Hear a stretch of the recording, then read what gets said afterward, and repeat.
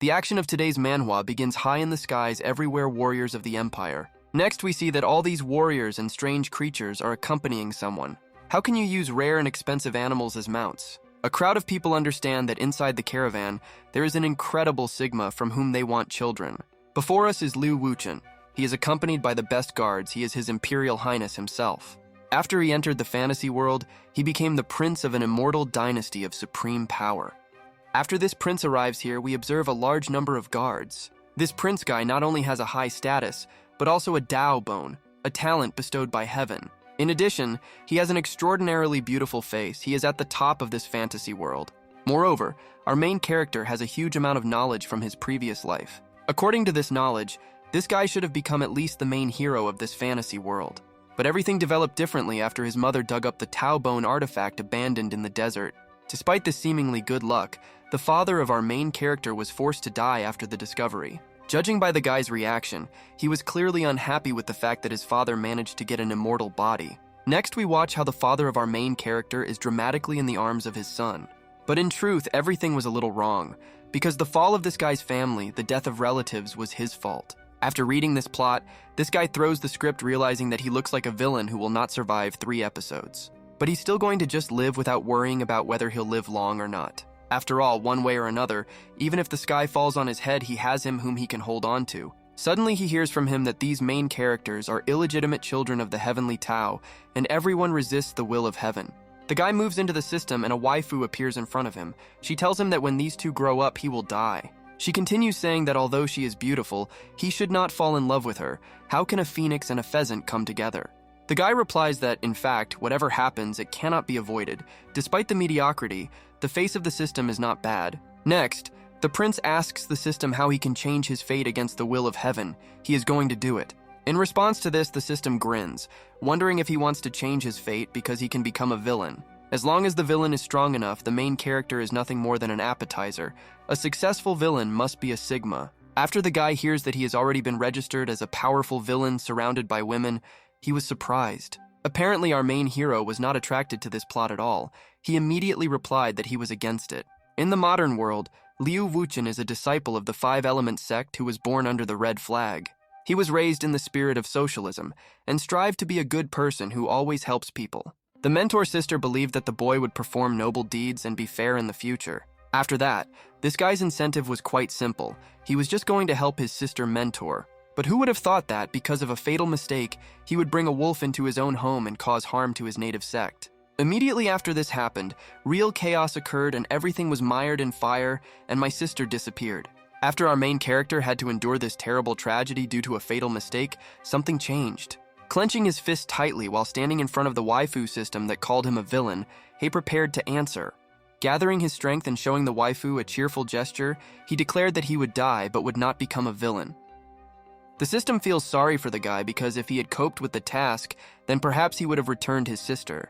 This pink system was clearly going to brainwash our main character with its blackmail. After the guy heard that he could get his sister back, he changed his mind. The guy's mood changed and he stated that as long as he could come back, he would do anything. After the guy changed his mind, this girl was happy that the guy got caught.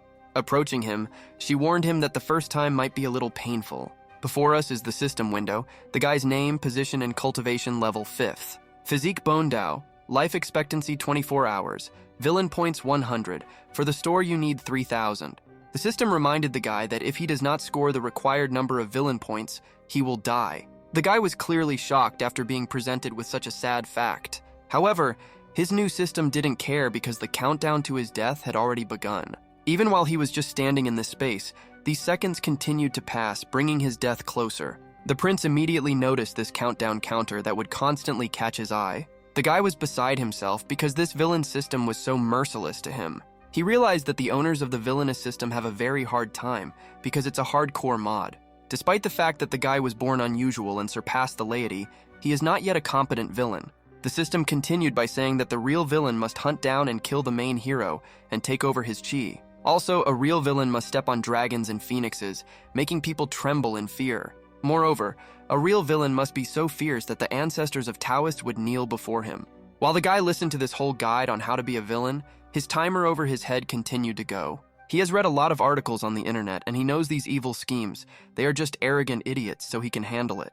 Immediately after the guy said this girl snapped her fingers because the guy hit the nail on the head. She informed him that he was able to grasp the essence, and if he is not a villain, he will not be able to collect a single point. But if he is terrible and arrogant enough according to all the canons of a villain, then he will receive villain points. But if the prince does the opposite, then these villain points will be deducted from him double. The guy was surprised by this news, because he already dies quite quickly. This is already more like a system of death. Meanwhile, the guy's villainous system has detected fluctuations. Lin Fang's Child of Fate interferes with the plot. Plot progress is 0.01%. The unlucky villain has 0.01% of villain points, and the Child of Fate has 99.9 fate points. The system will warn the guy that it has been discovered that the Child of Fate, Lin Fang, has received points of resistance to the will of heaven. After the guy heard about the danger of life, he realized that he would not live more than a day, and this guy dares to threaten him. Before the prince, there is a notification that he can interfere in the process by receiving a rare treasure and gold. The reward was worthy of a Child of Fate. 1,000 glory points and the blessing of the heavenly Tao is a lot. Our main hero continued to look at the system window that was hanging in front of him right now. The prince found out that in the photo there is Lin Fang. It looks like he killed his old man, and if he allows him to level up, he will die. After the guy realizes that he simply cannot allow this guy to pump, he decides to intervene. At this moment, we are abruptly transported to a location called the Holy Land of Tian. Before us is Mu Yao Chen. She is a celestial being located in Tianshui. Seeing a strange flash that overtook their dome, she tells her father that some of them refuse to talk. Apparently, we are now watching the father of this magnificent girl. He sits majestically on the throne. He says that the ancestor did not have time to rest when Jin Dao and Chen Shan attacked them. They are hoping for a miracle. At the moment, we have old man Mu Shan in front of us. He is the wisest ruler of these lands. While pouring tea, the waifu reports that the timing has coincided well. All news must be reported to the emperor. The old man replied that if they can contact his highness, then no one will be afraid of the Holy Land. The girl replies that, however, the Holy Land has been under siege for 5 days and most of the resources have been plundered. After the old man hears about the treasure, he replies that there is still one here. The old man tells his daughter that she is the first celestial woman in the state. Many sons of the families of the Holy Land are in love with her. This old man is suggesting that the girl can take advantage of this and ask for help. In response to this, the girl asks the old man if he is asking her to sacrifice herself. Next, the old man gloomily replies that this is their only hope for their lands of the Holy Land of Tianshui. Judging by the reaction of this girl after she hears this, she is clearly in no hurry to agree with her father. She tells her father that she has already sent a message to her brother, mentor Lin Fang, so it's not all bad. Moreover, he is gifted, his chi is incredible, and now he has inherited the divine tablet, so you have to wait for him. Meanwhile, we watch as someone very quickly approaches these two at full speed. The old man replies that Lin Fang is truly unique, but will he be able to influence the war on the Holy Land all alone? The girl answers her father that in such matters, you need to forgive your own daughter's incompetence. The old man adds that the barrier will last no more than 2 days. Is the girl really going to just wait and watch? Meanwhile, the forecast of this wise old man does not come true because the dome, which was supposed to stand for 2 more days, is cracking. After this happens, this wise old man immediately senses it with the help of his spider sense. However, this old man still has gunpowder in his flasks, so he immediately takes out his sword to meet the enemy. Taking a fighting stance, the old man tells his daughter that if she does not agree, he intends to die in front of her eyes. Tears well up in the girl's eyes, and she asks her father to just give her time to think about it. The old man tells his daughter that there is nothing to think about here. In another 2 hours, he himself will do everything for the elders to escort her. Meanwhile, a notification appears in front of our main character about the start of a side quest to obtain a slave.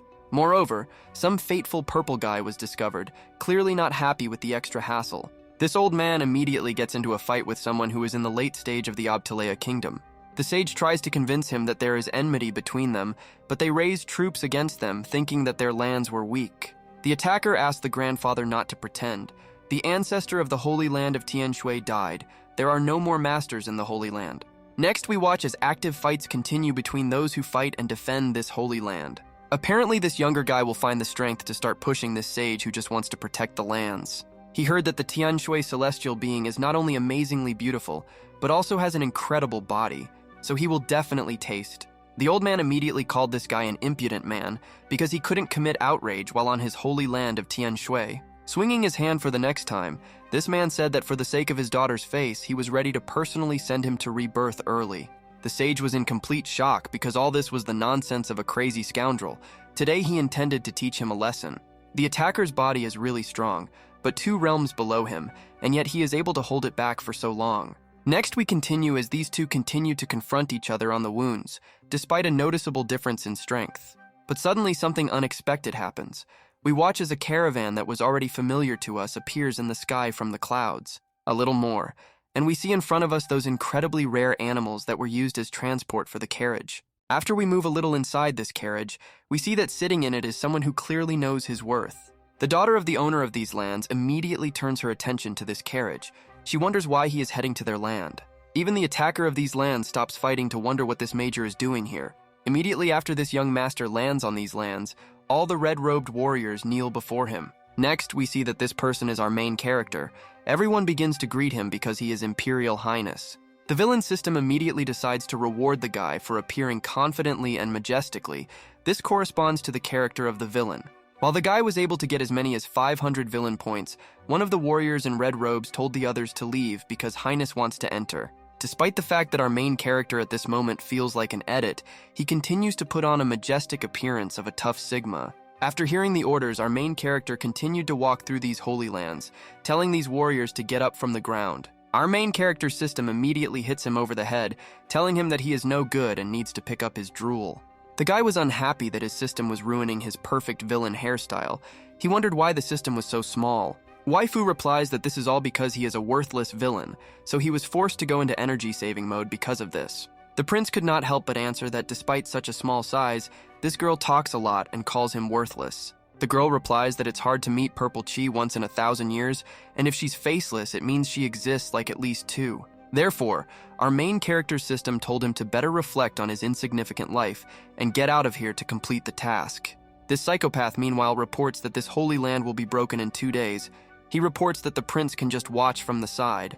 Having heard this question, our main character asks the system whether he, being a villain, should beat this guy right now. The system tells the guy that this sage is at a late stage of cultivation, so that our main character will not be able to defeat him in life. In this world, the main cultivation path is divided into 12 stages, and our main hero is still below this guy. Due to the fact that he is already half a kingdom shorter than this guy, and also his Dao bone is damaged, so in his eyes he is just mere trash. Our main character was beside himself because other systems at the beginning of work present spiritual treasures, pills of immortality, but his system only mocks. Continuing to stomp on the system notification, this guy says that as a villain he is only being tortured, and even this insignificant NPC dares to snap at him.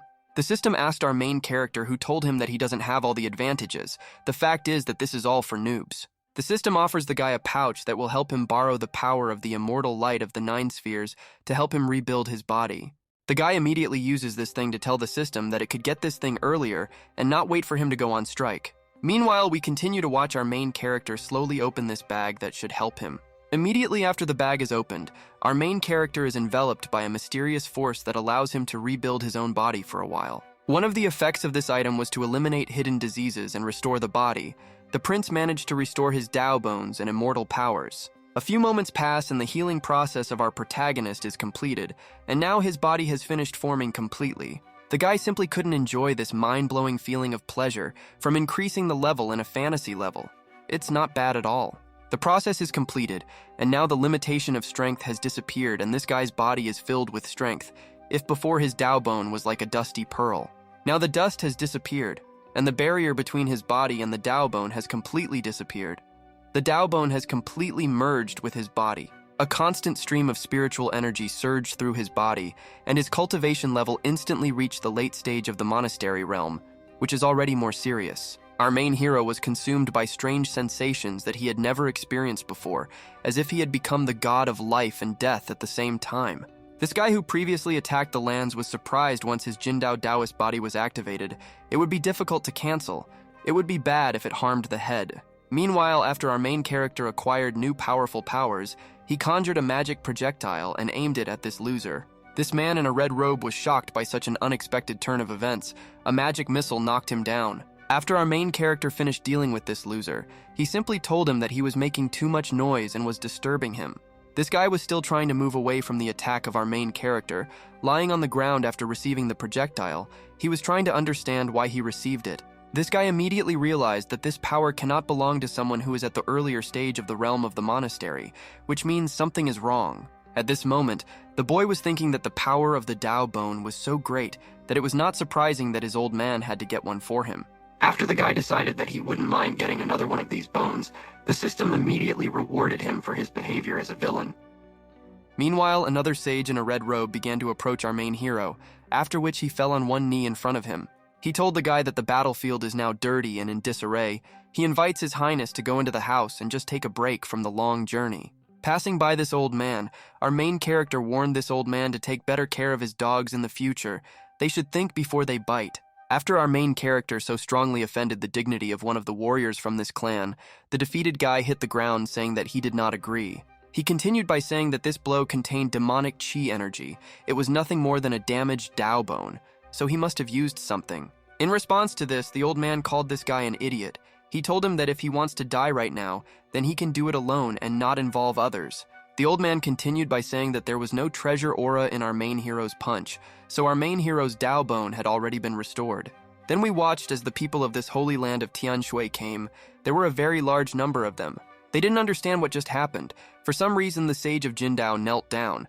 Was it really the legendary interception of the initiative? Meanwhile, the owner of these lands rejoiced that the power of one palm was enough to kill that guy with the golden dagger, which means his land was saved. The old man immediately ordered the disciples to quickly inform everyone so that they could come and greet His Imperial Highness and let Yao Chen dress up properly. After a couple of moments, the course of events is interrupted, and we are transported to the already familiar temple of the Holy Land of Tianshui. Our main character is sitting on the throne. The old man with his students and disciples behind him greet the Imperial Highness who sits on the throne in front of them. This old man could not even think that the great emperor would not leave them without help. He was shocked that they were sent a person to restore justice. The guy was informed that Jindao and Chenshin want to completely destroy their holy land, so they ask him to restore justice for these holy lands. The guy thinks that if the aura of the great emperor's legacy had not been felt here, his old man would not have allowed him to be in this environment. After waiting a little more, the guy realized that this unreal special effect is simply impossible not to notice, and it catches your eye very much. Looking at the daughter of this old man, our main character clearly saw purple chi. The system reminded the guy that the possessor of purple chi is the main character of the plot. The attention of our main character was attracted by his face, body, and cold temperament. All this was worthy of the main character. The villain system reminds that luck levels of chi are divided into white, blue, purple, and gold. 90% of people have white. After the two accidentally met each other's gaze, the guy realized that, as expected, she has rare chi. But immediately after this waifu caught the gaze of our main hero, she suddenly turned away and looked to the side. After this girl deliberately turned to the side, she very quietly called our main character a womanizer. The father of this daughter, who was standing next to her, simply could not help but hear what his daughter said and not notice her reaction. Next, the old man introduces His Highness his daughter Mu Yao Chen. He adds that she has always admired His Highness, and she wanted advice. After we saw this girl's reaction, we clearly realized that 80% of what her father said was untrue. Looking at this misunderstanding, our main character, a genius with 200 IQ, understands that this Mu Shan is trying to sell him his daughter for the sake of fame. But he also feels that this Mu Yao doesn't really agree with this, so he shouldn't rush into it. He decides that he will ignore this waifu. Next, our main character decides that he is already tired, so he must do something about it because he can afford it. He puts his hand on his hip. Rising from his throne, our main character announces that this conversation is closed at this moment in accordance with his order, and they will talk about it next time. The old man immediately bowed to the guy, telling him that the palace had already been prepared, so all he had to do was just escort the villainous prince along. One of the maids tells another student of the sect that the wisest ruler has lost his mind and is trying to send his own daughter to a living hell. The second student answers the student that if His Highness really intervenes in the affairs of these holy lands, they will certainly be saved from attacks. Then we watch as the course of events abruptly stops and deep darkness already sets in on the street. Moreover, the location does not change and remains on these holy lands. Liu Wuken carefully examines his characteristics and data window. The system reports that the owner is changing his fate against the will of heaven without the approval of the heavenly Tao. But if our main character is still discovered by the heavenly Tao, he will be killed immediately, so he definitely needs to move to the next level. The guy gets very angry after he hears about some kind of heavenly Tao. He doesn't care if it is not indifferent to the children of fate. It does not give the villains a chance to live. All this will force our main character to go on the path of evil forever, because otherwise he will simply be dead, so he has no choice. The system adds informing our main character that each child of fate is the embodiment of the heavenly Tao, and if the owner kills more children of fate, then he will be able to eat the heavenly Tao. After the guy realizes that he still needs to save his life, he presses the apply button, but it seems that it's not so easy to go back and save his mentor. Our main hero is congratulated for successfully using the option. He receives a yellow rank life extension. This notification hangs in front of him. Our main character thought that by extending his life, he would be able to lie quietly and do nothing, but it turned out that this was just the beginning. Then he began to understand that it seemed that the task of capturing Mu Yao Chen, which was provided to him by the villain's system, could no longer be postponed. At this moment, the course of events accelerates and evening comes. We see in front of us the same Mu Yao Chen that our main character needs to capture. Next, we see our main character who is inside the building. Apparently, he saw this girl and he has problems. Despite the fact that he is in a bad mood, someone also chose a very inopportune moment to visit him in his chambers. Next, the guy immediately runs to the front door in order to teach the Sly a lesson and see who he really is as quickly as possible. Immediately after our main character grabs the intruder, obvious doubts appear in his head because his hand feels something soft. After this incredibly awkward moment happens, this waifu immediately blushes because she was just grabbed by the prince in the cover of darkness. The girl was not at a loss despite her awkwardness and began to greet his Imperial Highness. Meanwhile, the guy realized that he was holding the beauty's body. After the guy realizes that in front of him is the celestial being herself, he immediately assumes that she certainly couldn't just pass by. This means that this girl has something to do with the guy. Meanwhile, the guy was thinking about the amazing body that this girl has. She's like a Korean model. Next, the girl bowed her head before the prince and said that she hoped that his highness would forgive her for daring to disturb him at such a late hour. Next, the celestial goddess immediately moved on to the main matter. She asked the prince to save the holy land of Tian Shui on which they are now located. There are rumors that this girl is incredibly arrogant, and she clearly does not speak from the heart, so the guy realized that something was definitely wrong. Thinking, Sigma realized that in order to subjugate this girl into his hands, he would have to break her pride because she would greatly disturb him. After a great idea comes into the head of our main character, he begins to mentally apologize to this girl for what he will do. Next, we watch as the guy begins to sharply turn his back to this girl, after which he begins to follow to his wooden throne from IKEA. After he reaches his throne, he looks at this girl and asks her why on earth he should save their holy land. In response to this celestial woman told our main character that if his highness does this, then he will definitely be presented with spiritual treasures. After our main character heard what seemed like a lucrative offer that was quite difficult to refuse, he asked about the treasures in more detail. A couple of moments later, our main hero asked the celestial woman in front of him if they had 10,000-year-old materials. The girl answered no. Immediately after the girl answered, the guy again asked her if they had at least the weapons of the Emperor of the Heavenly Tao in these lands. The answer was no. Next, the guy asked this girl again if they had at least some precious arts from distant lands. Embarrassed and looking to the side, the girl answered no. Waifu further said that the Holy Land of Yatshui has revered his highness as its lord for many generations, so this is also important. But apparently our main character was not at all impressed by this discovery. Then he leaned back towards his mug of tea to drink a little. The villain asked the girl if this was the sincere thoughts of their Holy Land of Tian Shui.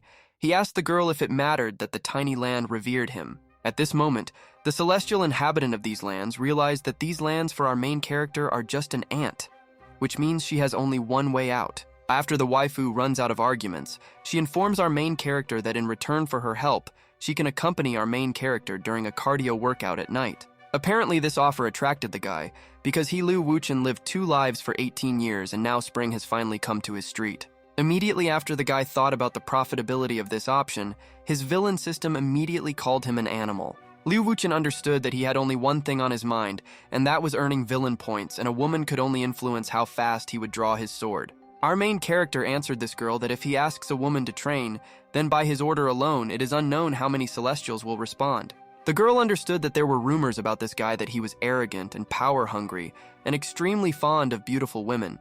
But now he is completely calm as a Sigma. The celestial even wondered if her charm ability had disappeared. She continued to try to understand what was wrong.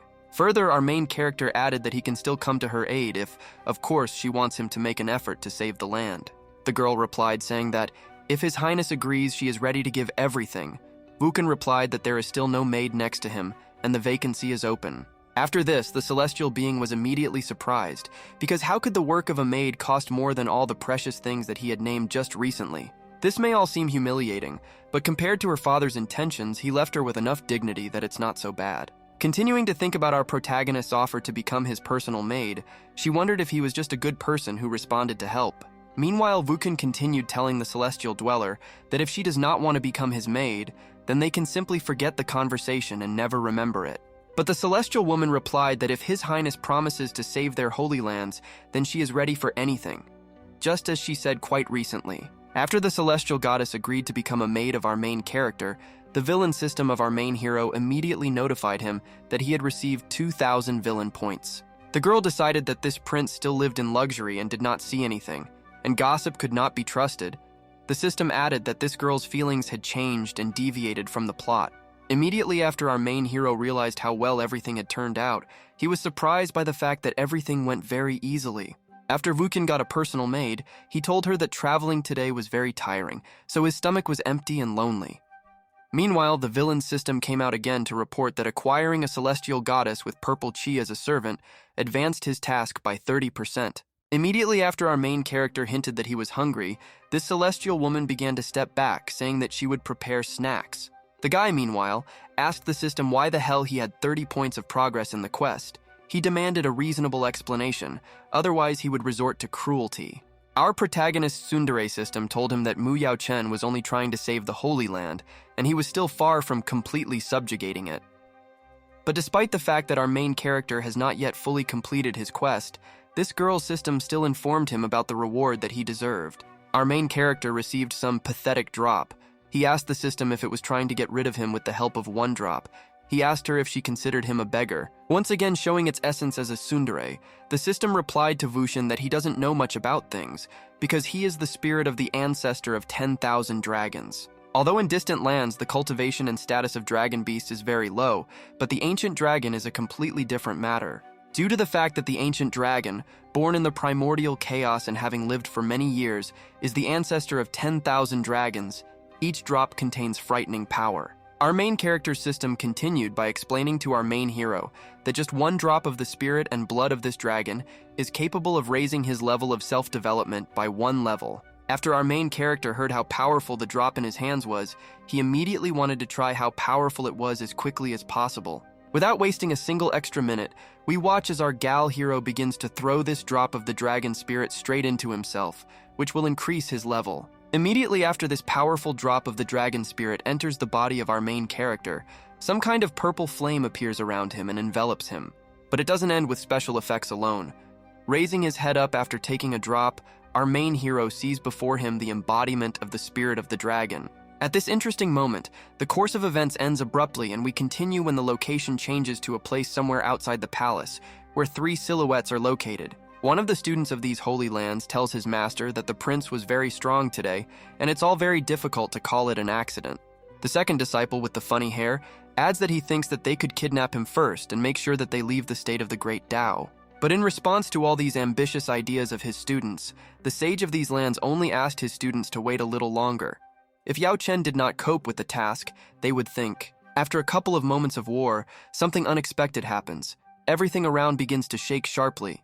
The earth shakes and the mountains begin to shake as if they were from AliExpress. Then something similar to the end of the world happens in the sky. A lot of lightning of an unknown origin, orange in color, appears. Everything is very strange, quickly and unexpectedly. The disciples of this holy place immediately assume that this could be an enemy attack or an earthquake, and the sage is surprised that even the protective barrier is shaking.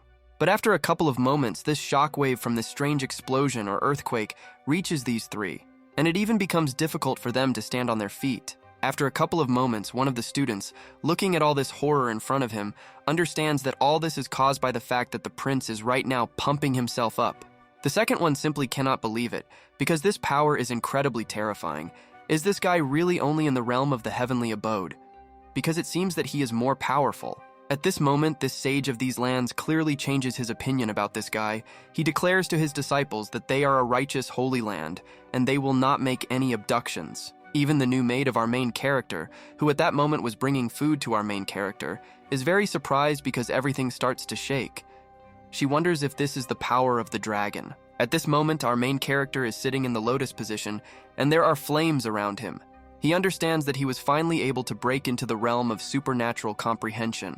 After reaching the next level of power, our protagonist's nose rises higher than the skies because he realizes that an even more powerful force is now filling his body. After our main character made the transition with the help of a reward from his system, he realized that now he can be considered a real descendant of one of the dragons. The villain's system notifies him that he is majestic and powerful, which corresponds to the canonical qualities of a villain. He receives plus 500 villain points. The guy never could have imagined that in the new era, he would now have such a villainous character. Moreover, he receives very tasty rewards for it. Wuxian immediately opens his stats menu again. He occupies the same position, but now his power level is at the 6th realm of supernatural insight. Also now our main character has many new abilities like fist art, and now he has as many as 3,000 villain points, which means the store is unlocked. After the guy reads about the extra special physique, he is surprised. He is also attracted by some kind of divine ability in the form of a dragon's eye. The tsundere system answers the guy that the sacred body of the ancient dragon is formed from the power of the ancient dragon. When it is fully awakened, you can be reborn as an immortal. After Wuxian realizes that he is able to be reborn from a drop of blood and gain immortality, he realizes that he can resist the heavenly Tao. The villain's tsundere system reminds our main character that his new sacred body of the ancient dragon is only 3% open, not to mention the confrontation. Wuxian's tsundere system continues telling him that now the heavenly Tao can kill him with one of his fingers, so he shouldn't become arrogant ahead of time. In response to all this, the guy asks if the system can't just let him enjoy his new powers. She has a cute face, but she says disgusting things. But the mood immediately returns to the main hero after he remembers that the store is now unlocked for him, so he betrays the system to study it together. At this moment, our main character imagines that he is going to a real supermarket of Sigma goods in order to make a purchase as in the real world. Next, we see that our main hero apparently decides to purchase the seeds of primordial chaos for himself. They cost him as much as 2,000 villain points. After a couple of moments, the course of events speeds up a little, and we watch as our main character's maid walks somewhere very carefully, peeking around the corner. Next, we observe how the celestial being and the maidservant of our main hero does not look very good. She wonders why at this time. Right now, she is forced to endure her icy breath, and due to the strong icy breath, her techniques do not work at all. She is trying to think of something. That is why we continue to watch how the celestial woman continues to wander around this temple. She realizes that now she can't fall asleep. But despite the fact that this girl should under no circumstances fall asleep, we watch from her face as her eyes slowly begin to close, and she becomes sleepy. Until this girl closes her eyes, she remains completely, in my opinion, but we watch as our main character appears in front of her. But she understands that at this moment it will be difficult for even Buddha to save her. But apparently this girl exaggerated a little because our main character, who was probably just passing by, decides to poke his maid in the forehead and something happens. Immediately after our main hero touched the forehead of his maid, the ice that had recently covered her begins to rapidly evaporate into the atmosphere. Wuxian immediately catches his maid, preventing her from falling to the ground. He realizes that this girl's body temperature is at least minus 38 degrees. The fantasy world is really not scientific. But immediately after the celestial woman stops freezing from the incredible cold and finds herself in the hands of our main hero, she begins to smile and rub against his robe. Next, we watch as this celestial woman slowly opens her eyes because of a petal that accidentally falls right on the tip of her nose.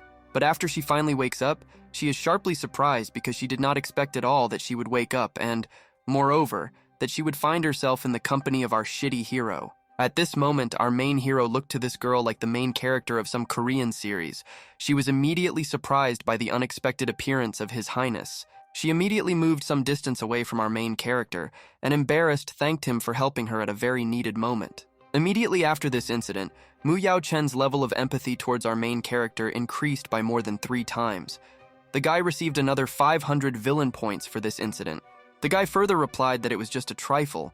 More important for him is to find out what happened to his maid, and why she was in such a frightening state when he found her. At this moment, our main character was thinking about whether the Emperor's chi, which leaked while he was raising his level to a new level, could have influenced. Further, the girl replied that her iced-out body had mutated, and before it had manifested itself stably.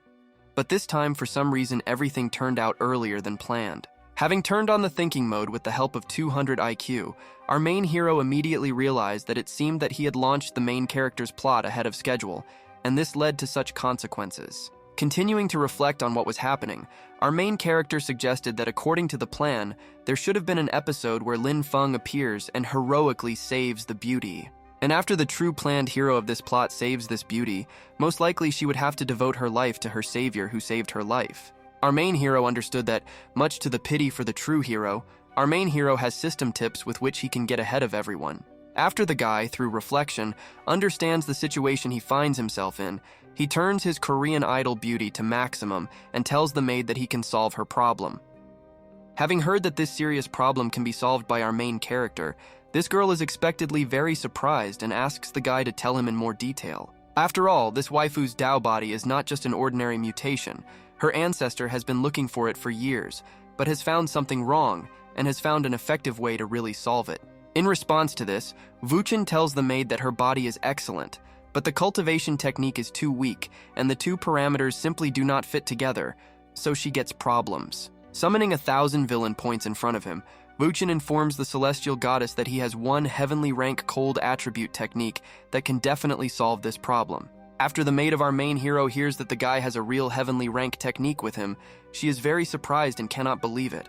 It cannot be said that this girl's ancestor thought of such a decision, but the heavenly rank technique is so valuable that even if this holy land existed forever, it would be alone. This girl simply couldn't understand how this guy could treat such a value so frivolously, so she says that it's too valuable and she doesn't deserve it. In response to this, Vuchin replies that she is his person, so an insignificant celestial rank tech is worth nothing.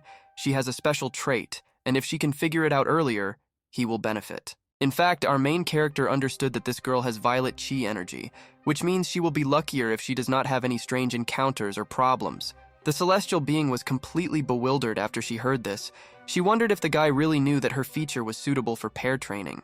Throwing the equipment into the girl's hands, Vuchin tells her that if she doesn't need the equipment, she can just throw it away. There is no point in taking away the gift he gave her. The guy understood that this girl was only 30% subordinate to him, so he understood that he needed to be confident and not allow himself anything unnecessary. The guy continued to think that if he cannot lull her vigilance, then he will not get this greatest treasure that is worth more than much. Such is his vile plan.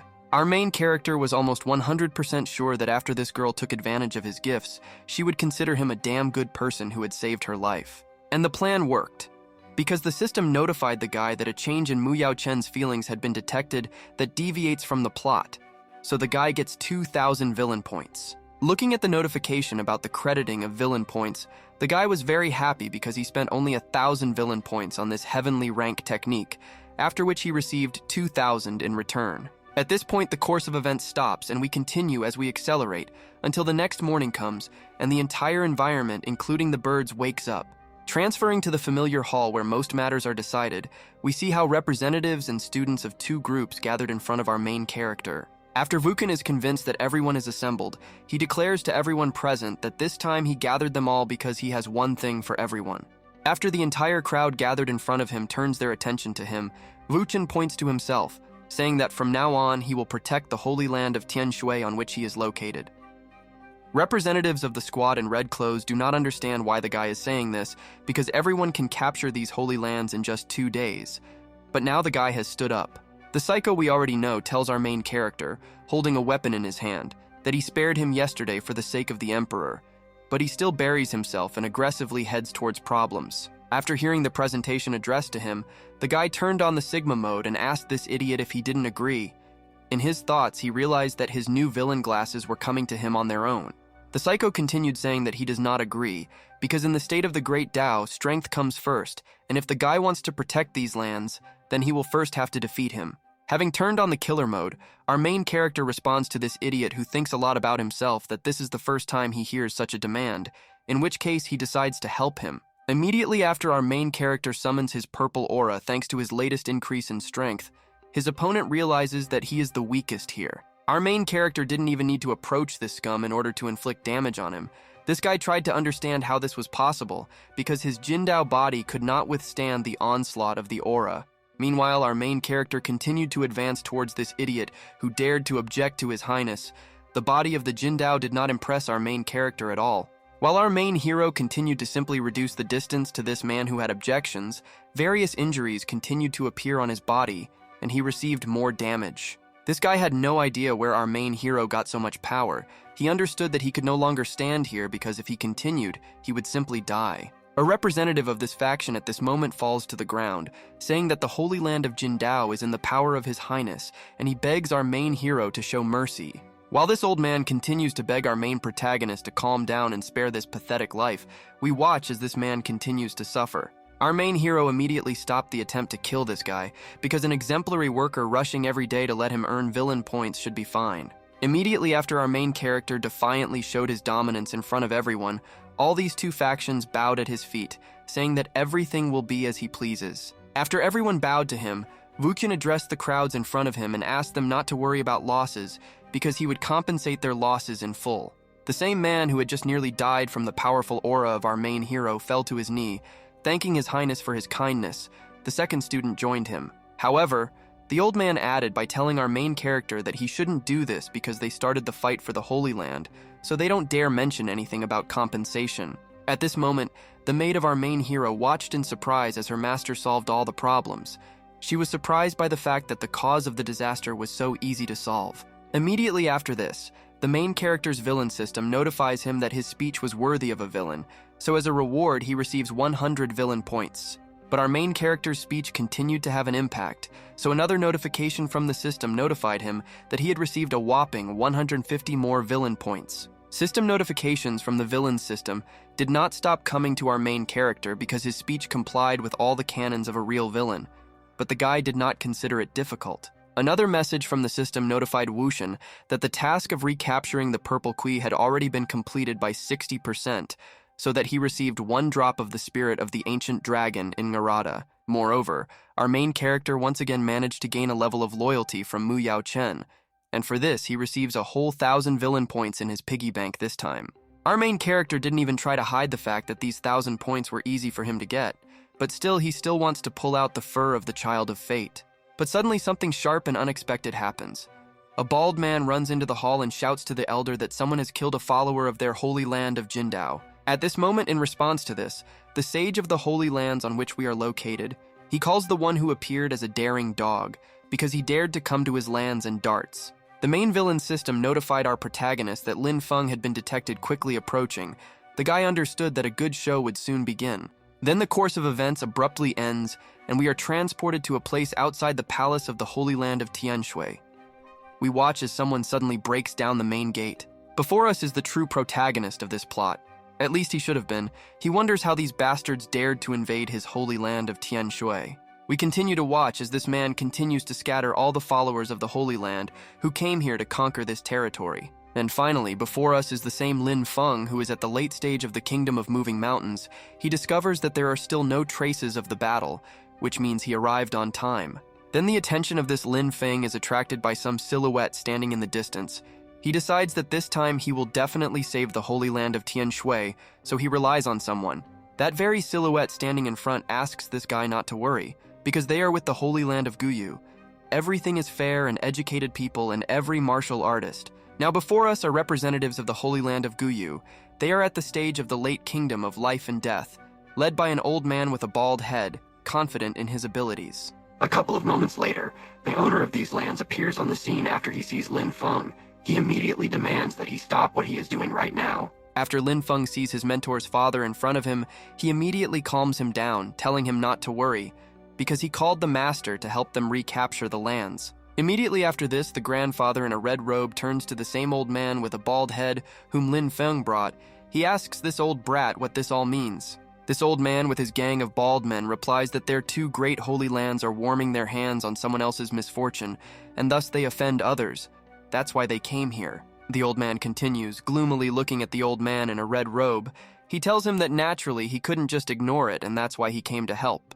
This guy who brought this crowd of bald heads tells his mentor father that he doesn't need to be too grateful to him, because that's all any student should do.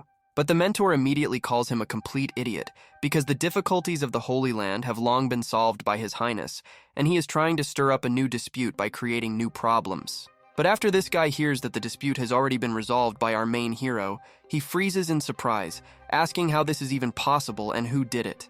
A couple of moments later, behind these 2 old men, the silhouette of our main character will appear, who immediately sees people from the Holy Land of Guyu. He calls this an impressive act. After our main hero enters the scene of action, the old man with a bald head cannot understand why His Imperial Highness is here. Did he really find out something and appear? Starkey in red attire reminds everyone that His Imperial Highness is here, and he is leading his troops to break in. He asks if he wants to kill him. This old man, who was already anticipating a fight, begins to tremble and answer that everything is not so, because he was only carrying out orders and he does not dare show disrespect, so he will go.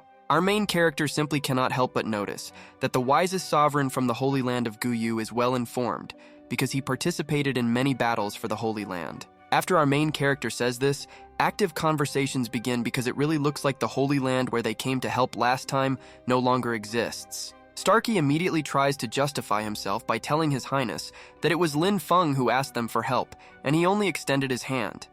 If he had something bad, he would have died. At this moment, the true main hero of the plot cannot understand what is happening, because it was just the murder of several terrible soldiers. Then why is the wisest ruler so afraid? Looking at our main hero, Lin Fang realizes that he looks familiar. Meanwhile, Wu Qin tells this guy that he really won't give up until the very last. Immediately after our main hero says this line, he puts his hand in front of him to summon the shadow guards. He used this technique for the first time. But immediately after this strange phenomenon occurs, everyone around them simply cannot help but notice this strange fluctuation in the aura. They cannot believe the guesses that came to their minds. Next, we watch two figures appear out of nowhere, one man in a hood holding the other who is not in good shape. Everyone could not turn their eyes because at that moment, the power available to those who are at the level of the kingdom of the true king was used, which is rare. After this tantalizing figure in a dark hood appears out of nowhere, with some person who goes flying to earth, that same old man is surprised. The beaten man who just appeared from this portal reports that he is a man of the wisest Lord Guyu. Everyone listens to him attentively. He continues by saying that 10 days ago, when the Tian Shui ancestor passed away, the wisest ordered him to reveal this and muddy the waters so that he could profit as a third party. But immediately after this beaten man said this information, the old man with a bald head raised his hand, pointing a projectile at the man and wrapping his arms around him in a lie in front of everyone. The old man with a bald head continued by saying that they were simply trying to slander him for inciting unrest, so today he will clear the holy land of Tian Shui for them by killing this man. But the man who just recently appeared from the portal in order to tell everyone the truth is not going to die while a magic projectile is flying at him.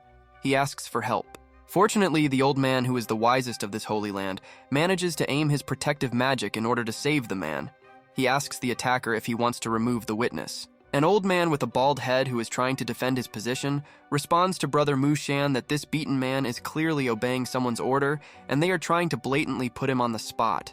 But even though this old man tried to explain himself, the chief of these lands continued to stand his ground, asking the bald man where he was in a hurry or whether he had a clear conscience. Meanwhile, the man who was supposed to be the hero according to the script reports that he has known the wisest Lord Guy for many years, and he believes 100% in his honesty. However, the surviving witness reports that he actually framed him because the wisest Lord Gayu did this in order to justifiably send his troops and absorb the holy land of Tian Shui. After this man, not in the best possible way, says this, they immediately attack him and say that this is not possible, and besides, someone definitely ordered him to say this line. In response to this, the surviving witness takes something out of his pocket, saying that he has evidence of his words, because the Technevo stone was able to write down everything, and this is proof. A couple of moments after this surviving witness manages to get out his shadow camera in order to reveal what happened between her and this old man, everyone freezes. After the guilt of this old man flared up, our main character asked him if he had just ordered that he be deprived of his life in case he was up to something bad. After this old man with a bald head realized what position he was in, he immediately fell to the ground and bowed to our main character, saying that he must have lost his mind. However, the shadow guard had already begun to act. He slowly moved his hand towards this old man, saying that disrespect for the immortal dynasty was punishable by death.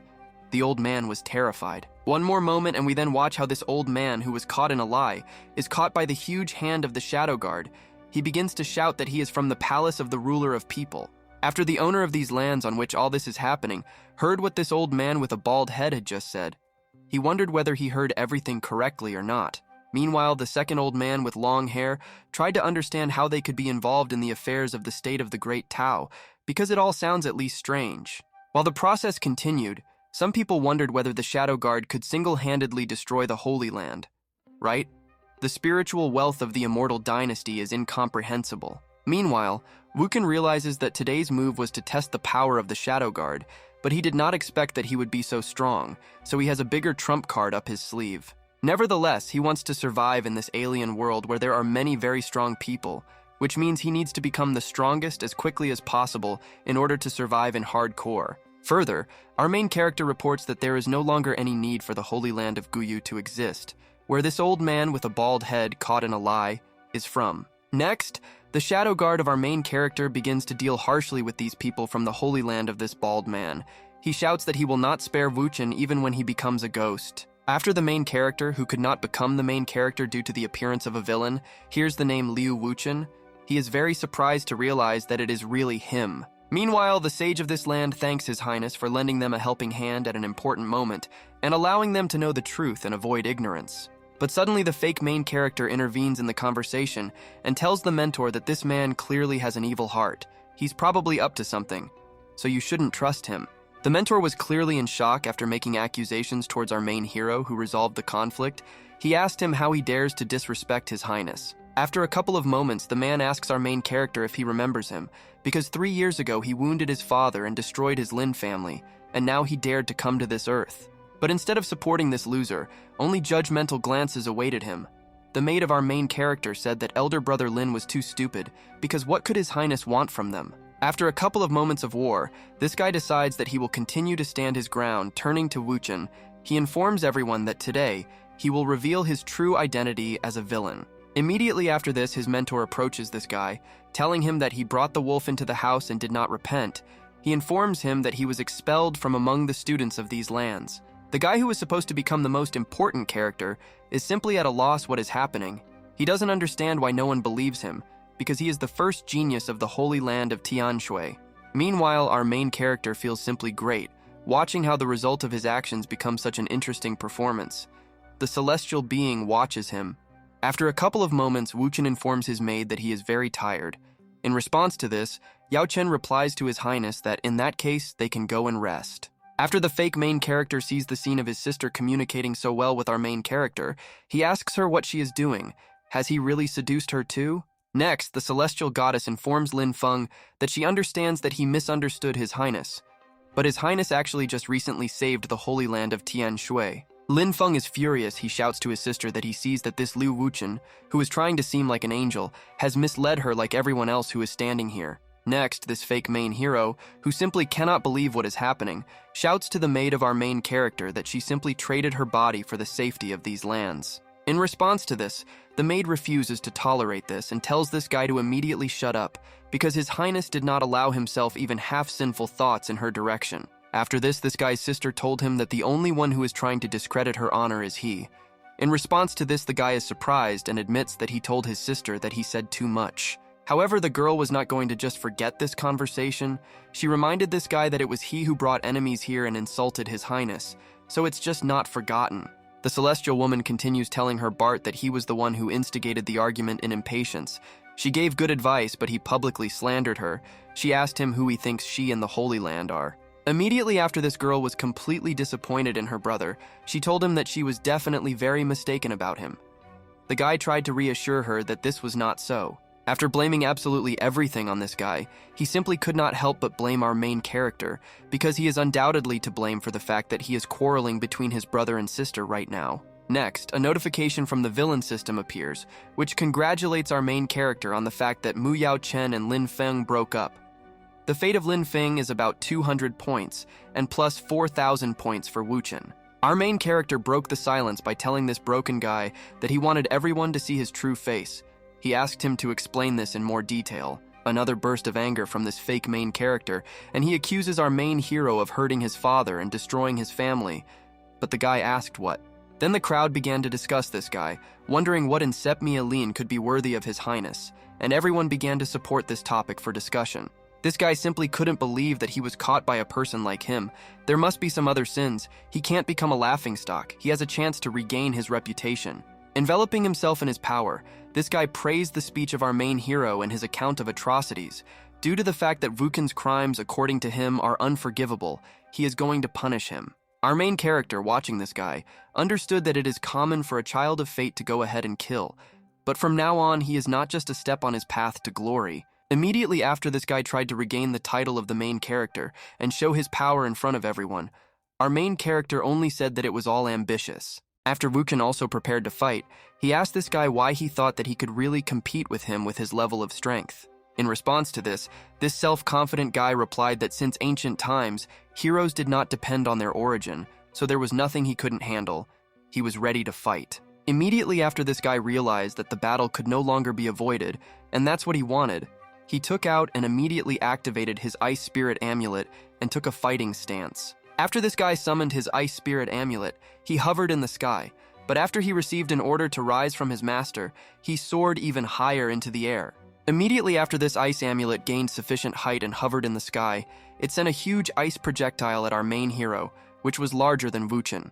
A skill called the Robe of the Ice King Jiang Lian was used against our main character, but Wuchen only grinned and asked the guy if this was his only trump card. At this moment, the sages who became observers of this confrontation could not help but notice that the sky and earth instantly changed their colors when Lin Fang took out his amulet. Immediately after the dignity of this guy was again humiliated by our main character, he, not wanting to endure ridicule, ordered his ice amulet to attack. After the order was given, this huge block of ice came out of the small amulet at full speed and headed straight into the face of our main hero. The power of this thing was simply incredibly insane. With just one attack, this madman caused real chaos, depriving dozens of people of their homes in an instant. Due to so much destruction, it was absolutely unclear where our main character was now. The sage understood that with such power, it was possible to defeat a powerful enemy. The old man also couldn't help but admit that if this guy became even stronger, then his holy land Tianshui might no longer be afraid of the inquisitive eyes of other holy lands. But after the smoke from the attack of this fake main character cleared a little, we saw our main character who called the Ice Spirit Amulet a beautiful move. Despite such a powerful attack, our main hero cannot say that he looked too bad. He smiled on the contrary, and noticed that this attack was very useful on such a sunny day. The enemy of our main hero was in complete shock when the smoke cleared a little more, and he saw at the end of this trail from his attack, our main character who stood as if nothing had happened. Judging by the look of this fake main character, this was his trump card or something like that, because from his eyes it was clear that he clearly did not know what to do, and he did not expect this. A couple of moments after Wuchen saw the frightened look of his opponent's animal, he wiped his robe a little and asked this guy if he wanted to escape from the battlefield. Due to the incredibly strong shock of this guy who was diluted with the aura of our main character, he realized that now he finally cannot move, because his body does not obey him. A couple of moments after Wuchen realized that his opponent was immobilized, he announced that now it was his turn to attack, so he awakened his Sharingan to attack. As soon as our main character simply looked at his current opponent with a glance enhanced by technology, he immediately fell to his knees in front of him, as he should. Wuchen continued to mock his opponent, and the fact that he fell to his knees so quickly, he asked him to wait a little longer because he would like what would happen next. At this moment, this Lin Fang continued to kneel in one place, rooted to the spot. He realized that the aura of our main hero was exerting too much pressure, and he could not move. A couple of moments after Wuchen asked his opponent to wait, a powerful and very fast attack awaited this guy, which caused an incredible amount of damage. The sages were in complete shock because our main hero was only 18 years old. The second wondered whether it was possible to achieve such power simply by being born into a noble family. Meanwhile, the maid of our main character, observing the incredible power of her master, understood that in front of her was a man whom she wanted to serve faithfully for a very long time. At this moment, our main character realized that even a measly 3% of the protection of the sacred body of the ancient dragon was amazing and allowed him to receive such a small amount of damage. Immediately after this, Wuchen also remembered the first stage of the Eye of the Dragon, which is also available to him at the moment. He realized that the possibilities for increasing strength are simply unimaginable. Returning to the impudent man who dared to try to expose our main character as a villain, we watch as he falls exhausted to the ground, introducing his face to the stone. Everyone who was nearby and watched this fight was simply shocked by the incredible strength of His Highness. For this, he receives a huge number of villain points because he showed his strength. After our main character mocked the Child of Fate so much, he achieved that Lin Fang lost his reputation and 100 points of fate, and he received 3,000 points as a villain of the system. Looking at the notice, the guy realized that since collecting fate points from Lin Fang brings him villain points, he simply cannot lose the opportunity to earn even more by killing him. The villain system immediately responded to our main character that the Child of Fate is under the protection of heaven, so this method of obtaining will have the opposite effect. The guy understood that it was odd to see so many villain points and not be able to get them. The system responded that he could gradually weaken him and kill him when he lost his title. At the moment, the guy who was publicly humiliated by our main hero named Lin Fang is still a child of fate who has a rare treasure in the form of an amult that he used. For the fact that our main character won, he earned many rewards from the system. He understood that this would also work. He was already thinking about how to get even more fate points with his help. After a couple of moments, an old man in a red robe approached our main character to tell him that this guy was very arrogant and self-willed, so it was better to finish him off. But now it was clear to our main character that this guy is just an excellent bloodhound rat for finding treasures, so he simply cannot kill him, having lost the opportunity. Therefore, Wuchen replied that even though Lin Fang acted rashly, he did it all for the sake of the Tianshui Holy Land, so he does not deserve the death penalty right now. Next, our main character turned to the owner of these lands, the wisest Lord Mu, in order to tell him that now this person has been completely transferred to his disposal. After Wuchen decided to spare this guy, this old man simply could not hold back his tears from the fact that our main hero has such a big and kind heart. The old man understood that our main character, instead of killing Lin Fang, simply handed it over to him. Obviously, this means that our main character forgives him for this offense for the first time. But this guy who was on his knees simply could not tolerate the hypocrisy of our main hero, so he asked our main hero to stop pretending. Even this guy's mentor could not tolerate such an act. He reminded this boar that His Highness let him continue to live, but he is still rude to him. Only he can do something in this case. Immediately after this, we watched as this old man incredibly quickly approached this guy in order to slam his shit into the ground and leave him with a dirty tongue. Immediately after this impudent guy was punished and knocked out, the old man ordered to throw this guy into a fiery cave so that he could think carefully about his behavior. It was difficult for the teacher to look at his student in this position, but all this was done only for his benefit, because otherwise he could have already been dead. Next, a man in a red robe approached the owner of these lands to congratulate the wise Lord Mu. "The affairs of the Holy Land will soon go uphill," he said, and praised his daughter. Then we watched as the maid of our main character brought him a tray of tea and asked him to drink a little tea because he was probably tired from the fight. But after a couple of moments, the already familiar purple effects appeared in the air, which were almost certainly associated with the abilities of our main character. Next, we watched as a shadow servant of our main character appeared from the portal to report to him that the Holy Land of Gu had been destroyed from the face of the earth. Everyone was in complete shock because not even one wand of favor had passed. Everyone understood that this was truly the power of the master of the kingdom of the true king. They were glad that His Highness was friends with them. Next, our main character, with a smile on his face, reminded everyone that he had already said that he has compensation, and now the Holy Land of Gu will reward them all as he promised. The two were very happy because they knew that the Gu Holy Land was much richer compared to the Tianshui Holy Land. This time they would be able to gain a lot. The third man with a gold tooth simply could not help but be surprised at the amazing generosity of our shitty hero, and if they follow him, there will definitely be quite a lot of benefit. At this point, the course of events ends abruptly, and we continue when the location changes to the room of our main character. Liu Wuchen, it is already quite late at night or evening. Moving inside our main character's room, we watch him stretch and realize that it's finally time to look at his results. Next, the tsundere system of our main character appeared. She told the guy that he had managed to accumulate as many as 13,100 villain points.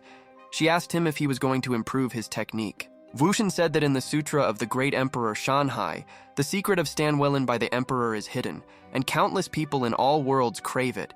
Even he only has the first 3 levels. But after our main character continued to study the interface of his villainous system, he realized that it turns out that he can improve it directly without any difficulties. Immediately after our main character realized this, his system appeared in front of him and began to sulk, telling Wuchen that he clearly greatly underestimated his great captive villain system. Next, we watch as our main character's system moves closer to him in order to put a hand on his forehead and allow him to see the world. Immediately after our main character's system touched his forehead, a beam of energy began to flow from there, and the next system notification informed him that he had increased his level.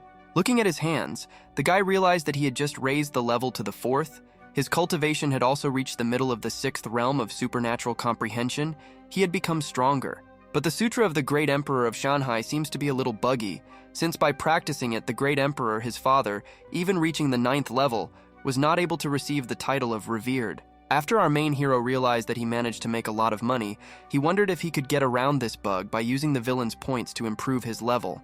Next, our main character called the store button to check what was new in stock, because now he has a fortune of villain points for purchases. The first thing our main character saw was the parasitic insect of the heavenly silkworm.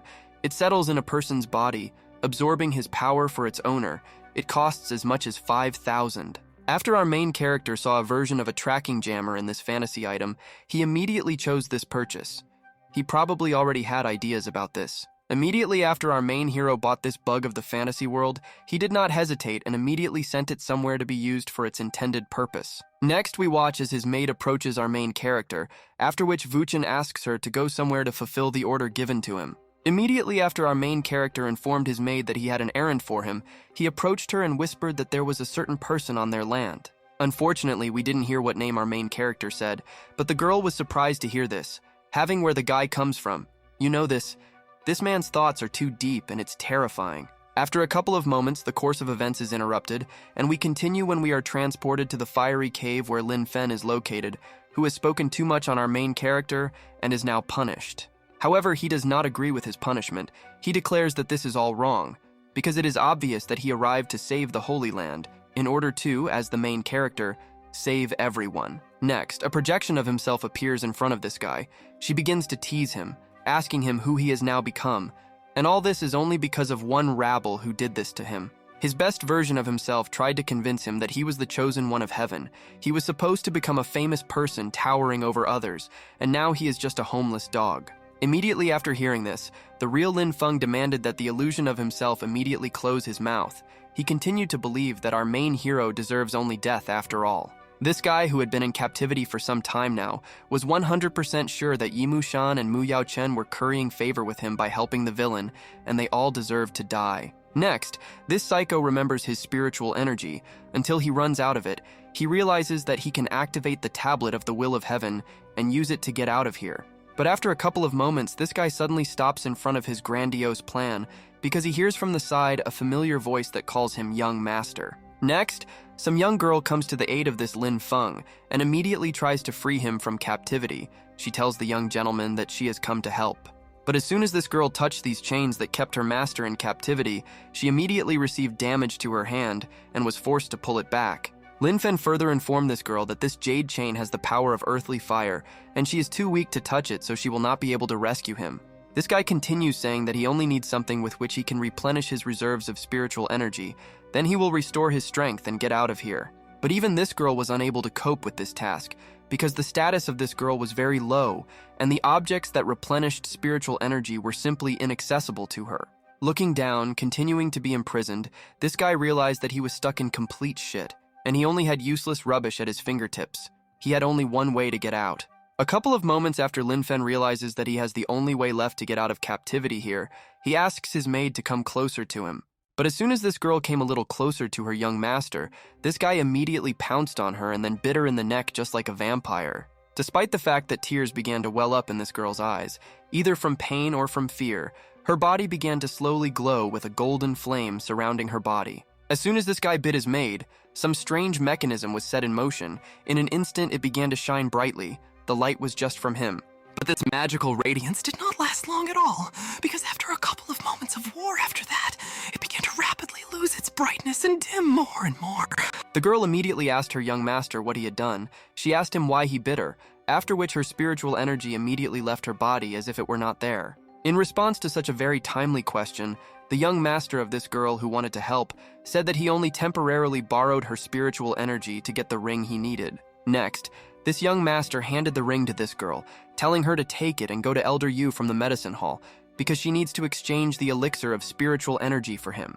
Immediately after this, the course of events is immediately interrupted, and we continue at the moment when this girl has already reached the desired person, and, having given the ring, received the elixir needed for her master. Looking at this elixir while on her knees, this girl understood that this elixir of spiritual energy was enough to break through to the realm of the spiritual sea, which is not small. Next, we see in front of us our main hero who sits on his throne and says that in addition, this elixir of spiritual energy is intended for Lin Fang in the dungeon.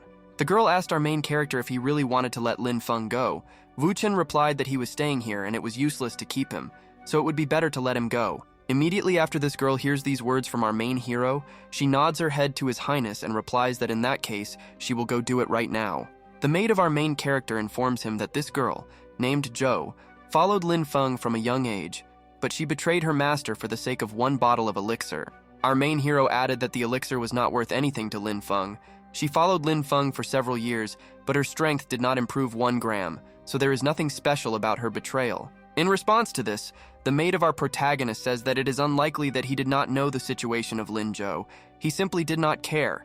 A simple maid is not worthy of his attention. Our main character realized that having received money, he only cares about his own well-being. Then why would anyone even follow such a person in his mind? Thinking about this, our main character realized that the so-called child of fate is full of morality and virtue, but he is just an ungrateful dude who only thinks about himself. Our main character's maid reminded him that Lin Zhou's status is low, and His Highness paid attention to even such a small detail. But Wu Chen replied that it was all trifles. In the end, according to the canon, the main character should be surrounded by girls. They only create female cannon fodder for the pair of main characters as stepping stones, so this is not surprising. Meanwhile, the celestial woman understood that His Highness not only has incredible strength, although outwardly he behaves arrogantly, but he cares about her, and he is really good. Next, this girl bowed to our main character, saying that she wants to become his maid and from now on she will obey His Highness. Wu Chen asked her to raise her head. As soon as this girl said these words, the villainous system notified the guy that he had completed the task of getting a sage with violet key as a servant. As a reward for this difficult quest, our main character was able to receive the 3rd drop of vitality from the ancient dragon, after which he was very relaxed and happy to complete the quest. This waifu thought that she would definitely study the technique given by His Highness well, and very soon she would be able to train with him. Thinking about this, she blushed. After this conversation ended on this note, our main character stood up and told the maid that there was nothing now and she could go. The girl accepted the guy's order. Next, our main character took from his inventory the very 3rd drop that he received. He was going to see what treasure the child of fate or his maid had accumulated. Immediately after Wu Chen decided to see what he received as a reward for such work, the first thing he saw was the same ice spirit amulet like Lin Fang. After this ice amulet appeared in front of our main character, he decided that he would definitely work on improving it, and then immediately test it in practice. Immediately after this, we watch as this ice amulet, now ours, rises in front of his head, and the process of pumping up this ice amulet begins. Next, we watch as this ice amulet begins to glow strangely. Apparently, the process of improving the item of our main character was successful. After seeing the result, Wu Chen appreciated the result, saying that it was very powerful, and even the not fully improved amulet is already terrifying, and if it is completed, he will be able to challenge death itself. The ice amulet, once in the hand of our protagonist, causes a system notification to the villain system that the owner has found an item of Chi of Fate.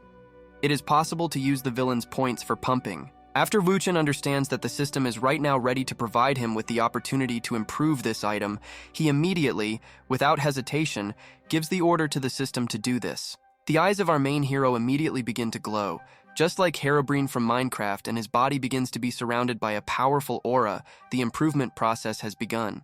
The process of improving him with the help of the villain's glasses lasts only a few seconds, after which, taking Wu Chen into his hands, he joyfully reports that now the amulet of the ice spirit is his. Moving back to the fake main character, we watch as his maid who betrayed him returns to him with the very elixir of spiritual energy that he needs. After Lin Fang sees that his maid Jo has brought him this item, he tells her that now with this item he can tune in and get out in the blink of an eye. Next, we watch as his maid comes closer to him, in order to present to his mouth the very object that is capable of replenishing the owner's energy. After this small spiritual energy pill enters this guy's body, his body immediately begins to regenerate spiritual energy. While this process of generating spiritual energy thanks to the pill continues, his strength gradually returns to him and he begins to clench his fists with all his might. After a couple of moments transported outside this dungeon, we observe the students of this holy land who turn back because of a strange noise from the dungeon. Next, this Lin Fang, who is filled with energy, knocks them down like bowling pins, having earned a strike. Now he shouts the name of our main hero, saying that he was mistaken in sparing him. These pathetic students, of course. These losers could not even try to detain the escapee. He screams that when he returns, the day of Wu Chen's death will come. Next, we move to our main character, watching as the elders notify His Majesty that Lin Fang escaped, and they overlooked him. People are already looking for him. The second red-robed sage adds that the Holy Land of Jindao has also set a reward for this escapee, and he is already wanted throughout the region. But this doesn't bother our main character at all. He replies that there's nothing wrong with it and they can let him go, because it's just one Lin Fang, but they should be more careful. Once again, the mentor of this runaway guy lets out his tears, telling His Highness that he really has a very kind heart since he found the strength to forgive him. The second elder also adds, telling His Highness that he is very wise and powerful, and his holy land of Jinshan will follow him until his death. At this moment, the celestial goddess standing behind Wuchen was thinking that letting go of one Lin Fang and bringing the 3 great holy lands into submission was indeed a very good plan for Sigma. Leaving this royal hall, we hear that on the ordinary streets of this holy land, there are rumors that the holy land of Guyu was completely destroyed in a short time. There are also rumors that saying that the wisest Lord Guyu was deceived by a young man, after which he rushed at the imperial prince but was then tragically humiliated. One of the people from the crowd wonders if it was the same Lin Fang, because the prince left him alive and he found the audacity to escape. And if he can be caught, he will receive a great reward. After the chubby guy heard that the reward promised at least a divine ability of earthly rank, they realized that a huge amount of money was indeed invested in the reward. But after a couple of moments, all this talk and gossip on the streets abruptly stops after attention is redirected to the carriage in the sky, which belongs to Imperial Highness. Next, we understand that all this time the escaped Lin Fang was in the crowd, looking at the carriage. He says that he will still allow Liu Wuchen to be arrogant for a few more days. However, this will not last long at all, because he intends to collect a few more amulets as quickly as possible, after which Wuchen's happy days will be forced to end. Moving into the very expensive carriage in which our main Gekryo is located, we observe how Wuchen looks at the escapee and smiles because he specifically let him go. Next, our main character is distracted from watching people through the window, and turning to his maid asks her if she is sad to leave her native Holy Land.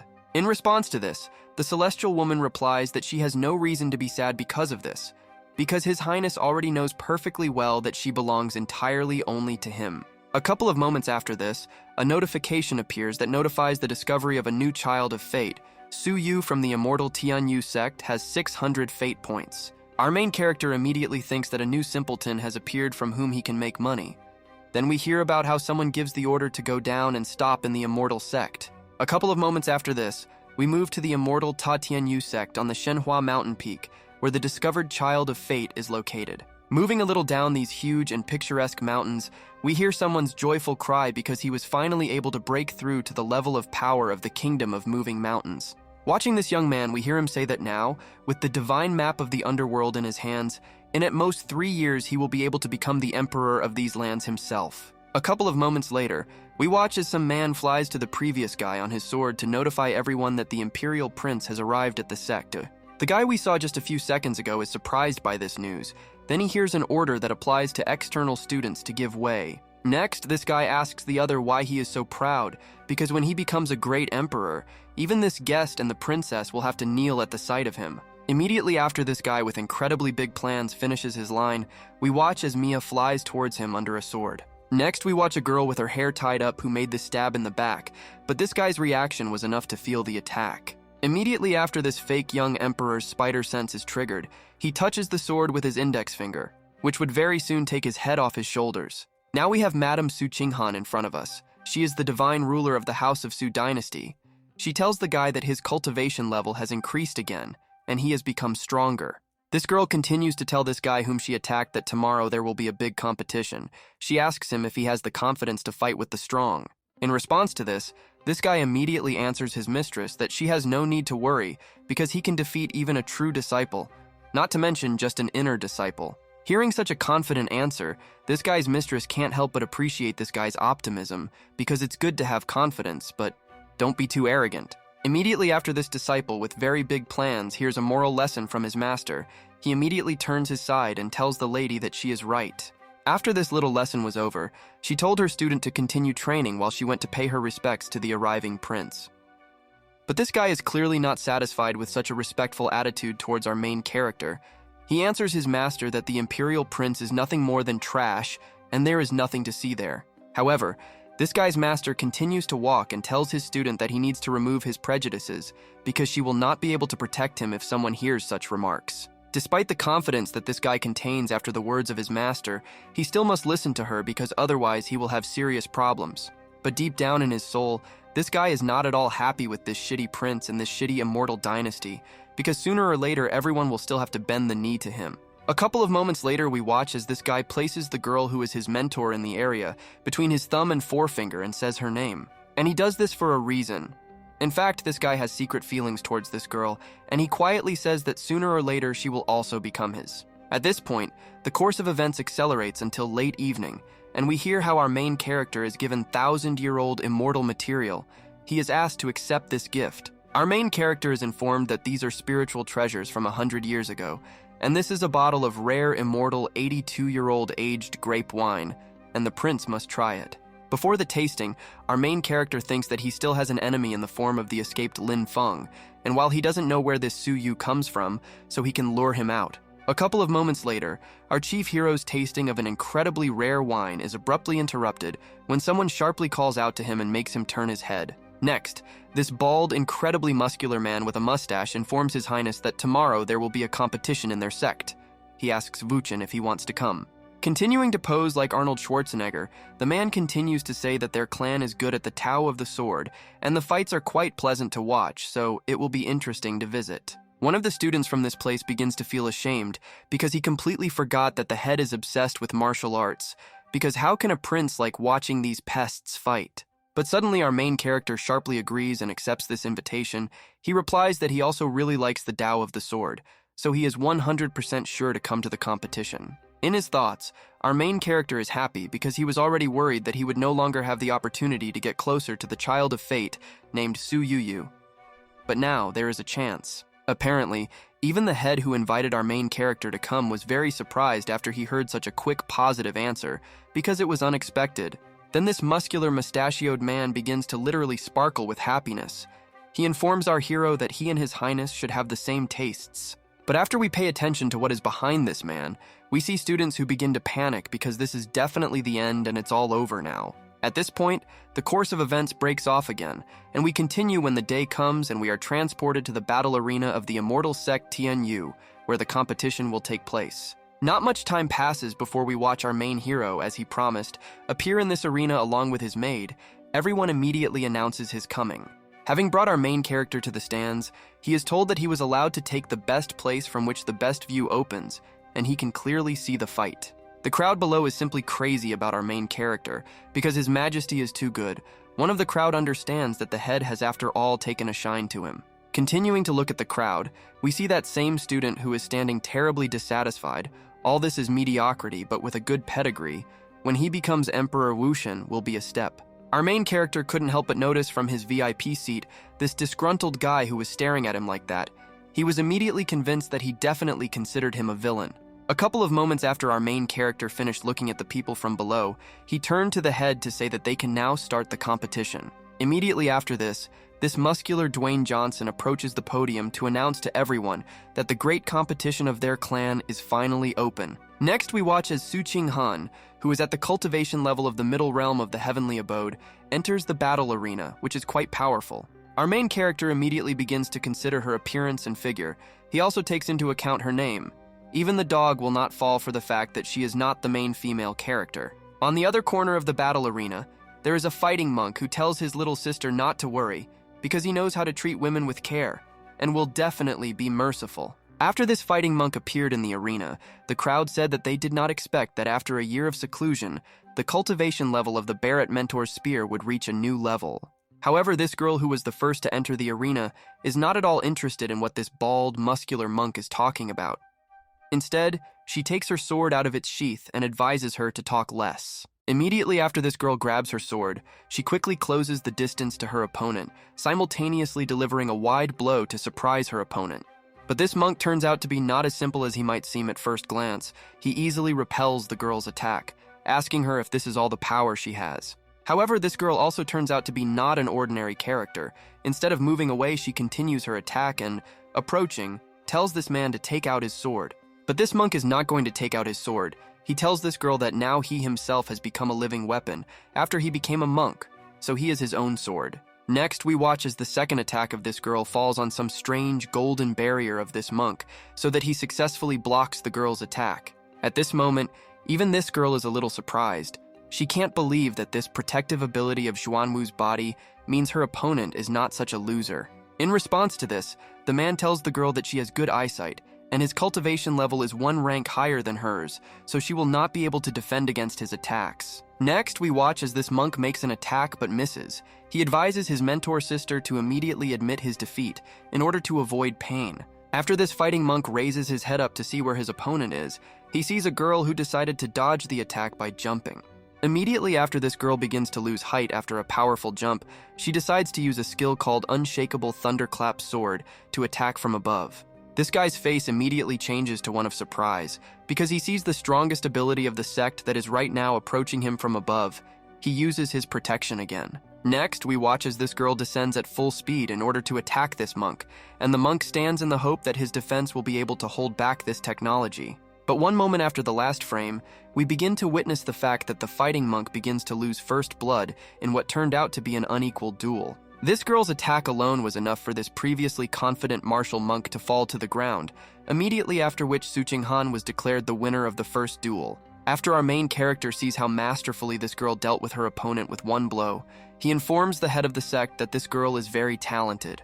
In response to this, the head informs our main character that His Highness has a very keen eye because Su Ching-han is the most talented student of their immortal sect in the Tao of the Sword.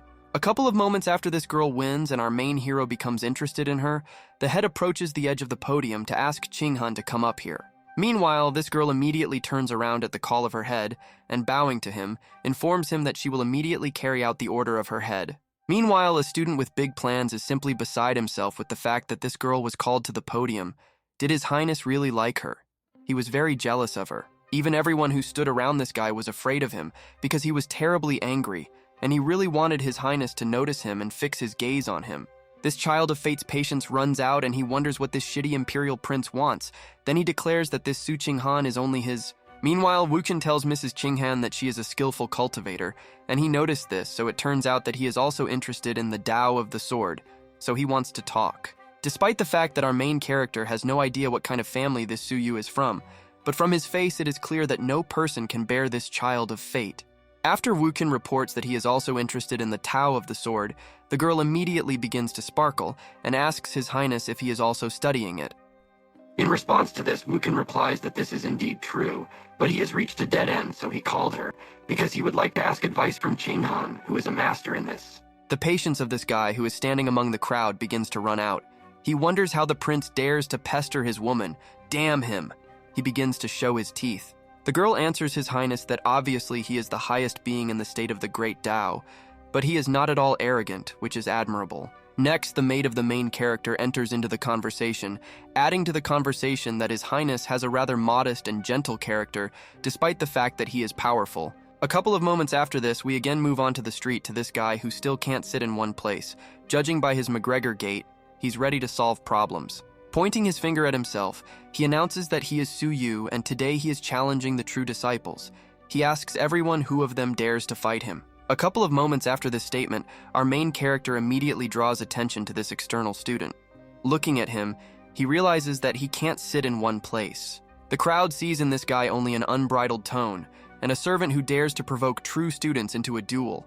Everyone thinks that he is simply looking for death and does not understand what he is talking about. Next, the old man wonders what kind of outrage this is, because the guy is in the outer circle of students, and he has not even passed the exam for the inner student. But he is already challenging the true student. After the others hear that the person standing in front of them is just an outer sect disciple, one of the crowd calls him sick, and probably he just wants to become famous in front of His Highness. Another guy from the crowd with silver hair just can't help but point his finger at this klutz, telling him to get out of here immediately and not continue to disgrace himself. Next, the guy asks the top, what is the difference between the king and the general? Because the fact that he is an external student does not mean anything.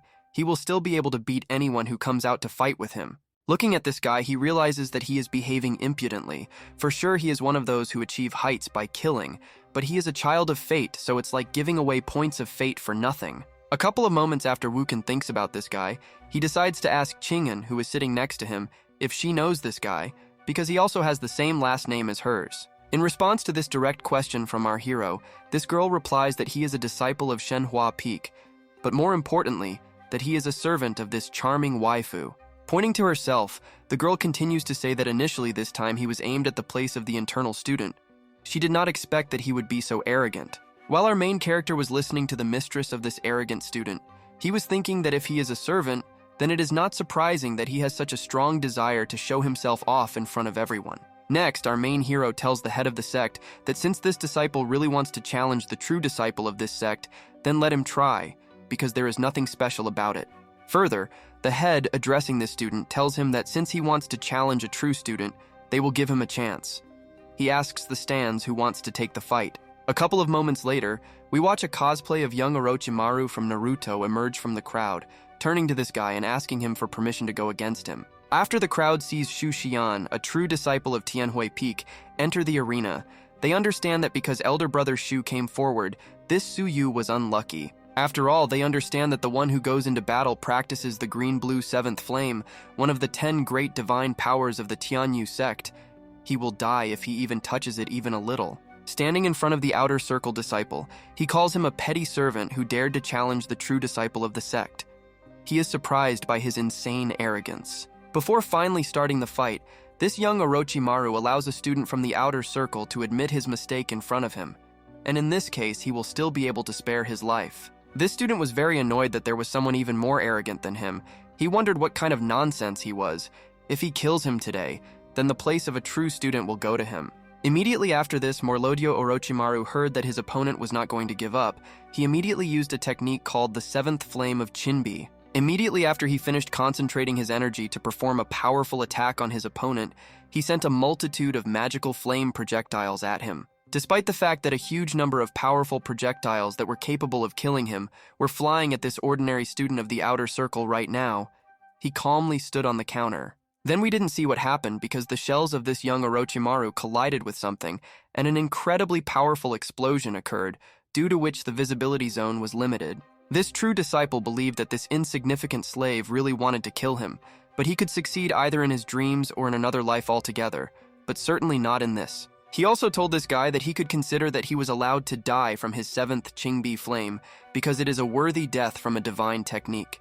But a couple of moments after the smoke from the last attack cleared, we saw that this guy survived, and moreover, he reported that the level of his mentor's brother greatly disappointed him. After this true disciple realized that his previous attack did not cause any damage, he simply could not believe it, because his most powerful attack did not even leave a scratch on this idiot. Next, this guy told his rival that he had already chosen his death, because from today in this world there will only be a true student, and this student will only be him. Immediately after this guy said this pathetic phrase, his body was even more enveloped in flames and he squeezed his jacket very tightly in order to attack.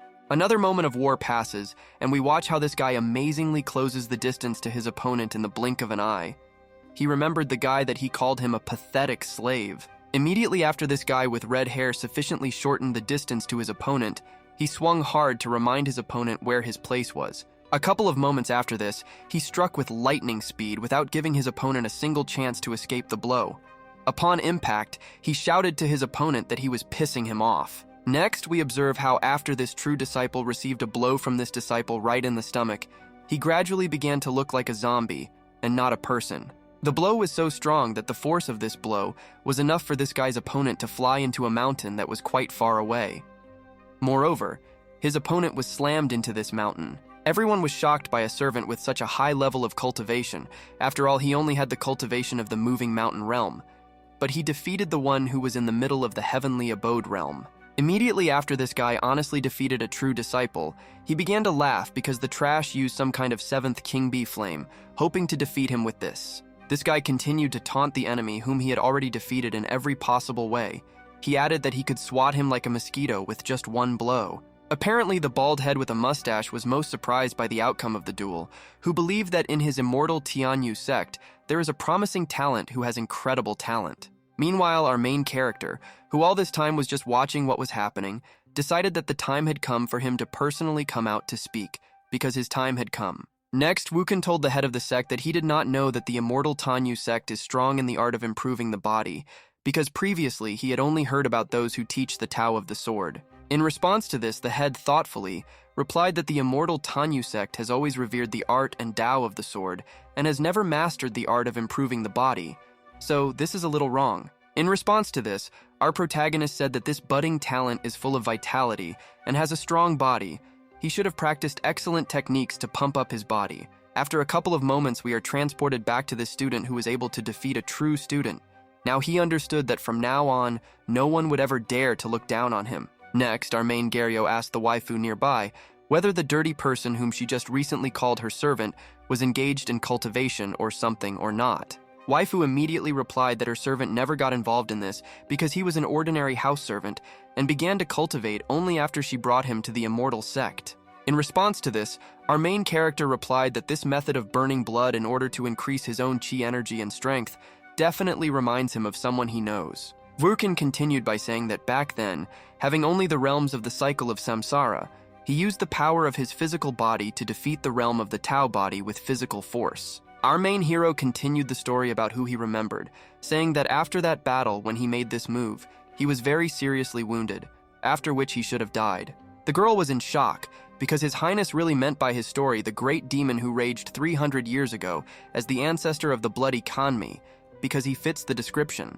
The head of the immortal sect continued by saying that the ancestor of the Bloodstone knew how to harden his flesh by making bloody sacrifices, and his new skills in pumping himself and his body were exceptionally strong. Immediately after the two finished talking about this famous demon, they simultaneously wondered whether Su Yu had really taken over the legacy of the bloody Kanmya fart. A couple of moments later, this guy who had recently won a bet in front of all the true students noticed that they had completely stopped paying attention to him. He involuntarily looked at the podium. This guy was very angry at the fact that our main character Sunwoa was telling them something, because his lady Su Qinghan should only look at him with admiration without exception. After the guy realized that they were not paying attention to him, he loudly asked who else would dare to fight one-on-one with him, because if there are any today, he will fight with everyone. At this moment, the head of the sect understood that the obstinate character, willful and arrogant, all these qualities are the same as those of the ancestor of the bloody Kanmya at one time, which means that Wukin's guess is brilliant. A couple of moments after our main hero, with the help of his 200 IQ, revealed the secret, his villain system announced that Su Yu's rise was interrupted, and he lost 100 QE points of fate. After our main character managed to plant the seeds of suspicion, he was going to see what would happen next and how all these events would develop further after his intervention. Immediately after our main hero composed this monologue, a system notification appeared again for the fact that the owner's speech penetrates into the very heart. For this, he receives as many as 2,000 villain points. A couple of moments later, we watched as the bald head of this sect approached the edge of the stands to look strangely at this guy, because now he began to suspect him. The guy immediately noticed that everyone was looking at him. He wondered if the Imperial Prince, seeing his incredible talent, wanted to recruit him for his own purposes. But instead of confessing, the bald man shouted at this guy, asking him how dare he use wicked path techniques in his Tianyu sect. He ordered the guy to fall to his knees. The guy was simply shocked by such a baseless accusation. He stated that he himself fought and won thanks to his abilities. Then why does he need to fall to his knees?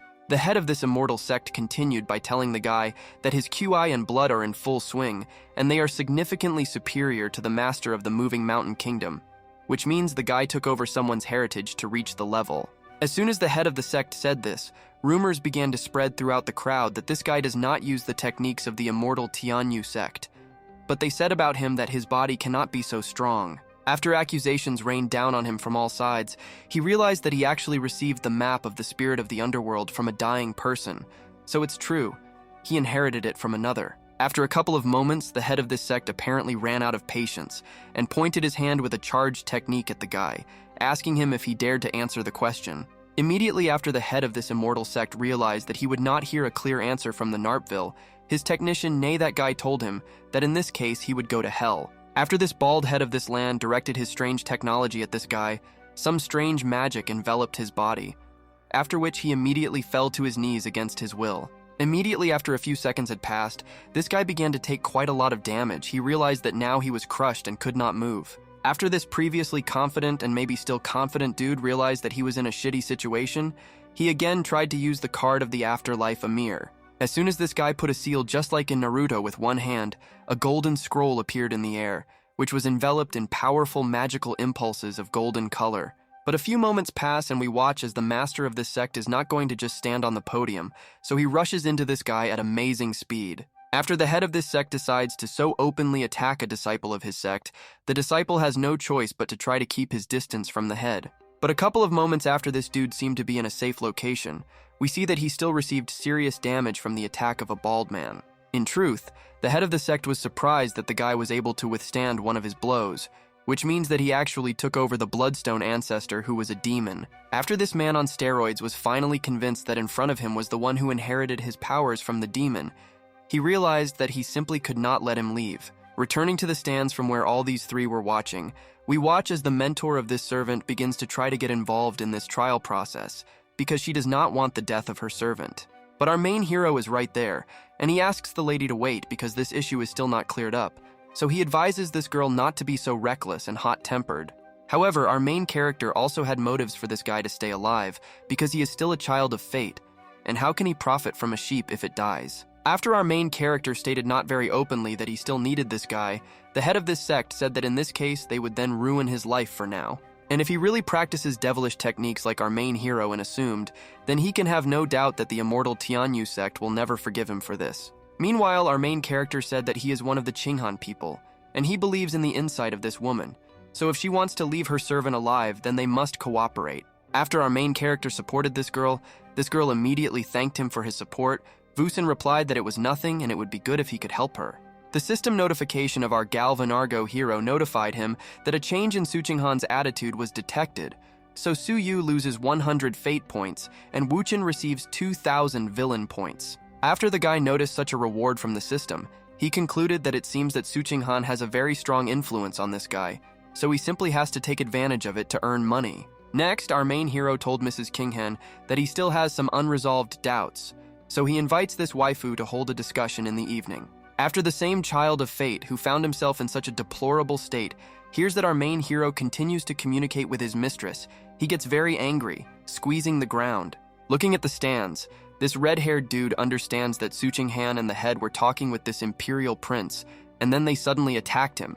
Surely the prince was involved in this. Next, we watch as this guy immediately rose from the ground to attack our main character, calling him a bastard. He threatened that he would kill him. At this moment, our main hero was just wondering whether these same type children of fate couldn't change their lines that he constantly hears addressed to him. Next, our main character wondered why he is considered a villain in this world, if they all always shout at him that they will kill him while he is silent. This time, this guy was left by his own mentor. She shut his mouth and asked what kind of devilish technology he was cultivating. She also added that he was very disappointed. At that moment, this guy's gaze became completely different after his own mistress told him that she was developing in him. His world seemed to immediately collapse. Our main player's villain system notified him that Su Qinghan was disappointed in Su Yu, so he loses 100 fate points, and our main character again receives 2,000. Then we watch as the course of events is abruptly interrupted, and we continue when we move to the room of our main character, in which the light is on right now. Immediately after Wuchen found himself in his room, he opened Su Yu's fate window using his system. Now he has the key core of the spirit card of the underworld, and the fate points are only 300. After our main hero saw a map of the underworld, he wondered if this was somehow connected with the great emperor of the underworld. In this case, this is a characteristic 3,000 years ago. After our main character asked himself a question, his system appeared right there, answering him that this is a rare treasure of the great emperor of the underworld. The treasures of his life are stored in it. The system of our main hero continued to explain by saying that, moreover, it also contains one of the paths to his empire, called the Path of the Yellow Springs. After our main hero heard the story about the item that this guy has, he immediately realized that in this case, it is not at all surprising that his cultivation improved so quickly. After Liu Wuchen turns on all his 200 IQ, he will realize that if this guy with such an item is given another year, it will be very difficult to cope with him. Thinking about this, our main hero realized that it looks like his chi points of fate will have to be cut a little more, as he expected. She is really here. We are talking about the Lady Child of Fate. A couple of moments later, we see in front of us the mistress of that same servant who was recently accused by absolutely everyone except himself. She came for the reason that Wuchen had arranged a meeting. Immediately after Wuchen saw this girl, he turned on the attractive Sigma mode and immediately asked Qinghan if something had happened to her. He pretended to be very polite. Meanwhile, this girl immediately blushed and realized that the stranger is like Jade, and the young master is unmatched in the world. His Highness with just a smile makes people feel like spring. Next, this girl bows to our main character and informs him that she came to thank His Highness, because if he had not interceded, her servant and student Su Yu would have been dead. In response to this gratitude, our main hero replies that there was no difficulty in this for him, so it's good that he was able to help Mrs. Qinghan herself at such a difficult moment. Next, this lady remembered the words of our main character that, according to him, he was interested in the Tao of the sword, so she brought him information that she had learned for how many years. Our main character takes this package, which contains knowledge about the Tao of the sword of this girl. He realizes that no one would freely share his understanding of the Tao of the sword. This girl has a big heart. Next, this girl said that it was a great honor for her to receive the approval of His Highness. She stood quite in front of our main character after she gave him the gift. In fact, our main character, or the majestic prince occupying a high position in society, did not expect such courtesy from this girl. The villain system of our Galvan Go hero immediately notifies him that now this girl named Su Qinghan is not indifferent to him. Su Yu loses 50 points, and Wu Qin receives 1,000. Immediately after our main hero reads the text of this notification, he grins and understands after this notification that everything is under his control. Next, our main hero decides to continue the conversation with this little girl. After she gave him such a useful gift, he asked her what she thought about Su Yu. In response to this girl immediately replies that this guy is a servant of her family. He has always been pure and kind, and she does not believe that he could take over the legacy of the bloody slaughter. Next, this girl tells our main hero that she hopes that His Majesty will allow her to ask for an explanation of this incident, for which she receives permission. At this point, the course of events ends abruptly, and we continue when we move back to the chambers of our main hero, and this girl leaves His Highness. Meanwhile, our protagonist's only maid congratulates her master on the fact that he successfully obtained another little sheep at his disposal. Our main character immediately realized that after his maid heard his conversation with that waifu, she immediately began to be jealous. He wondered why he smelled a sour smell. She replied that she definitely didn't dare to be jealous, because His Highness spoke warmly to Su Qinghan. But at first he was merciless towards Yao Chen, so it's a little unfair. In response to this, our main hero immediately approached his maid, after which he took her face and asked her if she had just accused him, or if it seemed to him. In response to this, the celestial goddess replied that she did not dare to accuse His Highness. She also notified him that she had made great progress in her technology. Soon she would reach heights. Our main character told his maid that he knows one ice pool with the help of which she can form her jade body without much difficulty. In response to such kindness from her master, this girl immediately bows to him and thanks His Highness for such good nature towards her. At this moment, this girl realizes that there are more and more women around her master, and therefore she better quickly start cultivating her icy jade body. The course of events is interrupted, and we are transported to a house on Shenhua Peak. Inside this house, they are discussing whether everyone saw how Qinghan had just gone to the palace to see His Highness. One of the speakers was very jealous because from their immortal sect, Sister Su is the only one who is able to get close to our main character. The rest are not given this. Next, we see in front of us a guy who has been very unlucky lately. He understands that he could not touch the hand of his future wife, as she immediately clung to the damn prince. A couple of moments later, the door behind this guy opens sharply and his mentor is visible in it. She tells the guy that she came to see him. Immediately after Su sees his mentor, he spreads his hands to the side and tells her that he did not use any demonic techniques, and she simply must believe him. In response to the desperate howl of her student, this girl replies that he believes his student instead of accusing her. She asks her student where he learned martial arts techniques. After this guy hears such a sharp question from his mentor, he first thinks a little whether he should share such information or not. Then this guy decides to share this secret with his mentor. He tells the girl in front of him that he received the techniques from a dying man. But the girl does not allow this guy to finish his version, and she immediately interrupts him asking that this is enough, because she believes that he continues to hide it. Pointing at himself with his hand, the guy says that he is speaking Parvda Ved. He really doesn't know who this person is, but there is definitely nothing wrong with the technique that he practices. But this girl doesn't seem to hear her student. She is surprised that he cannot tell the truth even to her, which means everything is as His Highness guessed. He is using demonic technology. In response to this guy can no longer stand the fact that they simply don't listen to him. He turns sharply out of anger that the conversation has turned to the prince again. He shouts that his fate depends on him. Next, the guy reports that the prince relies only on his noble origins. He tells everyone to wait a few years and he will receive this prince's dog gold. In response to this, the teacher Pranya puts her hand on her head and tells the guy that if it weren't for His Highness, he would be dead. She calls him an ungrateful boor. After Su hears his mentor calling him ungrateful, he clenches his fist saying that he is in this situation because of the bastard prince who said nonsense. Having shown himself again, this poor guy again asks for support from his mistress, because over time he will be able to become the son of half the sky, which will make him stronger.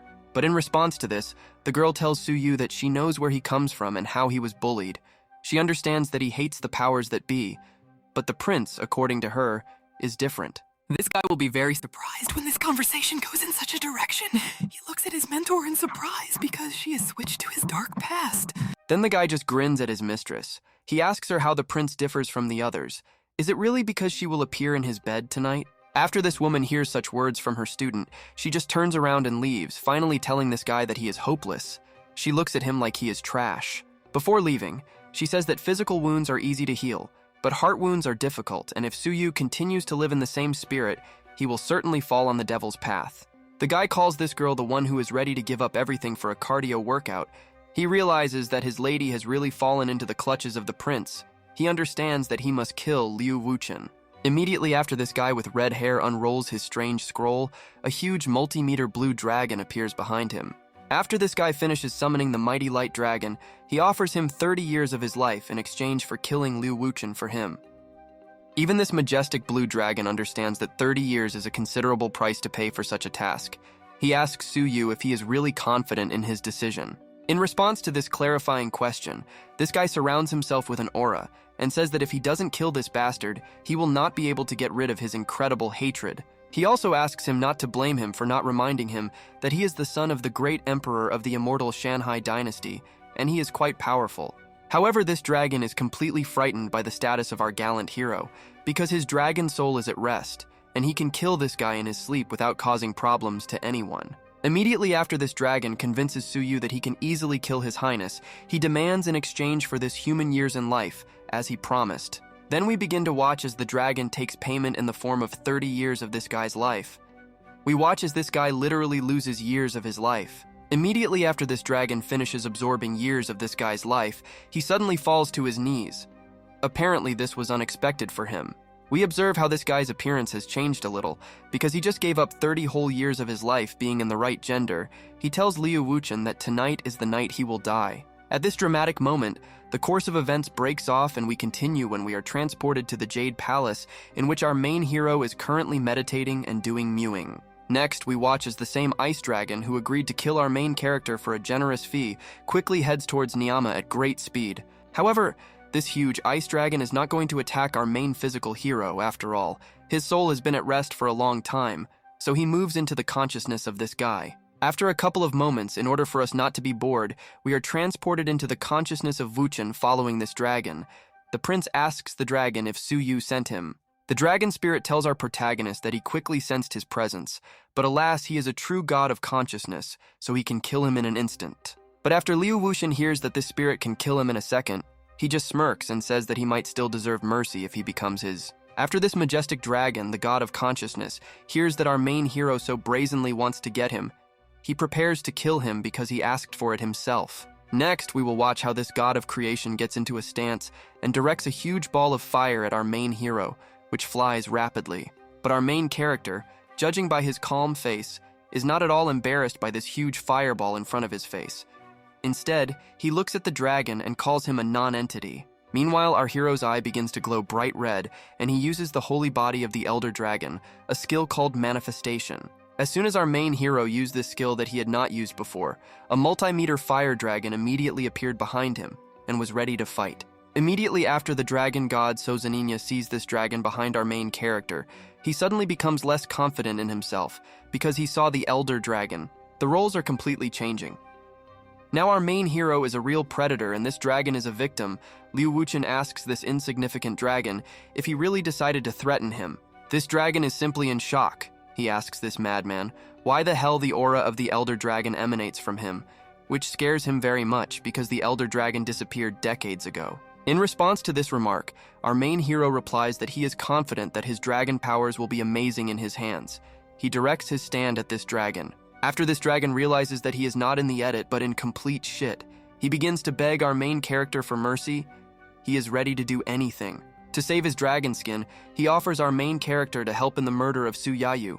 He can help him cultivate the divine manuscript and find the emperor's treasures. But our main hero doesn't care at all about all the proposals of this dragon who dared to threaten him. He informs him that he has already missed his chance to get mercy. At this moment, our main character's strength increases many times, and he again uses the holy body of the Elder Dragon to use the destruction skill. After our main hero, with the help of the Holy Spirit of the Terrible Dragon, uses this incredibly powerful light destruction skill, we observe huge consequences. After the smoke from our protagonist's attack clears, we watch the defeated Dragon of Consciousness slowly dissipate and blame Su-yu for his loss. At this point, we leave the consciousness of our main hero and continue when we find ourselves at the Divine Peak in a side residence late at night on the street. Next, we see this Su-yu who is hoping that our main character will die tonight in exchange for his years of life. He does not understand what happened, but he feels that the Dragon of Acheron has died. This guy simply cannot believe what happened because it was the pet of Emperor Acheron. At this moment, he wonders if the heavens themselves have really turned against him. Moving back to the palace, we see our main hero who has finished his meditation session. A notification notifies him that Su-yu's life expectancy has been reduced. Su-yu loses as many as 100 fate points. The second notification is that the Dragon of Acheron has died, so Su-yu has lost another 100 points. Now instant kill is available to him. The last notice is that the holy body of the Elder Dragon Wuchen has been improved by 15%. He understands that Su-yang lost even before he started playing. Next, our main character with a villainous grin on his face understands that the time has finally come to take away the guy's last remaining 150 points. One more moment of war, and we watch as his teenage servant appears in the guy's chambers, who immediately apologizes to his master for being a little late. At this moment, the main hero thinks that it was just another non-entity, and he already got rid of it without even lifting his toe. The servant informs our main hero that the power of this scaly dragon is higher than the realm of reincarnation. The fact that His Highness was able to destroy him causes him only admiration. Next, our main character tells his servant that this dragon is already dead anyway, but the person behind him is not yet, so he orders him to tell everyone to find him. It is obvious that the servant of our main hero immediately begins to carry out the order of his master. We move outside the side residence. The girl on the flying sword informs everyone in the yard that His Highness has recently been attacked, so everyone who hears this should immediately gather at the main peak to follow orders. Next, we watch the second person who, being on a flying ball, flies around and informs everyone that anyone who dares to hide from the order will be sentenced to death. This Su-yu, who is already quite old, understands that he cannot appear in front of everyone in such a terrible form. He thinks that all his efforts have gone to waste. Next, we observe how some strange golden talisman falls out of the pocket of this guy's mantle, and a strange noise comes from it. Immediately after this guy looks at this talisman, he realizes that this is a teleportation talisman. Is heaven itself helping him because he is the son of luck, and no one can defeat him? While bending over for the talisman, the guy hears conversations about what they are going to do with him. He hears that he should be captured because he disrespected His Highness and is possibly a murderer. Looking at the teleportation talisman that suddenly appeared here, this guy hopes that this is not a trap. In any case, death awaits him if he stays here any longer. A couple of moments after this guy, out of despair, decides to use this talisman that looks like a teleportation talisman. He is enveloped in red particles.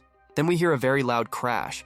Looking at the doors leading to the room that leads to this guy, we watch as someone kicks this door. But after two men who arrive to grab this guy burst into the room, they see that no one is here. They don't understand where he is. The mustachioed man smells blood, which means this is Shuishi Laozu's teleportation method absorbing the owner's blood.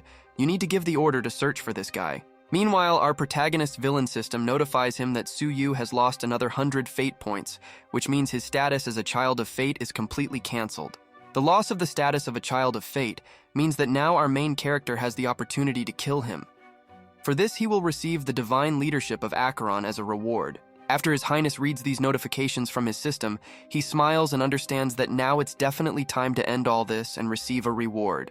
Meanwhile, the mistress of this former child of fate is standing outside our protagonist's chambers, saying that she is to blame for the attack on him, and she is ready to be punished. Leaving her chambers and heading towards this waifu, our main character tells her that you will never be able to find out what kind of person he really is. It's not her fault. Continuing to reassure this woman, our main hero reports that all this happened for the reason that Su-yu was simply very good at pretending to be someone he was not, so it was not her fault. Next, we will watch as the only maid of our main hero approaches him from behind in order to notify him that the people managed to find traces of the escaped. Moving to the escaped Su-yu, we watch as he wonders why this teleportation talisman is so strange, because it consumes too much of the owner's blood. However, this guy happens to have a divine guide to Acheron with him, with the help of which he can replenish his blood and continue to teleport.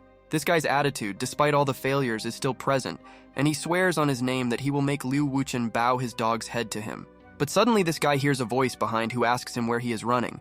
After Su Yu hears this, he understands that he was still discovered. Su Yu immediately takes out his teleportation talisman, which in return takes blood, but as soon as this guy tries to use it, it immediately breaks in his hands. Looking at the talisman in his hand, which is no longer a tenant, this guy realizes that luck is still not on his side, because the talisman he needed managed to break at such a moment. While this guy, looking at the talisman, was thinking that someone must have done something with his teleportation talisman, we watched a hand that was trying to reach him. Next, we watch as this suddenly appearing hand grabs this fugitive by the clothes in order not to leave him a single chance to continue his escape.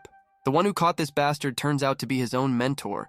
After she grabbed him, she throws him to the ground with all her strength, causing damage. Delivering her sword, this waifu tells her student, who has become a mediocrity in the eyes of everyone, that he has indeed inherited the demonic power of Shueisha Laozu. In addition, this bastard still dared to foil an assassination attempt on His Highness while he was meditating, which means it's time to get rid of the garbage. This girl continues to look at her own servant and student like trash, saying that she simply cannot allow him to do something like that. Suddenly, a hand appears from behind. This is the hand of our main hero, who decided to see the fugitive in person. Coming forward, he says, since this scoundrel wanted to kill him so badly. Then he must end it. Immediately after, His Highness personally comes to the fugitive and reports that he will personally deal with him. He tells everyone else that they can all go back. In response to the accusation of using demonic techniques, this guy asks what kind of Shueisha Laozu is this, because he doesn't even know such a word. He shouts that this is a misunderstanding. This guy's mentor tells the student that yesterday he used demonic power against Xu Xian, and today he used Shueisha Lao's blood teleportation to escape. At this moment, after this guy hears something about the teleportation of blood, he watches as his mentor begins to slowly leave, as the prince said. After this guy's mistress is almost leaving, this guy finally understands that his mentor was talking about a teleportation talisman that he found by chance on the ground. Next, Su Yu shouts to Liu Wuchen that it was he who gave him the demonic teleportation talisman to deceive him. He continues to blame our geo-protagonist for everything. Our main hero slowly approaches this guy who is on his knees and asks him if he himself is responsible for everything, because he was the first to try to kill him in his sleep. Looking down at this guy, our main hero continued to say that it was his own fault that he found himself in the position he is in right now. After Liu Wuchen finishes explaining to this guy in the language of facts what happened, he tells him to immediately give him the divine guide to Acheron. As soon as this guy heard the name of this divine leadership, his face immediately changed to one of surprise. He screamed and asked Wuchen how he managed to find out this and who he was. In response to this, some kind of tech appears behind our main hero, and he answers this guy's questions by saying that the dead man doesn't need to know all these details. A couple more moments pass and we watch the growth of something powerful behind our main character. Apparently, he is preparing to take the guy's life. As soon as our main character used his unusual technology, the same divine guidance on Acre that Prince Liu Wuchen needed flew out of this guy. After this scroll, which contained divine guidance, flew away from the guy and landed straight in the guy's hands, now it's time to deal with Su Yu. This guy, being on his knees in front of our main character, shouted that this leadership belongs only to him. This guy had a chance to become an emperor, but now he is an insignificant dying midge. Judging by the movements of our main character's hands, the screen time of the guy in front of our main hero is coming to an end, because he calls on his destruction technique. As soon as our main character made a slight movement with his hand, a powerful magical projectile began to fall from the sky, which was rapidly losing its height. The power of this magical projectile from our main egro was so incredible that we saw only the after effects of this attack. There was no hint that anyone was standing here. A system notification notifies the guy that the child of fate, Su Yu, has died, and all the rewards have been received by the owner. He has received divine guidance on Acheron, Bashan Jin, and something else. The villain system did not deprive our main hero of villain points, because for his murder he received as much as 50,000 villain points. He can cultivate at the cost of 20,000. Having laid out in front of him the divine guidance that he received as a reward for the murder, Wuchen realized that this had helped the deceased all the time, and he was waiting for this for cultivation. Next, we watched as the divine guidance on Acheron, which our main hero received, began to unwind and swirl around our main hero, saturating him with power. Literally a couple of seconds later, the system notified our main Egriao that the progress of pumping the divine Acheron was at 5%, and he had learned the skill Touch of Acheron. This skill is capable of destroying a soul with just one touch. After Vukan felt this power, he wondered if this was the way to become a great emperor. Then the course of events is abruptly interrupted, and we continue after our main character finds himself inside the divine guide to Acheron, riding on a cart that rides like a Bugatti. Being in this strange inner dimension, our main hero begins to feel the very path to becoming a great emperor. He is right here ahead of him. Next, we watch as our protagonist's turbo cart comes to an abrupt stop, after which he prepares to take a serious step towards becoming a great emperor. We watch as our main character literally takes a step towards his destiny. The road ahead of him is clearing right in front of him. At this significant moment, the course of events ends abruptly, and we continue when we leave Vukan's consciousness and find ourselves in the immortal Tanyu sect. There is a strong storm outside. Then we continue when we are transported inside this sect.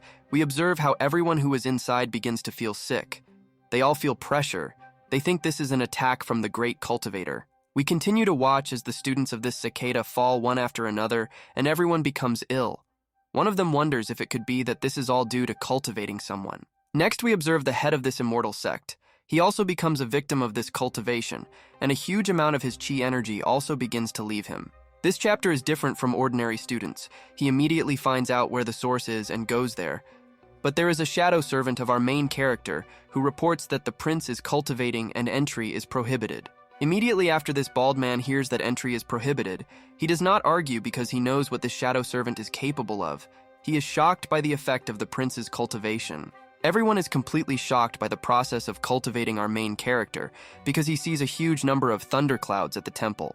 The shadow servant understands that the prince is becoming stronger and stronger, and the head of the immortal sect completely understands that the guy was able to acquire a skill similar to miraculous power. He understands that the child of their emperor is simply incredibly strong and amazing. At this point, the course of events is interrupted again, and we continue when we are again transported inside the divine guide to Acheron, in which our main hero continues his cultivation. After a spark of fire falls on the shoulder of our main character, he realizes that he is capable of easily destroying his purple rank item, and this is simply incredible power. Meanwhile, our main character continues on his path to becoming a great emperor. A voice from afar calls him a pathetic hillbilly who is not worthy of inheriting his power. Before us is Acheron himself, who apparently created this divine leadership. He warns the prince that if he takes another step forward, he will undoubtedly only die. But our main hero is not at all embarrassed by the warning that, if he is violated, they threaten to kill him. Instead, he simply looks into Acheron's face in order to tell him something. Having turned on the diplomat mode, our main hero informs Acheron that he has been dead for 3,000 years, and he can actually think that he can still do something to someone. After Emperor Acheron hears such rudeness from our main guy, he points his finger at him, asking him how he dares, being a non-entity, talk to him like that. Despite the fact that our main hero is the size of an ant compared to the finger of this giant emperor, he continues to stand on this bridge as if nothing had happened. Further, our main hero still decides that it's time to start at least some action. Turning once again to Emperor Acheron, he informs him that, unfortunately, times have changed. Immediately after our main character says this, he again uses the true form of the Elder Dragon's holy body in order to win another victory for him. After a huge Elder Dragon appeared behind our main hero again, he continued to advance towards Emperor Acheron as if nothing had happened despite the flames around him. The Emperor is very surprised after he sees what technique Liu Wuchen uses. Realizing that he was able to gain the power of Darkon, he immediately understands why the guy behaves this way. But then Emperor Acheron informs our main character that his true strength as an Elder Dragon means nothing to him, because he still remains just an ordinary clown for him. We continue to watch as the huge hand of Emperor Aharoan continues to move towards our main character. He realizes that for the rest of his soul, this Emperor is very strong. Despite the fact that the huge hand of this Emperor Acheron continued to move towards our main hero, he answered him that he still would not be able to defeat him so easily. After Emperor Acheron encountered resistance from our main character, he asked the guy if he was a god of demons. Because this is impossible, the demon gods had to fall in a past era. Next, we watch as our main hero uses the skill of Acheron's finger, which he learned recently. He tells the Emperor that it is high time for him to retire so he will finish with him. As soon as our main character pointed his middle finger and used Acheron's technique, a powerful ray was directed at this Emperor, or rather his remnant soul, erasing him from consciousness. As we watch this Emperor of Acheron gradually disappear, we heard him asking our main character, how dare he use his own technique against him? Another couple of moments and we watch as nothing remains of this remnant of his soul. He simply cannot believe it, because he is the emperor, and this brat should not have defeated him. Meanwhile, we are watching how, after Vukan ate this emperor, his soul dissipated and rushed straight into the chest of our main hero, and he absorbed it. After our main character defeated the remnants of the soul of Emperor Acheron, he again reminded this emperor that the vermin had changed a lot, and he was wrong in underestimating him. Immediately after our main hero defeats the one who owns this place, we watch as the fire that was around goes out and flowers grow in its place. Looking at everything around, Vukan realizes that the power of this emperor is simply incredible, and now it's all around, and his power belongs only to him, and it's just wonderful. But our main character understands that despite all the smileys that he received, he still does not know how to control all the powers that he acquired, so he needs to do this. At this point, the course of events accelerates greatly because no one wants to watch our main character just sit in place all day, so we speed up a whole day later. After a whole day has passed, we watch as our main hero slowly opens his eyes and looking at the flower, he understands what the path of Acheron really is. Life and death in one thought. Our main hero understands that the Aheroan path is definitely helping him, but he still needs to cultivate further in order to become even stronger every time. After our main character finished cultivating, he looked up at the sky, realizing that he certainly shouldn't forget about earning his villain points for his villain system. Looking at the sky in this strange space to which he has already become accustomed, Liu Wuchen wonders what the child of fate Lin Fang is doing now. Next, we watch as our main hero is immediately informed that people were able to find traces of Lin Fang outside the city of Lei Yuan in some dangerous desert. Having arrived in this desert, we watch as a group of people find themselves in serious danger because they are faced with a huge monster who is not very friendly. One of these people, armed with a shovel, approaches this monster and informs his brothers that they just need to hold on because Brother Lin will soon arrive and save them all. A couple of moments after this, we watch as this mechanical monster opens its mouth and explosive talismans with a clear ability immediately fly out from the side. Immediately after these explosive talismans come into contact with this huge monster, we watch a huge explosion that causes colossal damage to this monster. One more moment and we become witnesses to the heroic appearance of the same Lin Fang that our main character was recently interested in. He asks people not to worry. Immediately after this child of fate came and dealt with the huge monster, thereby saving the lives of people, this squad began to praise their brother Lin because he is incredibly strong. One of them immediately threw himself at the feet of his rescuer, because if he had arrived even 1 minute later, he would have already been talking to the corpses and not to them. After Lin Fang saw how desperate his people were, he immediately stroked the most timid one and calmed him down, telling him that everything was in order now and he could calm down. But this guy saved these guys for a reason. He realized that they would all definitely remember his act, because he appeared at the most desperate moment for this squad. Looking to the side, Lin Fang informed the rest of the squad that all the mechanical beasts had been destroyed, and everyone should hurry up and collect precious items from the monsters. Next, this man with a scar told Brother Lin that today he would return home because he needed to visit his family and he had to teach Prince Liu Wuchen a lesson for his brother. Lin Fang then approached this man and put his hand on his shoulder and said that they swore an oath in the Sigma Brotherhood because of their similar views on life. Now they are brothers. While this guy listened attentively, Lin Fang continued to say that the prince of the immortal Shanhai dynasty could not cause him any trouble because he was far ahead of him. This child of fate was so confident in his abilities because he had already mastered 2 talismans and had made good progress in his leveling, and he would definitely be able to kill the bastard prince. But after the frame shifted to the neck of this self-confident guy, we saw that all this time there was a poisonous silk moth in the neck of this guy, which is life-threatening.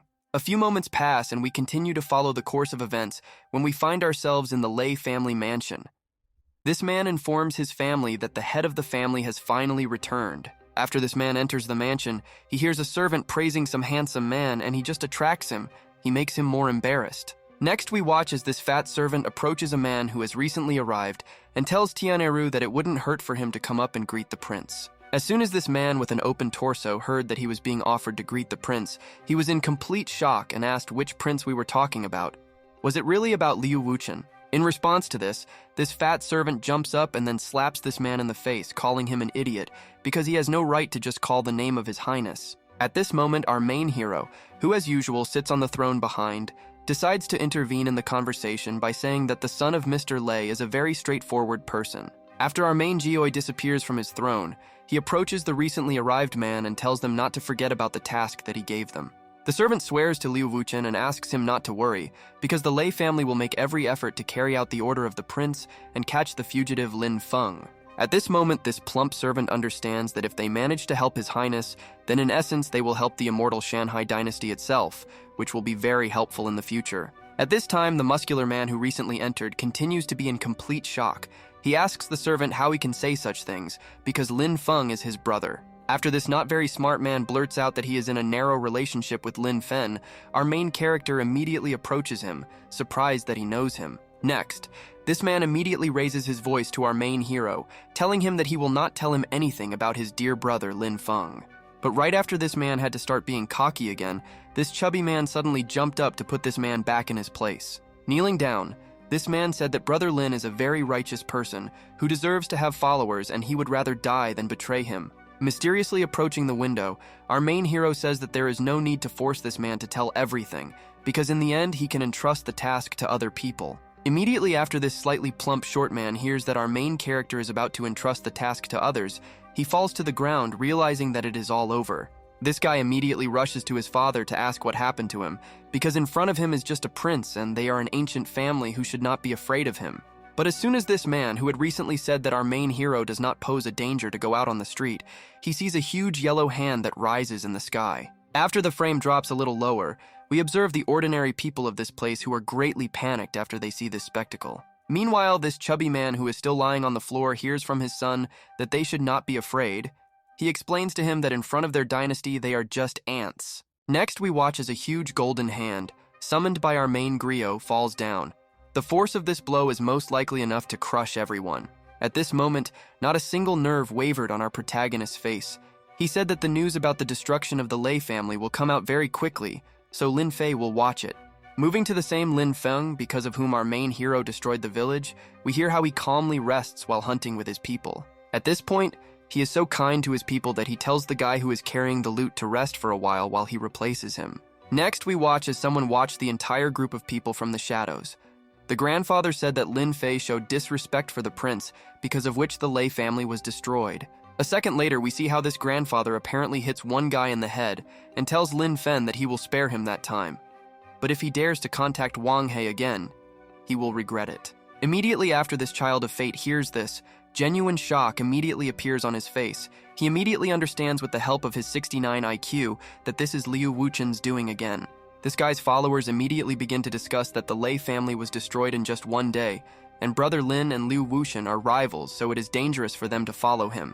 After Lin Feng himself hears all this, he calls everyone idiots because they all tried to suck up to him, and now they are stabbing him in the back, for which they will receive death. At this moment, our protagonist's kawaii system notifies him via a notification that he betrayed Lin Feng, and he lost 100 fate points while Wuchen received 2,000.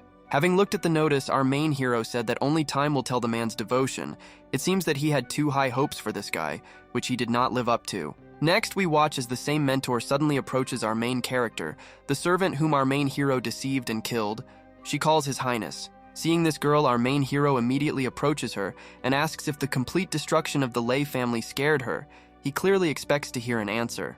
This girl answers our main character that she is sure that His Highness had reasons for this, compared to the Lei family. It seems to her that he treats her family well. Next, our main hero tells this girl that he is going to leave the Tianyu sect and leave here. Our main hero asks this girl if she wants to follow him. In response to this, she is very embarrassed and reminds our main character that she is just a simple cultivator. She asks Wuchen if she is worthy of such. Our main hero approaches this girl and strokes her cheek, telling her not to humiliate herself. The girl replies that if His Highness wishes this, then she is ready to follow him forever. After our main character hears from this girl that she is going to follow him forever, he hands her a jade talisman and asks her to accept it as a gift. In response to this, the girl immediately bows to our main character, telling him that words of gratitude are the path of sword mastery, that is, the heavenly method of cultivation. A system notification notifies our main character that Su Qinghan's loyalty has increased by 100%. The reward has been doubled, and he has received 8,000 villain points. The system also reminded our main character that if the loyalty of servants and students increases, he will receive secret rewards and boxes. He immediately concludes that he needs more servants. The course of events is interrupted, and we continue when we are transported to the border of 1,000 kingdoms. Some girl on a bird calls Liu Wuchen an insignificant prince who dared to destroy one of the Holy Lands. But this ancient sect was followed by an ancient family, an ancient sect responsible for the order in this place and being under the command of several emperors at once. Before us is the founding disciple of Zhangzhi Mountain named Luo Mengqing. She is born of a deity and is Lin Fang's half-sister. She knows that the guy's father, the emperor, supports him, but they don't care. Immediately after this, rumors begin that Mount Zhangji is coming to teach a lesson to our main character. But the people from this mountain are the descendants of an immortal and ancient deity. Each of the disciples from this mountain sect is incredibly talented. This crowd of people understands that it looks like they are in for just a great show, and Liu Wuchen is 100% doomed to death. Then we are again moved to a new place, this time to the Tianyu sect. This girl continues talking about our main character, that he dared to destroy one of the Holy Lands. She continues talking about our main character and how he decided to commit more crimes, and now he must follow her to atone for his sins. After the second servant of our main character hears such harsh demands of this girl, she asks her how she dares to communicate so rudely with the prince. In response to such a completely logical remark from the second servant of our protagonist, this little one replies that Mount Zhangzhi is the representative of the law of heaven, responsible for order. Next, this girl makes an incredibly powerful attack with the help of her magic pole in the side of the guy, saying that some prince for them is just an empty place of no importance. Immediately after this girl uses her probably not the strongest attack, the second servant of our main hero immediately falls to the floor, realizing that she is fighting with too strong. Next, we watch as the second servant of our main hero begins to fly away to the side, but suddenly our main hero appears, who stops her flight. After our main hero, who managed to appear as heroically as possible, saves his maid from a collision, he asks this little one if this is all she is capable of. Looking at our main character and hiding from his aura, this girl will understand that apparently this is the same prince in front of her. He also understands that a terrifying power comes from him. Immediately after this girl appears, the system of our Gavango Jeriao notifies him that in front of him is Luo Mengqing, who is the main disciple of the head of the mountain sect with an ancient pedigree. After our main hero reads that she is Lin Fang's half-sister, he realizes that she is clearly the last person that Lin Fang can truly rely on. Immediately after our main hero sees in front of him someone who has something to do with Lin Fang, he realizes that he simply needs to find a way for her to be disappointed in him. Next, our main hero informs this student of the mountain that this territory belongs to the immortal Shanhai dynasty. He asks this girl who she is to tell him what to do here. Another moment later, our main hero summons his huge golden hand to direct it at this girl with pink hair. He orders her to immediately come down. Next, we watch as the huge golden hand of our main hero, which easily destroyed the village, easily grabs this very confident girl, and then she lets her down. Immediately after this girl finds herself in the golden hand of our protagonist, he decides that today she did not deserve a soft landing, so he roughly throws her to the ground. Even once on Earth, this girl continues to accuse our main character of having recently killed innocent people, so he is definitely guilty and should atone for his sins. In response to such an accusation, our main hero replies that 800 years ago, the head of the Dragon Stream sect lost his mind, and Mount Jingji sent people to kill him. Our main character continued the story by saying that 30,000 students died during an attempt to kill this madman. He asked the girl if they were guilty of the deaths of 30,000. Immediately after our main hero says that, the confidence on this girl's face immediately changes to bewilderment. She is trying to defend herself and says that this simply cannot happen. Meanwhile, Prince Liu Wuchen, folding his hands in front of him, continues to say that 700 years ago, the two largest sects quarreled, after which Mount Jingji tried to stop them. Liu Wuchen continues saying that as a result of this, millions of mortals died and suffered. He again asks the girl who just recently accused him if they are all to blame. The guy continues to speak in the language of facts that the number of deaths caused by Mount Zhangzhi cannot be calculated by anyone. Now he asks to say whether he still killed innocent people or not. After our main hero exposes so many facts in front of this girl, she was previously confident in her words. She is afraid to answer anything and thinks whether it's all true or not. Next, our main hero asks this girl with pink hair to remind him once again for what purpose Mount Jingji is located in the territories of his father. The girl tries to answer. After Liu Wuchen hears only silence in the answer to his questions, he asks the girl if she swallowed her tongue, because all she did was just blow his mind. Next, this girl admits that perhaps she got carried away, but her half-brother Lin Fang, as she knows, is a righteous person. She asks the guy why he wants him dead. This time, instead of our main hero, his first maid answers. She says that Lin Fang repeatedly provoked and tried to kill His Highness, so this is revenge. After this pink-haired girl hears that her stepbrother tried to kill His Highness, she just can't believe it because it sounds like crazy. Moreover, when she heard these words from the Tianshui celestial Mo Yao Chen, she understood that brother Lin Fang was very close to her. But for some reason, she is now with Liu Wuchen. The first maid of our hero continued to say that the prince was kind and wanted Lin Fang to simply be imprisoned. But he escaped and slandered his calculations and did it everywhere. Listening to such words about her stepbrother, this girl could hardly believe what she heard. She continued to say that all this was nonsense and not true, because her brother was not the same. Liu Wuchen added that Lin Feng's megalomania is becoming very dangerous. It can lead to deviation of his qi. If the main disciple does not believe him, she can go and find out the whole truth herself. After this girl with pink hair heard these facts about her half-brother, she walked away saying that she would definitely get to the bottom of the truth without letting Liu Wuchen off the hook. But our main hero was filled with calm, despite the fact that this girl who wanted to arrange a trial for him had not yet completely left him behind. Nevertheless, our main hero was able to achieve what he wanted because his system informed him that Luo Mengqing began to favor his half-brother, so Lin Fang lost 50 points. Looking after this girl who continued to leave, our main hero realized that he had only achieved the lost 50 points of this guy, which means he needs to be set up. Next, our main character remembered that Dao Shu will soon open, so it's time to show off his poisonous silk moth, which he had already sent to this guy. At this moment, the course of events is abruptly interrupted and we continue, accelerating 3 days ahead in a location under the name of the Mountain of Fusion of Elements.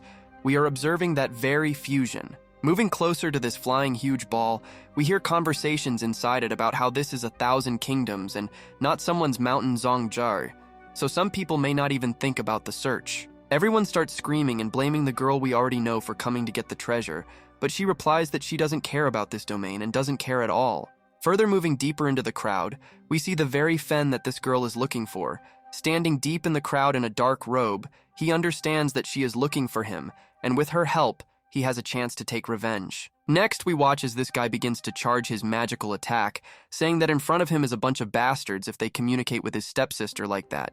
But suddenly the guy remembers that the domain has not yet been opened, that if he starts doing something now, he greatly risks exposing himself, so he should wait a little. Next, this girl turns to the side and tells this crowd that she is looking for someone here, and she doesn't need their treasures.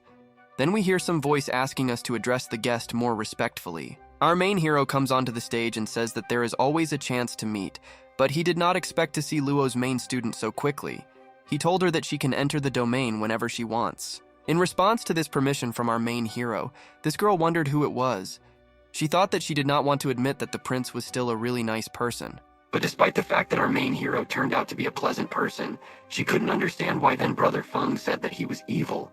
One of them was definitely lying, and in the meantime, the domain was opening. Ordinary people below the domain are very happy after they realize that the domain has finally opened, and soon they will all receive cool treasures from this domain. At this moment, this child of fate in a robe understands that in front of him are insignificant insects who really think that they will get at least some treasures because they will only help him find them. Meanwhile, his shadow servant flies up to our main character from behind, and he tells him that the domain may collapse if he goes inside. Liu Wuchen will answer that he can wait here. Next, we watch as our main hero and his 2 stunning maids begin to fly straight to the domain in order to earn some treasure. At this point, the course of events ends and we continue. When we find ourselves in the depths of this domain of Tao Shu, we observe a huge number of corpses and someone's voice that wants to kill. Next, we watch the same Lin Fang whose death our gal hero wants. He continues to kill person after person, taking away from them the treasures that they managed to find. But suddenly a huge black panther appears on the way of this guy, who calls him an insignificant cultivator who wants to get treasures. She tells him to leave quickly if he wants to live. The guy immediately realized that in front of him was a black, scaly tiger, and he did not think that in their area he would have any chance to meet such a powerful demonic beast. Next, we watch as this guy reaches for some kind of thing in order to use it. He tells the beast that his sharp paws are just suitable for making tools. One more moment, and we watch how this child of fate uses his talisman of suppression in order to somehow resist this demonic beast in front of him. However, despite the small talisman of suppression and its size, it turns out to be incredibly powerful because it is capable of releasing rays that destroy everything in its path. Immediately after this guy successfully attacked the demonic beast, he asks him if the demonic tiger cub dared to attack him and provoke him to attack. After this guy effortlessly defeated this demonic tiger, which was guarded by a certain talisman, this guy began to slowly approach his reward. The guy was very happy after he saw this talisman in front of him, because in front of him was an absorbing talisman with which he plunged into this domain. This is great luck. After this guy reaches for this talisman, he realizes that this is one of the 3 main parts of the talisman stele. Moreover, he is capable of absorbing all the treasures. While Lin Fang thinks that it will be very easy for him to break through the realm of death and Ginzi with this talisman, people nearby are experiencing serious problems during the battle with the beast. The girl with pink hair understands that in front of her is a stone beast, and he has no weaknesses and his abilities are higher than the realm of death and life. She cannot use her strength in this domain. A couple of moments later, we watch as Lin Fang emerges from the cave with his new talisman and notices that a battle is now taking place. Realizing that his half-sister is there, he is thinking about how to help. Immediately after this, Lin Fang is lost in thought, because he definitely won't be able to defeat this beast, and if someone takes over the domain, it will also be bad. He is confused. Next, we watch the appearance of a huge golden hand of our main hero, which easily grabs this huge monster by the head, and thereby makes him stand. Our main character met again with a student, Lo.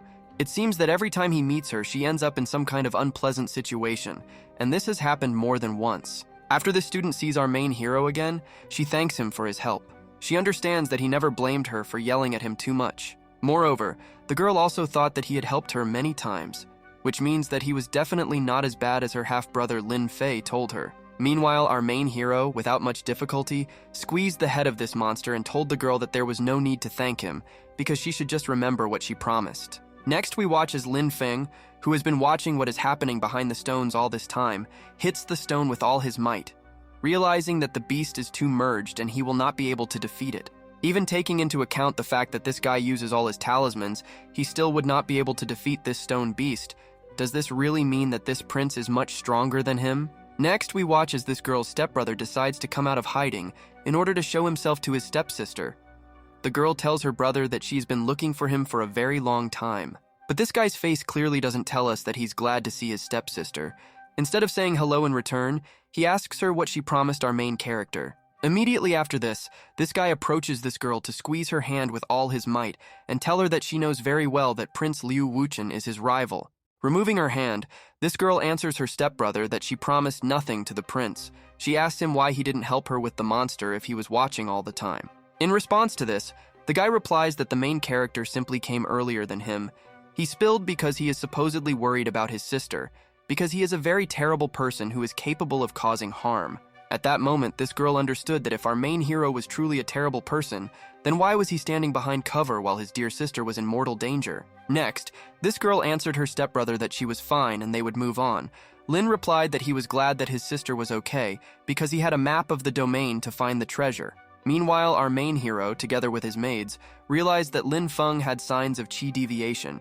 He is also afraid that something is wrong with this domain. Next, our main hero's instincts, just like Spider-Man's, begin to sense some strange demonic energy that is everywhere, and because of it, people are slowly losing their minds. After our main character talks about how people are slowly starting to lose their minds due to some old energy, one of the maids hands him pills. But our main hero immediately refuses to take this pill in order to protect himself from demonic energy. The maids ask him what he will do in this case. At this moment, our main character uses all his charisma to look romantically to the side and say that he doesn't need this pill so as not to lose his mind.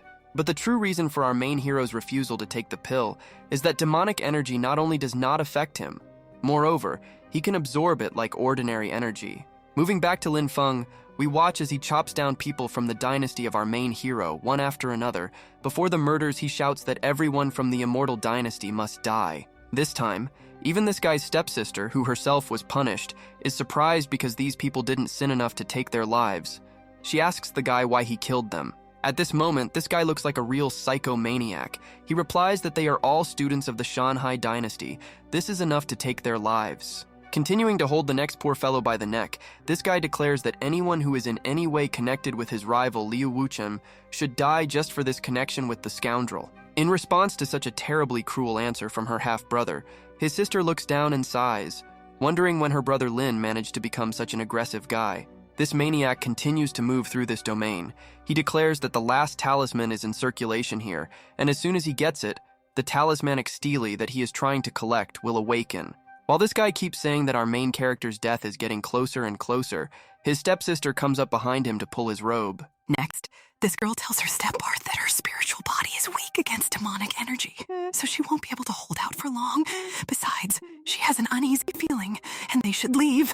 In response to this psychopath replies that he himself is a child of fate, and heaven personally favors him. In addition, he already has 3 talismans, and he will not return from this place empty-handed. Another couple of moments, and in front of these two, there are zombie-possessed skeletons who just want to kill these two for entering their protected territory. While this guy's stepsister realizes that they have stumbled upon demons and it's time for them to escape, this guy only sees the opportunity to add another talisman to his collection. Next, we watch as these 2 zombie skeletons begin to run on these two in order to multiply their lives by 0 as quickly as possible, because they want to rob them for talisman. At this moment, this girl's stepbrother immediately begins to use all the arsenals that he only has in order to fight off the skelets. He asks the network to block 1. Next, we watch as one of the zombie skeletons still manages to reach this guy, after which he delivers a powerful blow, but this great man manages to escape with the help of his shield. Immediately after Lin Fang finds himself in such a bad situation without the ability to attack, he turns to his sister to ask her what she is waiting for. After this girl's stepbrother orders her to join the fight to help him, we watch this girl's attempts to stop the pressure of these huge skeletons. The girl immediately realizes that the demonic power is spreading at an incredible pace. Moreover, this is not the best place to fight. She realizes that she cannot fight for long.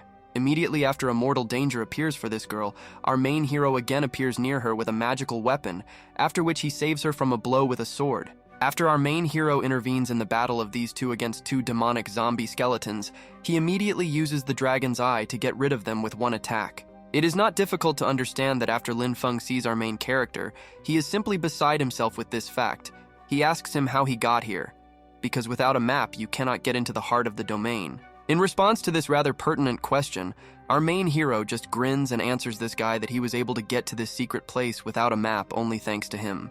Immediately after this guy hears how our main hero got here, he immediately remembers how his stepsister gave him some strange promise to the prince. After this, Lin Fang understands that it was his half-sister who helped the prince by bringing him here. He takes out his talisman in order, apparently, to teach her a lesson for such an offense. Next, we watch how this guy, with the help of his talisman, puts fire on his sword and points it at his sister, telling her that now she is rubbish for him who betrayed him. Looking at her brother's fiery sword, this girl with pink hair is trying to convince this psychopath that she has nothing to do with it. She will not understand whether her brother is really going to kill her. As soon as this psychopath pointed his fiery blade at this girl with all his might, our main hero again intervened in the process, stopping Lin Fang's sword right next to the girl. Next, our main character uses his maximum testes to break the guy's sword into smithereens with his bare hands. He asks the guy if he's gone crazy because in front of him is his sister. This guy's eyes become even darker and demonic energy begins to generate around him. He answers our main character that now he has no sister. Demonic energy continues to be generated around this guy, and he completely goes crazy, becoming psychotic. He shouts that anyone who betrays him must die at any cost. At this second, our main hero understands that the time has come. Then he did nothing to this guy because he allowed the poisonous silk moth to begin the process of chi degeneration in him. Thanks to the incredible 200 IQ tricks of our main hero, the endless unreasonable actions of this guy have already driven Luo Mengqing to despair, which was the end of this child of fate. This guy's sister told him that she came here only for him, but she soon realized what kind of person he was and how disgusting he could be in order to achieve his goal. Then this girl takes out her weapon and declares to her brother that he is no longer the Lin Fang she knew, and they are no longer brother and sister. She is ready to fight against him. At this moment, 2 notifications appear above the head of our main character. The first that this guy is losing 200 chi points due to chi deviation. The second that his status has been cancelled. After our main hero realizes that in front of him is no longer a child of fate, he realizes that everything went clearly according to his brilliant plan, and now he can kill him. Next, our hero tells the girl that Lin Fang has already been subjected to chi deviation, and he has become a threat to the entire immortal Shanhai dynasty. He must impose the law, but asks if she is against it. In response to our protagonist's question, this girl replies that law and evil cannot exist together, so she tells the prince to do what needs to be done, but she will wait outside. At this moment, he understands that he had to collect all the divine talismans in the Holy Lands in order to reach the kingdom of the Emperor. But our main hero ruined everything for him. After the guy heard this question from the psychopath, Liu Wuchen replied to the former child of fate that he did something that he shouldn't have done, so he shouldn't go against him. In response to this, we watch as this psychopath again takes out one of his new talismans to attack.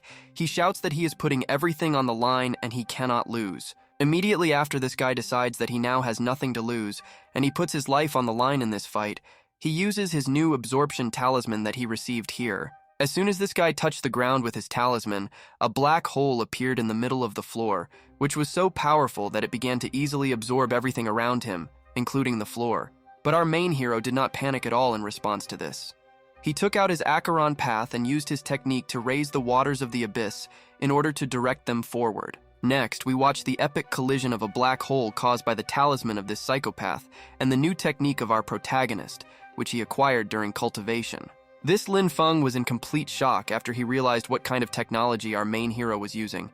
He asked Liu Wuchen in surprise where he got the treasure of Emperor Acheron. After Lin Fang realized that his opponent had such powerful techniques, he took out all his talismans in order to use 3 talismans to attack simultaneously. As soon as this psychopath connected his 3 talismans together in order to attack, an incredible laser immediately appeared from his hands, just like from the Star Death from Star Wars. But in response to the desperate attack of this psychopath, our main hero used the technology of Acheron's finger, with the help of which he had recently sent to rest the remnants of the soul of Emperor Acheron. Then we watched as our main character's technique faced a triple attack with the talismans of this psychopath, and apparently, the forces were almost equal. But in the next moment we realized that the name of our main character is stronger.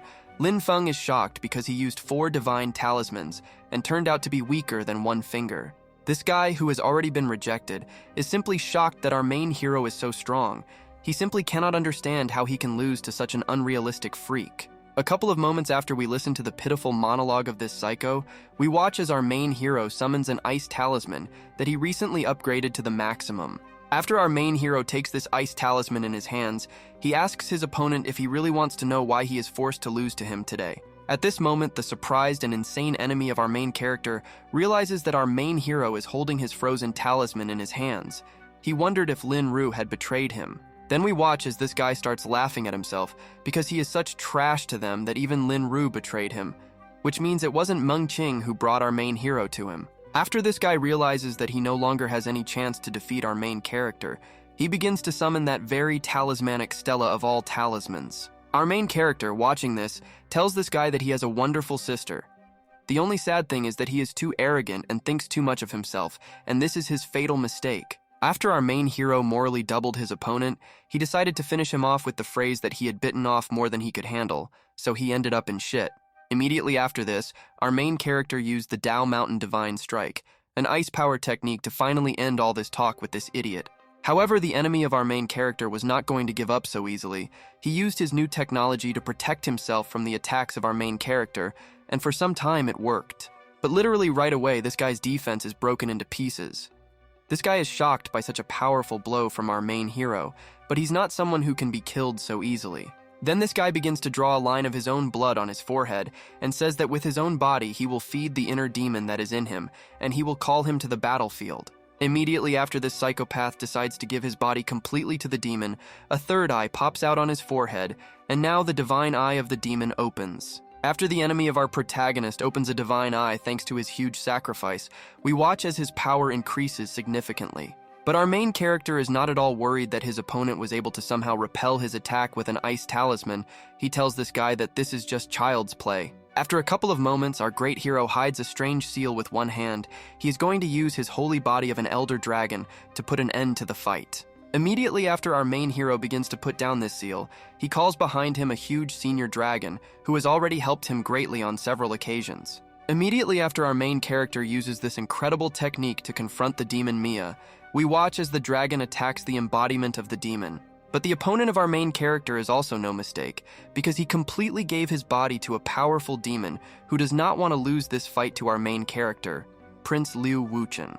Right after this guy starts feeling powerful after he sells his body, he taunts our main character by telling him that he has become very weak. Next, this guy adds to our main character that today he fell anyway, so he will do everything to take Liu Wuchen with him to the next world, because his body no longer belongs to him. Next, Many black chains appear around this guy that surround him. He tells Liu Wuchen that today he will take revenge on him for all the insults at any cost. Immediately after this guy uses his new technique with chains to immobilize our main character's ancient dragon, he does it very well. In response to this, our main hero, as always, continues to maintain his equanimity as the main villain of Sigma. He mocks his opponent and asks him if he underestimated him. But the opponent of our main character, who put everything he could on the line in this battle, no longer wants to listen to the Imperial Prince. He simply wants the death of his opponent. Then something unexpected happens. The ancient dragon of our protagonist, as if nothing had happened, is freed from the dark chains that just recently prevented him from even moving. Immediately after the ancient dragon of our protagonist is freed from the movement restriction technique, he pulls his huge paw straight at this guy. Lin Fang has no chance left to avoid direct contact with this huge dragon, so he easily grabs it in his huge dragon paw. Immediately after this dragon grabs the enemy of our shitty hero, he opens his mouth, after which he tries to turn the enemy into a real grilled chicken. Approaching the former child of fate, we watch as he slowly falls apart from a powerful attack. He tries to convince himself that he cannot die because he is the main character. But we continue to watch as the body of this fake protagonist continues to fall apart under the pressure of a powerful attack from an ancient dragon. In response to the cries of his opponent, the prince advises this guy to first accept the circumstances in which he finds himself, so that in his next life he will not be such an idiot. Notification from the villain system notifies Liu Wuchen that Lin Fang has died and he receives a divine talisman stele, an absorbing talisman, a flame talisman, and 100,000 villain points. In addition to a huge number of talismans and a huge number of villain points, our main hero also receives an additional reward in the form of a mysterious box with unknown loot. Next, the system of the main villain notifies the Imperial Prince that this box may contain a demonic embryo and chaotic treasures, that it will depend on luck. Immediately after our main character sees in front of him the mysterious box that he received as a reward, he realizes that this will be a very interesting experience for him. Another system notification informs our main hero that he has acquired an ancient chaotic treasure, the divine scripture of heavenly secret, in the scripture of the 12 imperial skills. Thanks to this treasure, our main character managed to obtain the Tianqi Mastery, Xunfeng Mastery, Jinfeng Mastery, and Qihua Mastery, all in one go. Looking at this huge tree in front of him on which are all the imperial skills that our main hero received, he wonders if this is the path of the Emperor. The villain system continues by informing our main character that the scripture includes 12 types of mastery. These types can be given, and the owner is free to use them as he wants. Liu Wuchen simply cannot be surprised at the amazing quantity and quality of awards, because many have been looking for this for thousands of years, but they never achieved success. But he got 12 at once. Looking at the divine scripture, our main hero understands that no one has yet added such an amount of skill. Meanwhile, he gives the order to his system to begin cultivating. Then the course of events accelerates for a whole hour, and all this time our main hero was in the process of cultivating all these skills. An hour later, he realizes that he is at the peak. Immediately after our main hero finishes upgrading his skills, he approaches the girl who was waiting for him. He tells her that Lin Fang is dead, and now it's all over.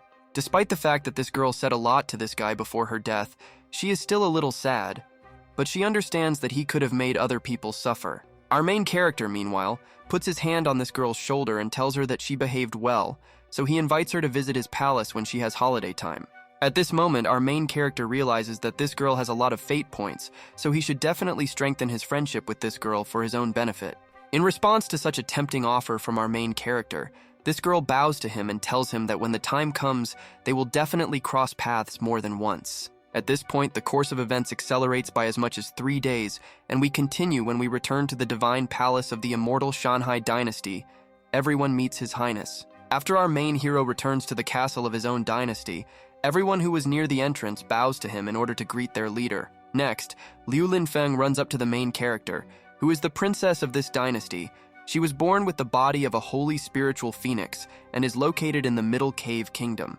This girl hopes that this time she can have fun with our main hero. She hugs him and says that she is sorry that she cannot control her phoenix blood because she would be with him. In response to this, Liu Wuchen replies that in this case, the girl should focus on her cultivation, so that his sister is born with such a rarity. His mother enjoys the luck of the head of the dragons. This little girl sulked very much after she heard that she needed to cultivate, because the process of cultivation itself is very boring and tedious. Next, we watch as our main hero takes out some kind of gold ring and tells the princess from his dynasty that he has a gift for her, and he did not come empty-handed.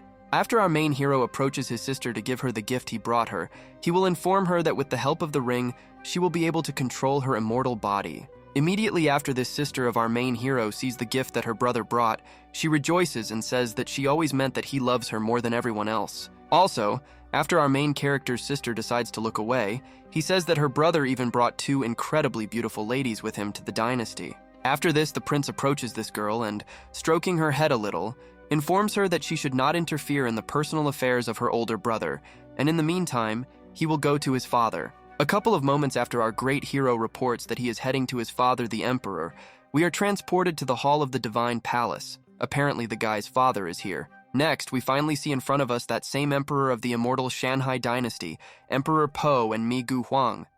He feels that his son has become much stronger and has learned a lot. Just moments after our main character meets his father, he summons 2 items from his inventory to show them to the emperor and say that he noticed everything correctly. After the emperor of this dynasty sees that our main character has obtained the treasures of the divine talisman and Emperor Acheron, he admits that this is not bad, even excellent. Next, the emperor informs his son that the skill of the Aharoans is average and the divine talisman is mediocre, and this is still far from ideal, and someday he will catch the Neo-Emperor. In response to this, our main hero will immediately be surprised by the fact that his father speaks so frivolously about all this, because catching another emperor is a very daring statement. Our main hero is able to find only one more or less adequate explanation for his father's behavior. He wonders if his father has reached the kingdom of the great emperor in his cultivation.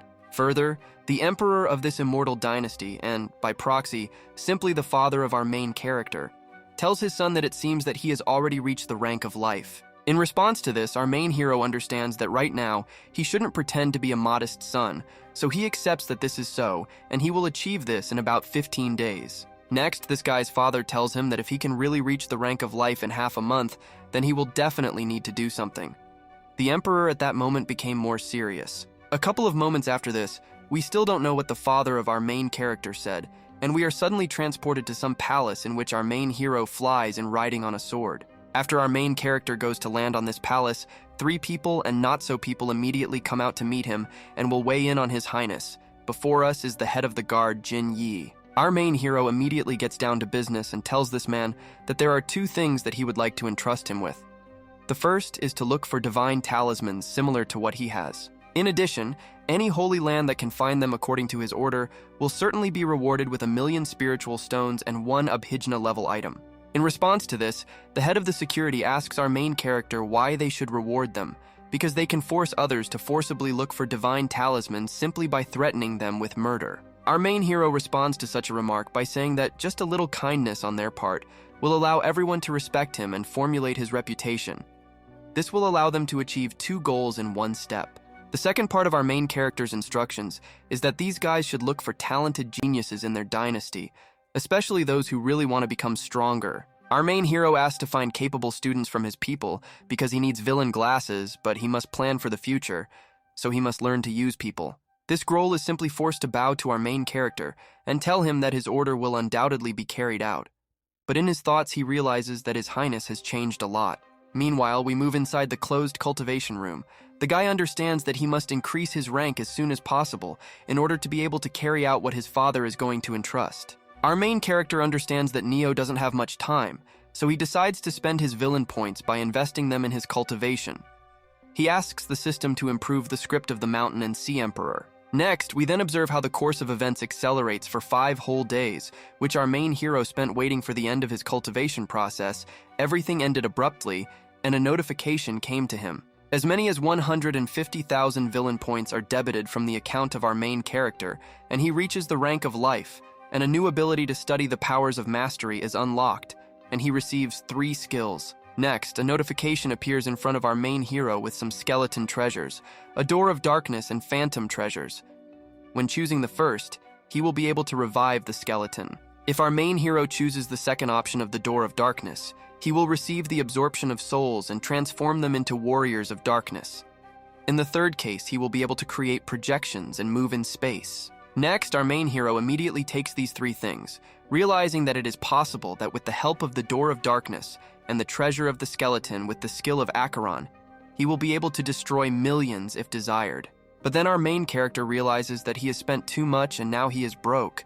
He needs to look for new ways to earn money, and his younger sister is already 15 and will soon become an adult. A couple of moments after this, we move to the kingdom of Dajo to the Shenhou Palace.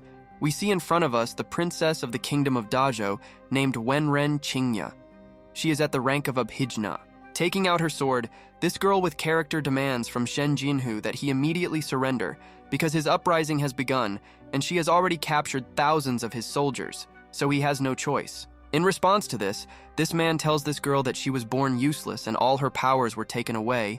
He is shocked that this girl was able to reach the rank of Abhijna. In response to such a surprise question from someone who will soon die, this girl delivers a powerful blow with her sword, answering him that a dead person does not need to know such information at all. Immediately after this girl has dealt with this man who started the uprising, some elder approaches her, and he is very glad that Qingya is here. At this moment we see in front of us the emperor of the kingdom of Dajo. He is already old, and for him, according to him, everything is over, and he is already ready to accept it.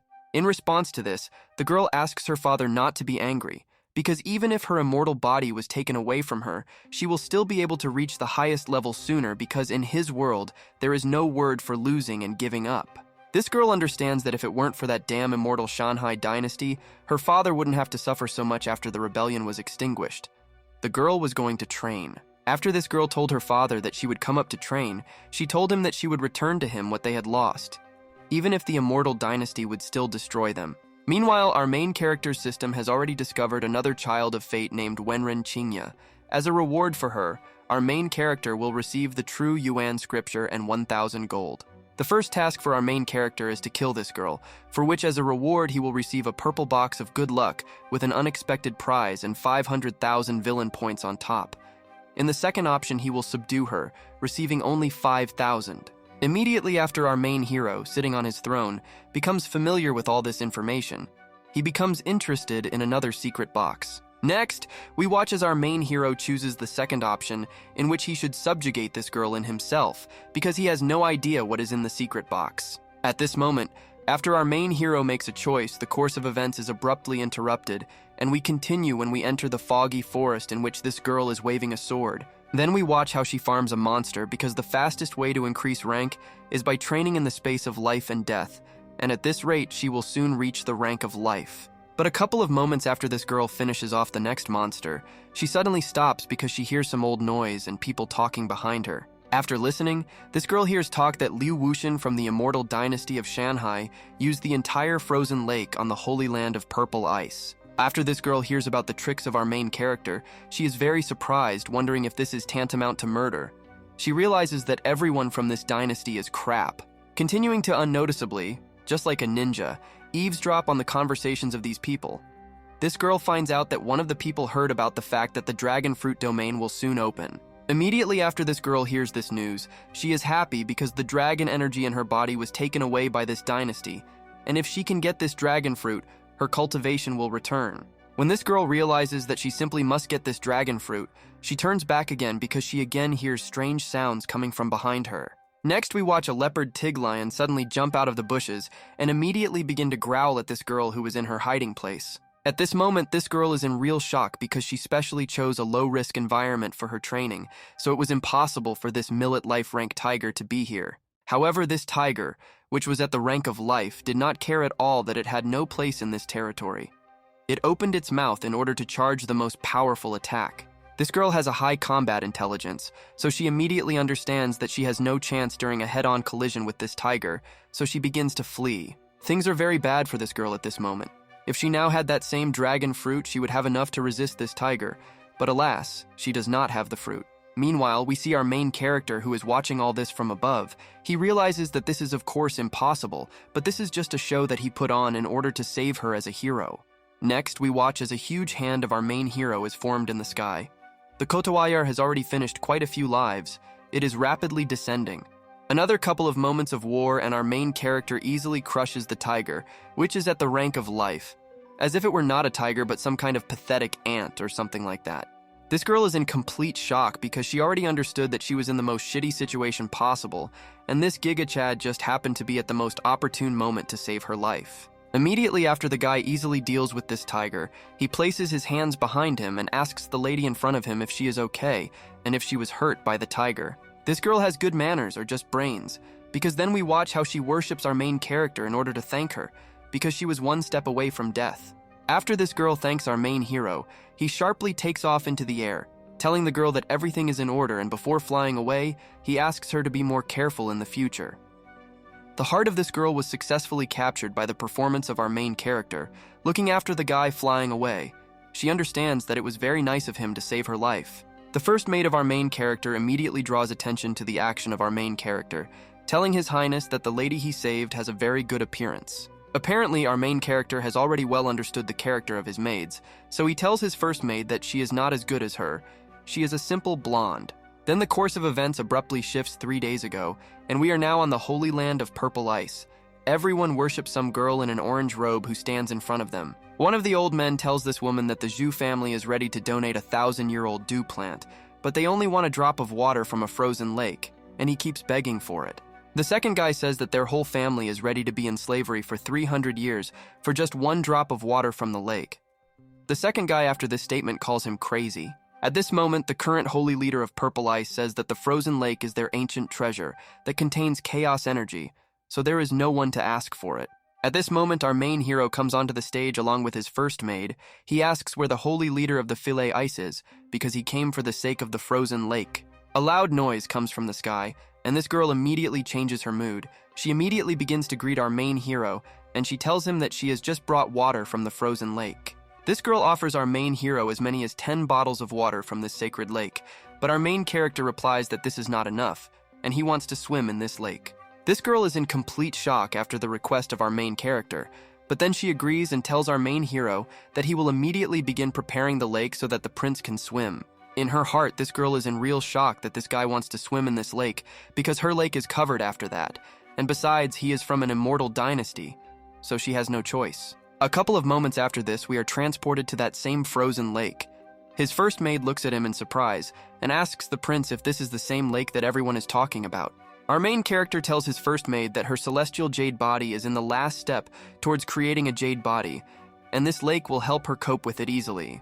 Then this girl comes up to our main character as close as possible to ask how he is. She asks His Highness whether he will go to the lake with her or not. In response to this question, our main hero takes out his ice talisman and answers his maid that this pond is very cold, and he will just be there to protect her, just in case. Immediately after our main hero gives his answer to this girl, we watch as she slowly begins to enter this earthly lake, which will undoubtedly help her become stronger. The girl is not afraid of anything at all. After she turns around to look at the main hero, she realizes that His Highness is next to her. Then she definitely has nothing to fear because he will protect her. Immediately after this girl dives into this frozen lake to begin the process of obtaining a jade body, our main character uses a frozen talisman. The cultivation processes are quite a long thing. We continue only after 3 whole damn days have passed. We watch this girl slowly emerge from the lake. Immediately after this girl finishes the cultivation process, she tells our main character that her frozen jade body is complete and ready for joint cultivation. Next, we watch as this girl comes even closer to His Highness, after which she hugs him, telling him in his ear that she is now completely at the disposal of the prince. At this moment, the course of events is abruptly interrupted, and we continue when we move to the hall of the Holy Land of Purple Ice. Apparently, they are all concerned about the problem with the lake. One of the elders gets straight to the point, wondering what they should do now without the frozen lake, because the immortal Shanhai dynasty took everything they had from them. The head of this holy land, in response to this, grabs her head and realizes that all the works of her ancestors collapsed while they were in her hands, because she lost the frozen lake. While everyone is sad, we watch as one of the participants of this holy land suddenly emerges from the crowd, and with a smile on his face declares that it was left by His Highness before leaving. Opening this box, these people discover that there are many heavenly grade cultivation methods and purple rank treasures inside.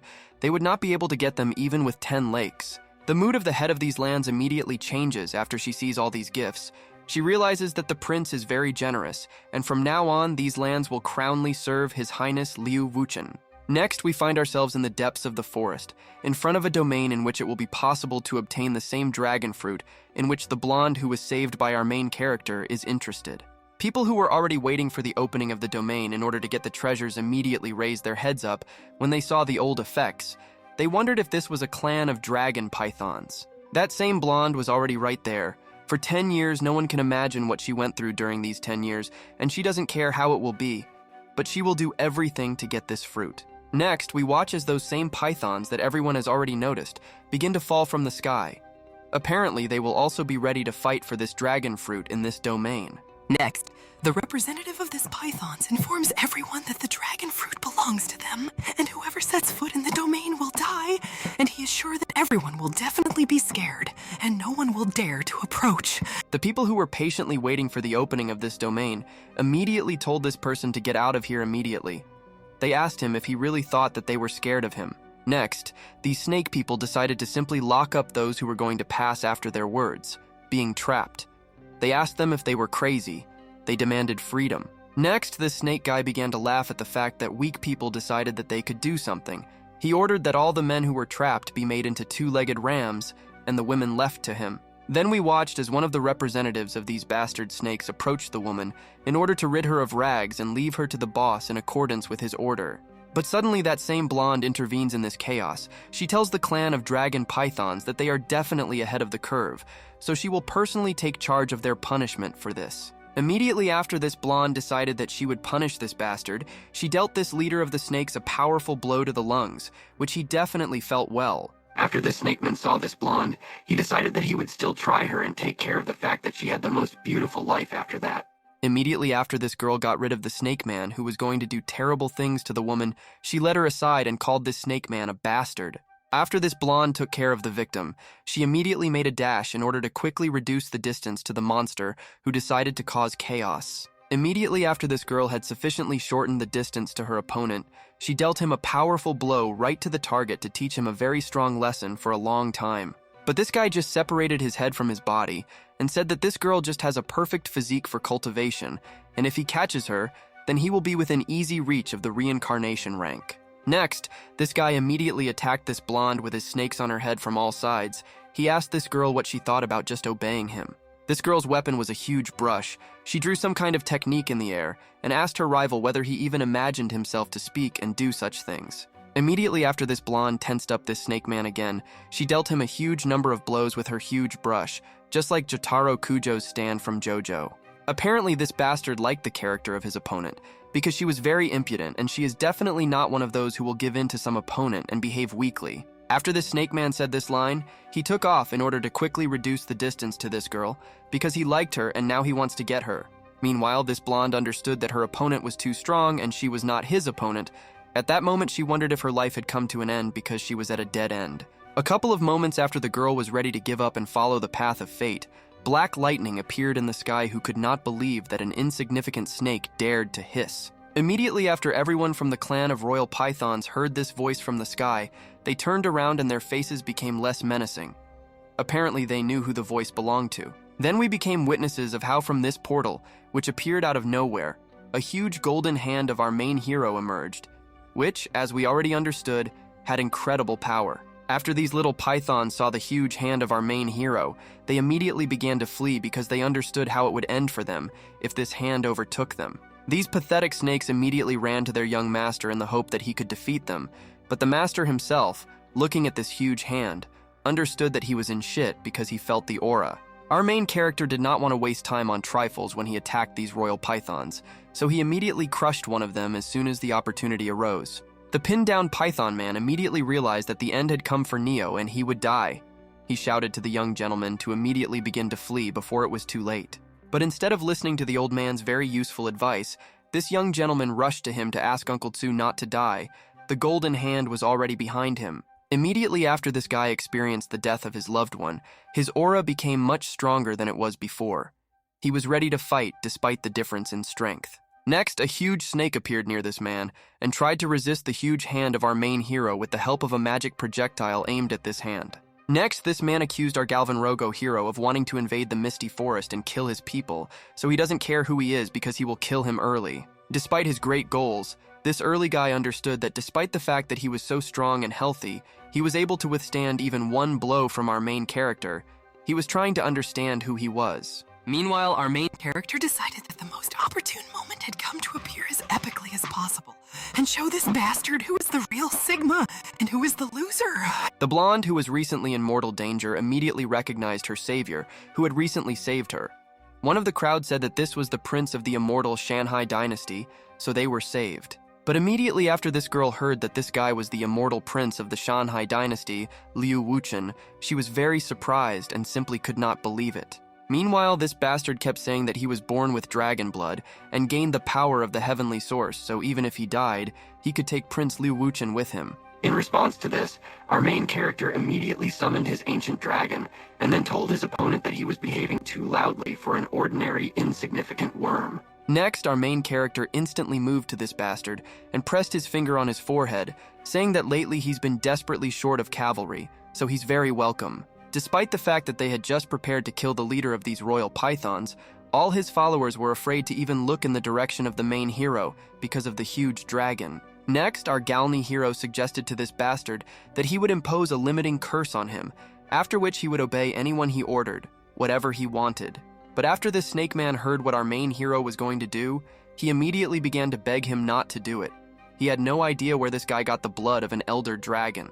Having fallen to the ground, this guy understood that he could no longer properly control himself. He did not understand how this was possible, because right now he was just trying to run away, but he was not moving. Meanwhile, our main hero asks Jin Yi to collect all the dragon pythons that have a life rank and above. He tells Jin Yi that now they will serve him as cavalry. Immediately after the head of the guard from the dynasty of our main hero heard the order of his highness, he immediately began to detain one python after another, ordering them to fall on their knees, which they do not have. Next, we observe how the domain that this whole crowd was waiting for began to open, and apparently it was at the wrong time, because everyone around was busy with their deals. A couple of moments after ordinary people saw that the portal to the treasury had opened, they decided not to risk it, and asked our main hero if they could enter the domain. Our main character answered that the domain has no owner, and anyone can enter, and there is no need to ask him for permission to enter this portal. Immediately after our main character dealt with the problem and simply flew away, everyone began to rejoice and admire his excellence because he is very kind and powerful. The blonde understood that our main character literally destroyed the precious treasure of the Holy Land of Purple Ice, so he is not kind at all, but an ordinary scoundrel and insolent. One of the people from the crowd corrected this girl by saying that our main hero, before leaving, gave this holy land a set of methods for cultivating abhijna, and this is much better than a frozen lake. After this girl thought about whether our main hero is really so kind, our main character received -10 points of hostility from this girl and 10,000 points from the villain. Next, our protagonist's villain system notified him that the owner had successfully assembled a 9-headed ancient beast of the kingdom of life and death. And for this, he received a painting of stardust. After the guy receives the reward, he realizes that this is not bad because this painting is a great item. After opening the painting, any divine consciousness weaker than him will be absorbed. Immediately after our main hero realized that he had received such a cool item for his efforts, he immediately realized that he was 100% in vain in opening this domain. At this point, the course of events breaks off and we continue after we are transported to the territory of a clan of dark pythons, which our main hero recently humiliated. At this moment, there is talk that Liu Wuchen has crossed the line, and ancient Darkhan blood flows in their lineage, and they are the real rulers of this island and not his dynasty. Then they began to discuss the fact that these people are just insects compared to them, so he has no right to kill their fellow man. They decided that they definitely have to take revenge. Immediately after the Supreme Master heard all these words from his subordinates, he informed all his soldiers that all these stupid people definitely deserve a painful death. Next, the Supreme Snake Master says that he has already reached the early stages of mastery, and in 100 years he will break through to the kingdom of the Emperor. When the time comes, he will definitely make everyone pay. A couple of moments after this Supreme Master of Snakes says that when he can sneak into the kingdom of the Emperors, he will definitely take revenge. Then a golden portal will open. Next, the father of our main character, the emperor of the immortal Shanhai dynasty named Gu Huang, comes out of this portal. He asks the snake whether becoming an emperor is really so important. Next, this snake man asks the person who came here how he got here, because this place is guarded by heavenly forces, so he simply couldn't be so arrogant and would just appear here. The next moment, the father of our main hero points his hand at these pathetic snakes and tells them that if he is not mistaken, they recently spoke about his son. Immediately after the emperor of the immortal dynasty of Shanghai used his technique, he immediately clenched his fist to activate his special imperial technique. As soon as this emperor simply clenched his fist, a huge explosion was heard immediately in this pitiful palace, which deprived this leader of the snakes of his favorite column on which he was located. Then these snakes turned into people and were completely horrified, because it was impossible. Their master died from one blow, because he was in the kingdom of the true king. But he was killed just like that. These people continued to be in a shocked state and did not believe what had just happened because heavenly forces rule here, and he simply could not enter this place so calmly. While these idiots realized that they were in complete shit and that they shouldn't have betrayed our main character, Liu Wuchen's father began to use his stupid technology. Immediately after this emperor used his next technique, an incredible flame suddenly erupted from his mouth and began to demolish and destroy absolutely everything that came in his way. This emperor apparently was very offended after these fucking larvae tried to do something to him again, so there will no longer be any dragon Pishans in the misty forest. At this moment of the destruction of these pythons, the course of events abruptly ends and we continue. Finding ourselves in the hall of the immortal Shanghai dynasty, Liu Wuchen asks his father if he called him. The satisfied father of our main character, being on his throne of the emperor, tells his son that he has already managed to reach the rank of life. Now he is ready to carry out the assignment. Next, some kind of energy appeared in the hand of the father of our main character. He told his son that this is the true element of the great master of dragon pythons. He asked Wuchen to use it for cultivation. Our main character was shocked by the abilities of his father, because he was able to instantly destroy the demonic beast of the kingdom of the true king, who was 100 years old emperor. Moreover, our main character understood that his father was able to completely ignore the claims of the heavenly forces who protected the snake's habitat. So his father's rank probably exceeded the imperial one. The emperor further said that the kingdom of the middle continent is going to provide a divine object containing the seal of ancient mastery. But this land has a restriction on the deviation of emperors. The father of our main hero will continue by telling his son that for this reason all 6 emperors are sending their best students to get the divine object. After our main character understands that his father is entrusting him with such an important task, he is very happy, but he shows it outwardly, because this is really serious. Wuchen knows about this ancient divine item. There are rumors that it contains the secret of eternity, so emperors fight for it, and the guy will meet with the strongest. Meanwhile, we are transported to the street market of the underworld. We hear talk about the very appearance of a divine object on the middle continent, and everyone is going to fight for it. Next, we are transported back to our main character on the streets of the city.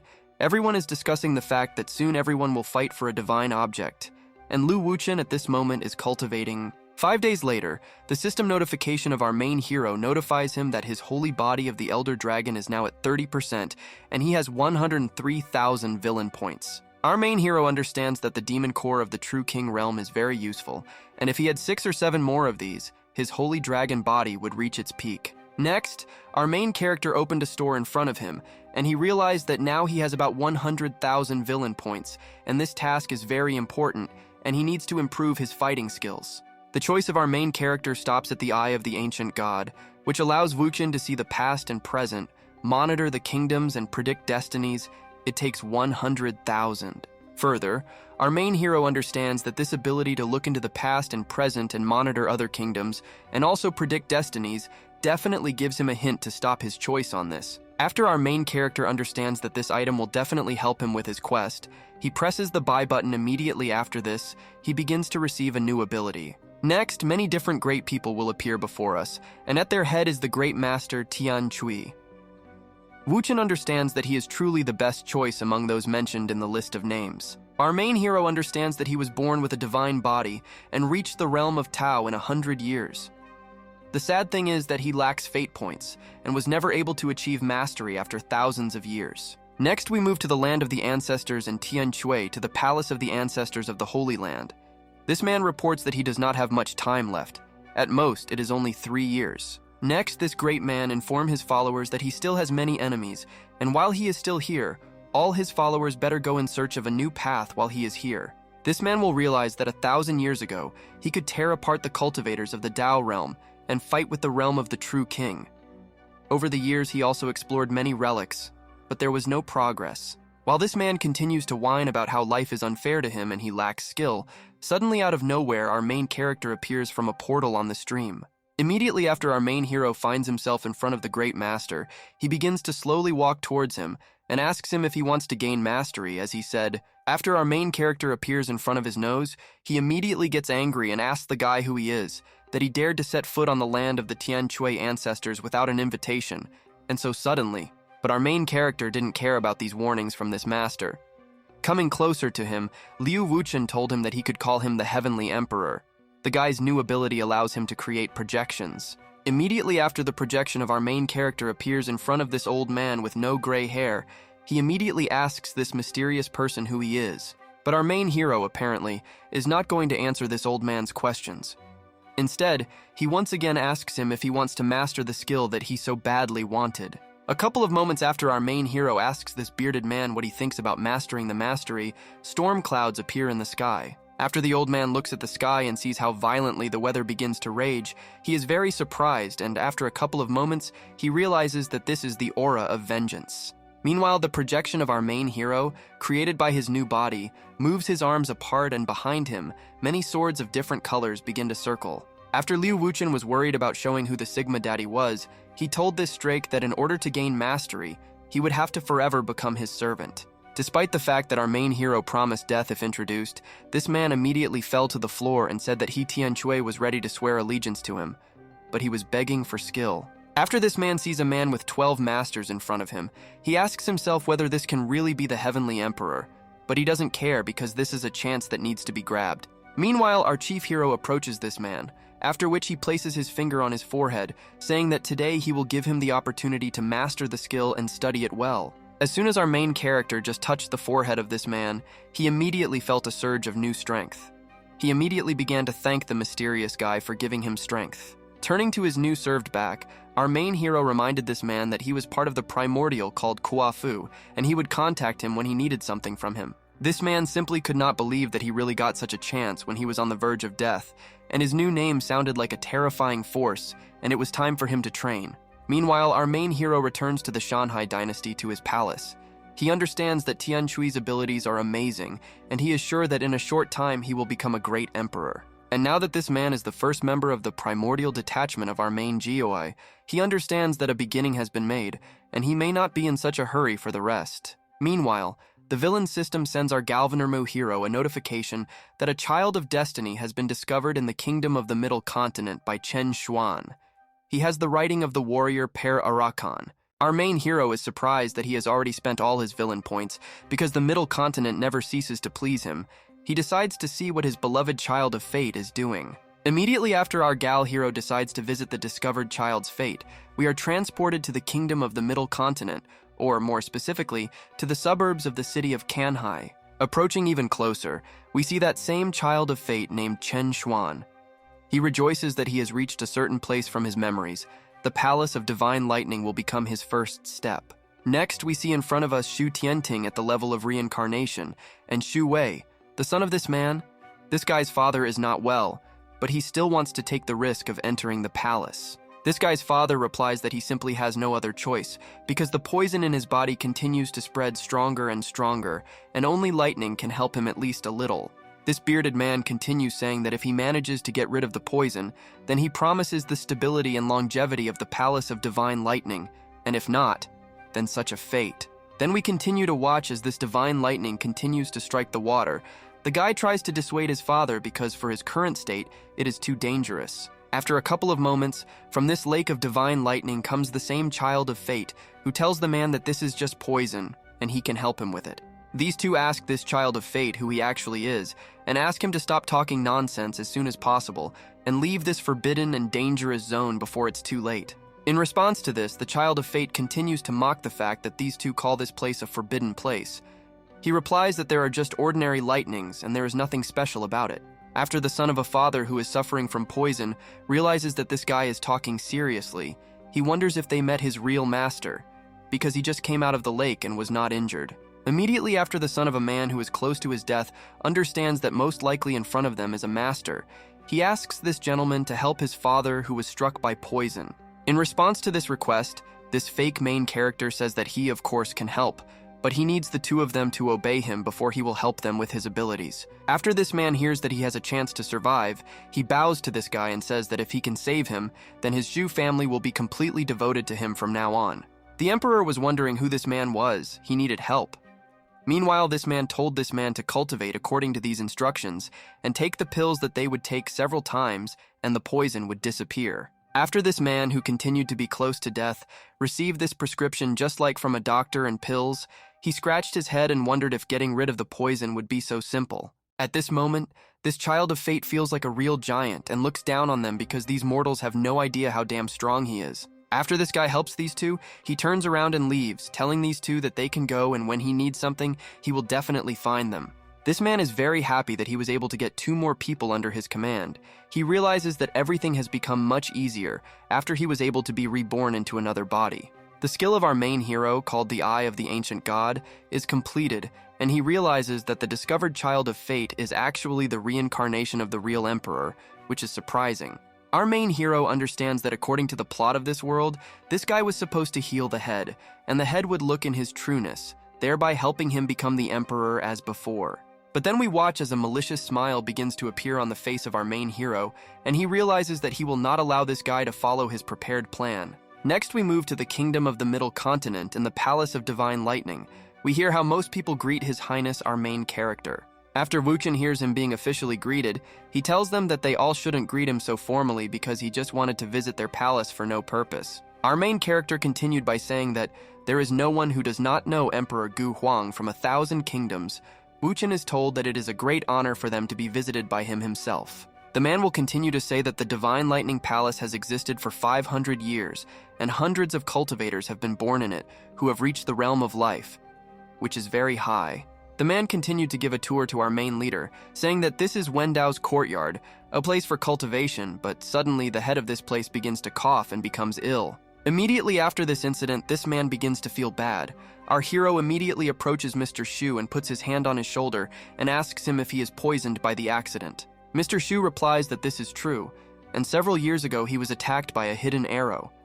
But yesterday he met a master who gave him instructions that would restore him if he followed them. Next, our main character warns this gentleman, saying that he needs to be careful because there are many types of poisons.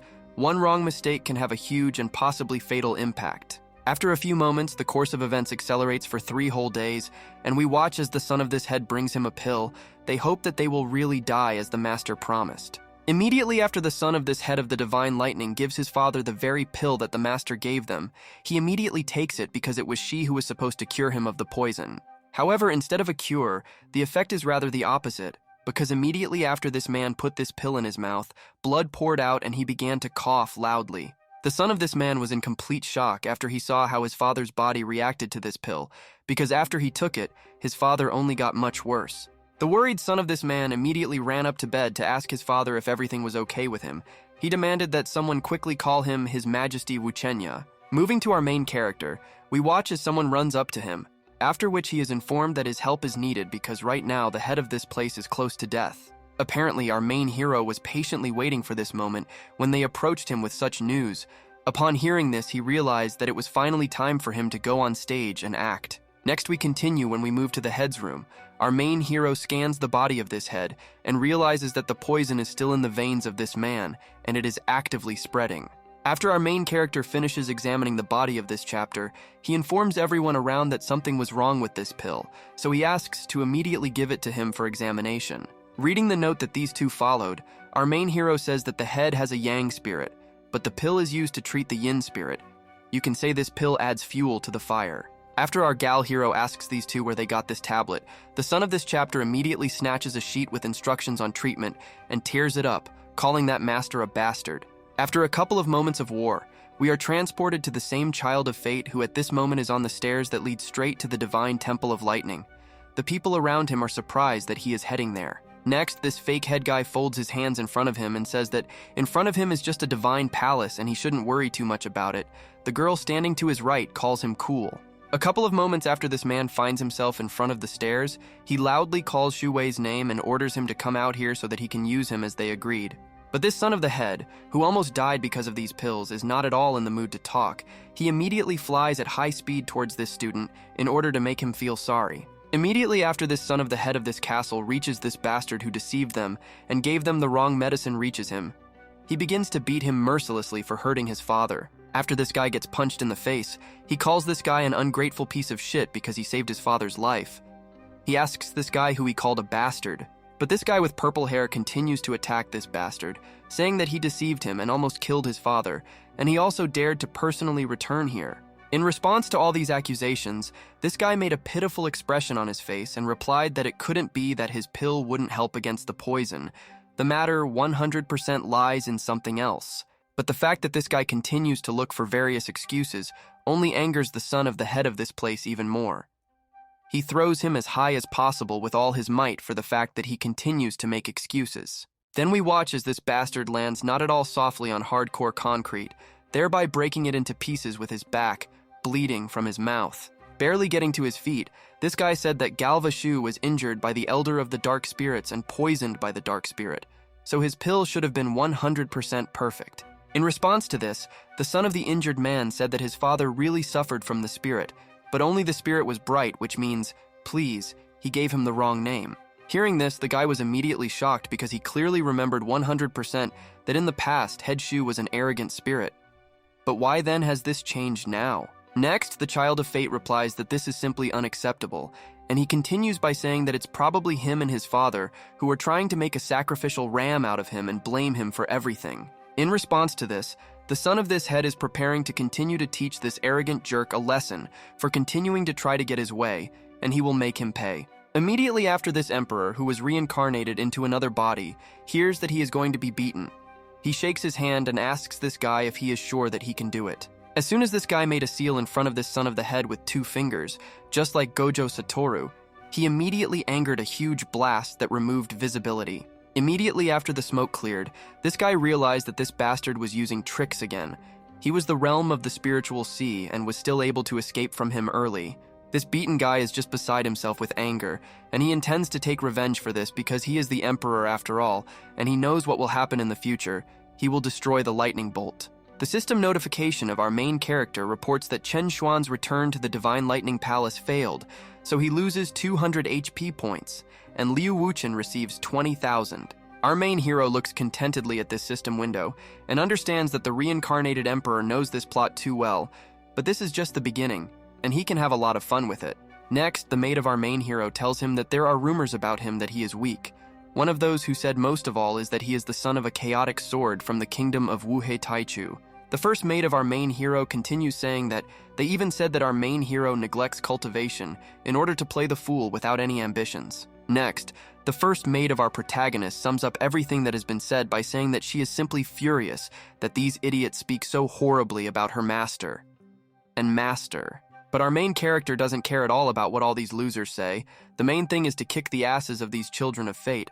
But his villain points haven't noticeably grown for a long time. As soon as our main character said this, an urgent task appeared in front of him, which is to gain 50,000 points in the villain in 10 days and receive the divine flame of Julie for this. Next, our main hero reads about this item.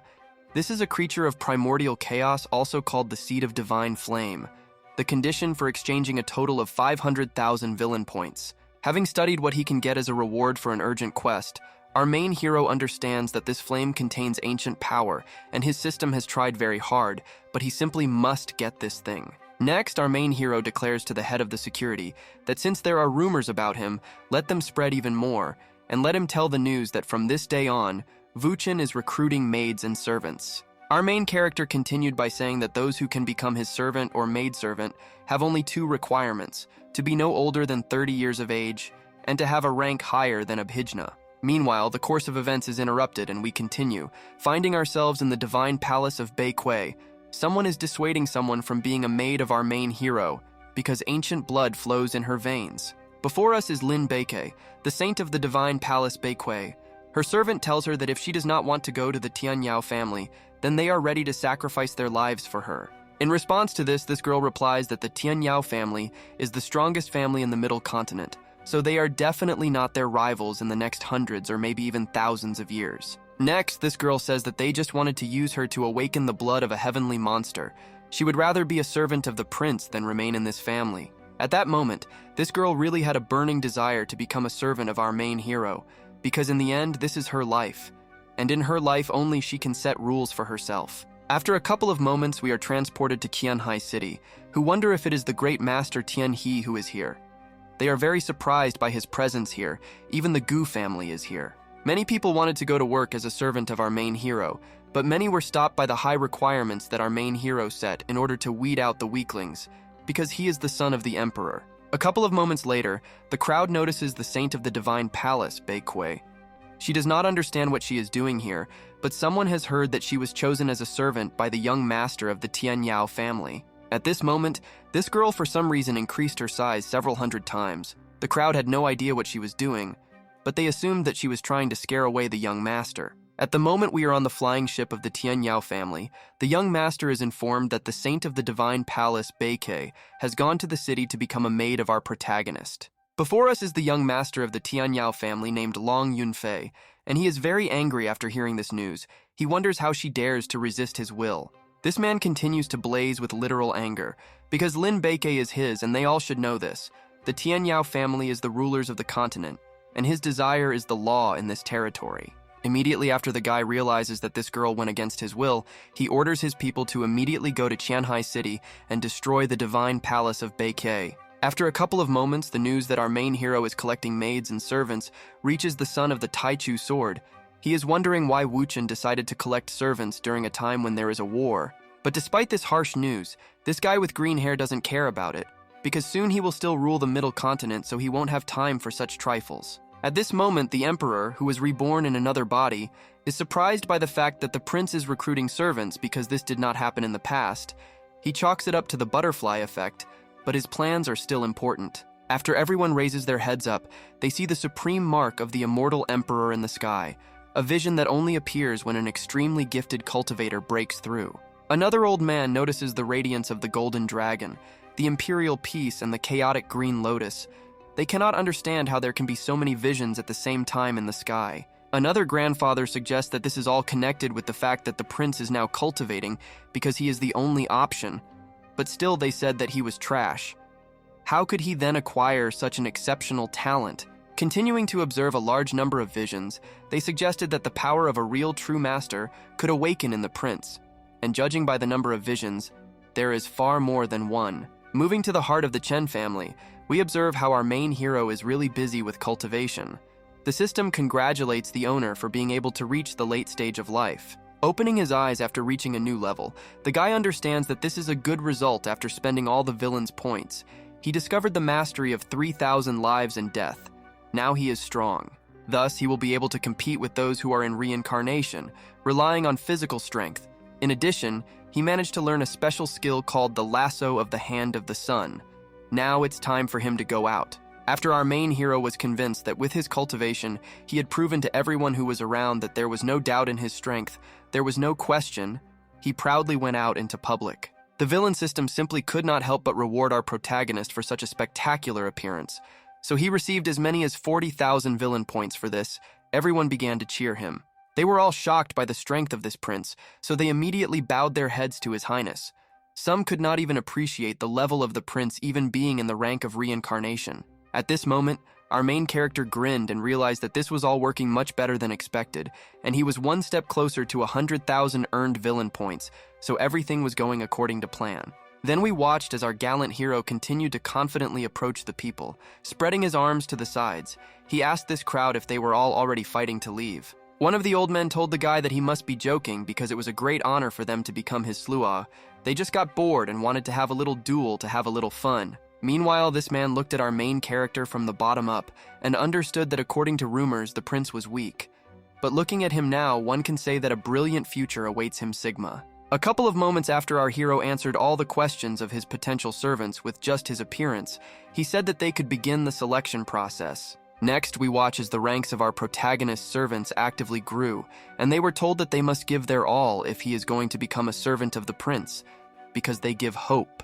While the trusted people of our main hero were conducting a secondary selection from below, our main character stood on the podium and carefully looked out for good candidates among the dullness. A couple of moments later, our main character's gaze came across the same Lin Baek who was in the late stage of Abhijna and came here herself. She was a child of luck, so she attracted the guy. Next, a young ruler of the Gu family named Gu Tianxing will appear before us.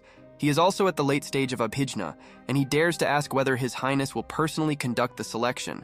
After this young gentleman asked a question to our main girl, he answered them that they must attack him all at once and hold out for only 10 seconds in order to be chosen. Immediately after all these people heard the selection conditions from our main hero, they were shocked, because for the people of this Metz it seemed very rude and this is madness. However, this young gentleman had a different opinion on this matter.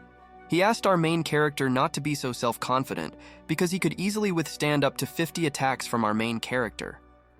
After Liu Wuchen heard that this guy so confidently claims that he will calmly hold out for 10 seconds with him, our main hero immediately charges his attack on this guy. Apparently, this young guy was not so weak that he could lose from the very first attack. He possessed the spiritual body of a divine bird that allowed him to dodge a little.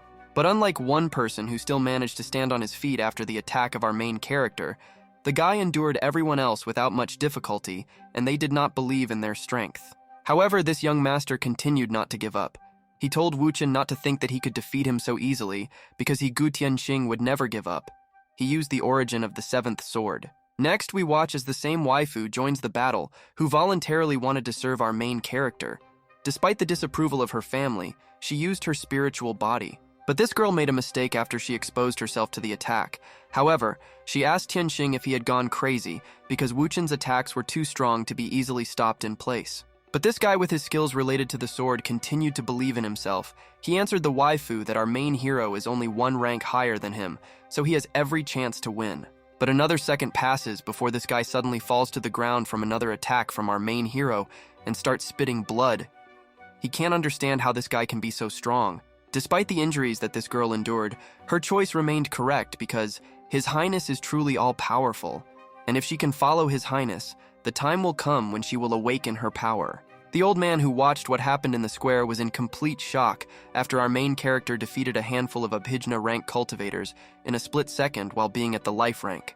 While everyone continued to discuss the incredible strength of our main character, which allows him to do great things, Liu Wuchen asked if anyone doubted his decision to take 2 disciples who survived. Immediately after our main hero heard the silence, these 2 immediately began to rejoice because they were the only Cross who went through such a cruel selection to become servants of our main character. After our main hero received 2 ambitious servants in an instant, his system immediately awarded him 100,000 villain points, and he also received the promised divine flame pill. Immediately after our main hero saw the congratulatory message, he realized that it was good that everything was for a reason, because now everyone will see how powerful the playam he received. Next, the son of a deity from the kingdom of Heiyang named Jin Wu appears on the stage. He is in the middle stage of reincarnation. He says that our main character is simply a prince of life rank. Moreover, this very confident guy says that he probably spreads all this fake news to himself. Then this guy proudly announced that he will be the ruler of the continent. Next, we return to the young master of the Tianyao family, a born Des Moines emperor at an earlier stage of reincarnation. He simply cannot believe the fact that his waifu was taken away from him. After this guy realizes that he was robbed, he declares that it is time to teach this foreigner a lesson, and he will kick this prince out of the middle continent. Meanwhile, our main chief Herpa was busy studying the item that he was able to get. He realized that this is the divine flame of Ziliu. It looks normal, but it costs 500,000 villain points. Despite the rather simple appearance, our main hero still understood that this flame could turn his fingers into ashes, even if he had the body of an elder dragon, and this is not so bad for the source of all fires. Immediately after our main hero used this item, he had a new lasso called the Hand of the Sun. He understood that it was for this reason that he should now cultivate. At this point, the course of events is abruptly interrupted, and we continue the next morning.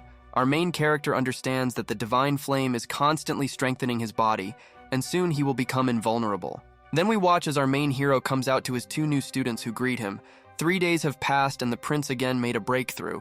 This seemed impossible to them. Next, Liu Wuchen told the 2 that the 2 of them had too weak a cultivation base, so he would give them methods and at the end skills.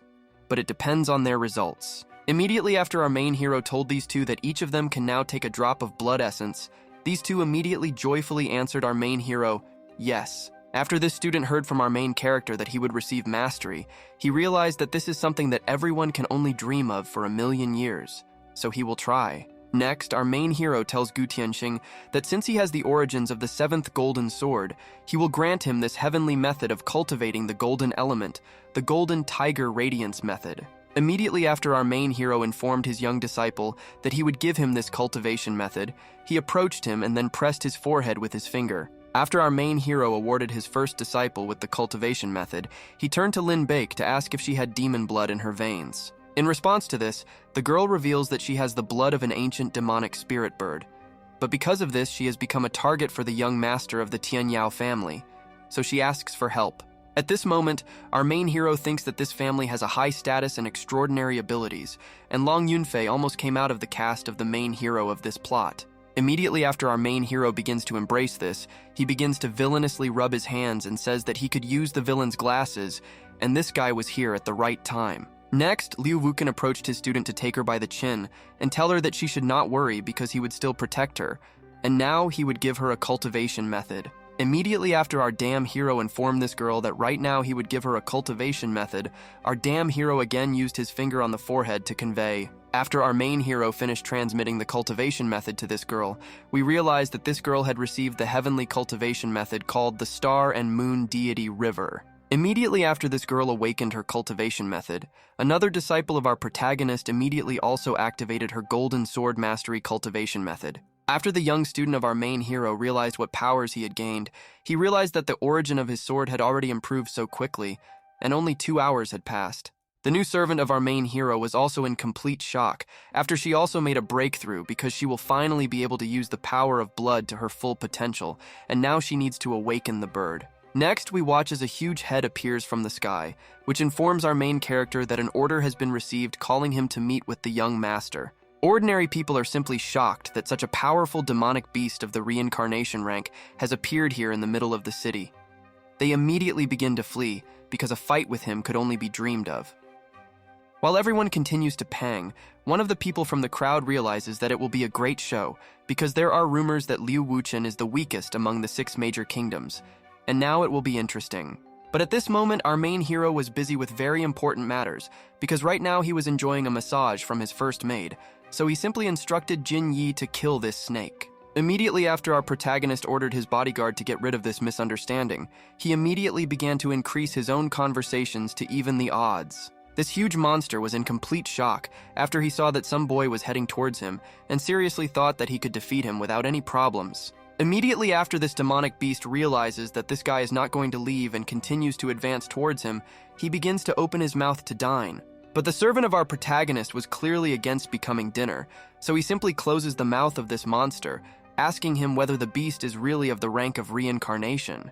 The demonic monster is in complete shock that after he used his 3,000-year-old dragon power, it all had no effect on him, and he simply closed his mouth. But the servant of our main hero was absolutely sure that this loser was screwed, because then he dealt another blow, telling the lizard that such a non-entity was far from his strength. With his next blow, the servant of our main hero apparently decided to give this demonic beast an excursion to the moon. He ordered him to return and tell his master not to come here. At this moment, the course of events ends abruptly, and we continue when the whole day has passed. Looking at the sky, we see some demonic warriors descending from somewhere above. After the frame goes a little lower, we see a large number of ships. Someone turns to our main character saying that he dared to kill his servant and steal his waifu. Those who witnessed this immediately asked the great master what they should do in such a situation, because everything outside was blocked and they simply could not get out of the city in any way. But the great master is also confused. He understands that the Tianyao family is the strongest in the middle continent, and does this madman really just want to kill them all? And he also has no idea what to do? Next, this blonde man with his army of monsters comes out to tell our main character to stop being a coward and come out to him to ask for forgiveness. But instead of our main character, a new student of our main character comes up to meet this blonde and asks them who dared to attack, and now the prince's servant Gu Tianxing greets them. Next, we watch a drugged bird who mocks this guy, thinking that it was Prince Liu Wuchen. He tells the guy that he is just a loser, so he will give him a chance to escape. In response to this, the student of our main hero asks this bird who she is and who he thinks he is, because by order of his highness, he must kill 3 demonic beasts. Next, the student of our main character tells this sparrow that he was on his way at the right time. Meanwhile, this bird directed the skill of 1,000 winds at the guy in the form of a tornado. But it didn't take long for our main hero's disciple to repel his opponent's attack with just one attack, which he learned thanks to the cultivation method given to him by the master. This bird was in complete shock after it saw that our main hero's student so easily repelled his powerful attack. Apparently, he had already reconsidered his opponent. Next, we watched as the student of our main character, having repelled the attack of his opponent and seeing his face, began to laugh, asking him if this is all that the feathered one is capable of. Immediately after this, our main character's student uses a technique similar to our main character, but instead of an ancient dragon, this guy has a white tiger which she sends to attack. The guy understands that after several days of cultivation using a new technique, he has already mastered the real energy of a white tiger, and for the sake of his highness, he is ready to fulfill his task at any cost. Meanwhile, this bird watching this guy could understand how a master of the late stage of Abhijna can master such a technique as sword consciousness. This bird understood that it was time to run. But the student of our main character had a completely different opinion on this matter. He was not going to let this monster just run away from the battlefield, so he accelerated in order not to miss him. Immediately after our main character's student reached this demonic beast without any problems, he, without much effort, simply cut this bird into 2 parts with a new technique. Next, the student of our main hero immediately felt a rush of dopamine after he shed his first blood. He felt very pleased after that. So he asked who would be next. Everyone was in complete shock that this huge beast died from one blow.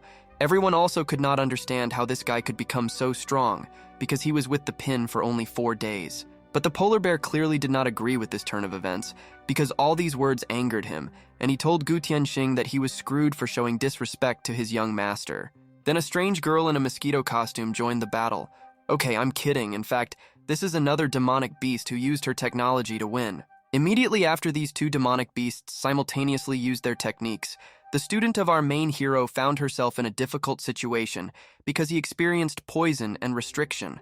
The polar bear immediately began to laugh at the student of our main character, asking him if he liked such sensations. Moreover, he was going to turn the boy into ashes. But suddenly the plans of this brainless polar bear with a scar on his eye change dramatically after he raises his head up, because something suddenly changes, and he suddenly finds himself in a different place. Immediately after this polar bear realizes that he has actually somehow moved to another place, he begins to look around in order to understand where he ended up. After this demonic beast once again raises his stupid head up, this time he sees the student of our main hero who tells the bear that he thinks too much about himself. Immediately after the student of our main character says this bear receives a powerful attack straight into his huge inflated chest. But after this bear receives a freaking attack on his torso right during his fall, he returns to the real world.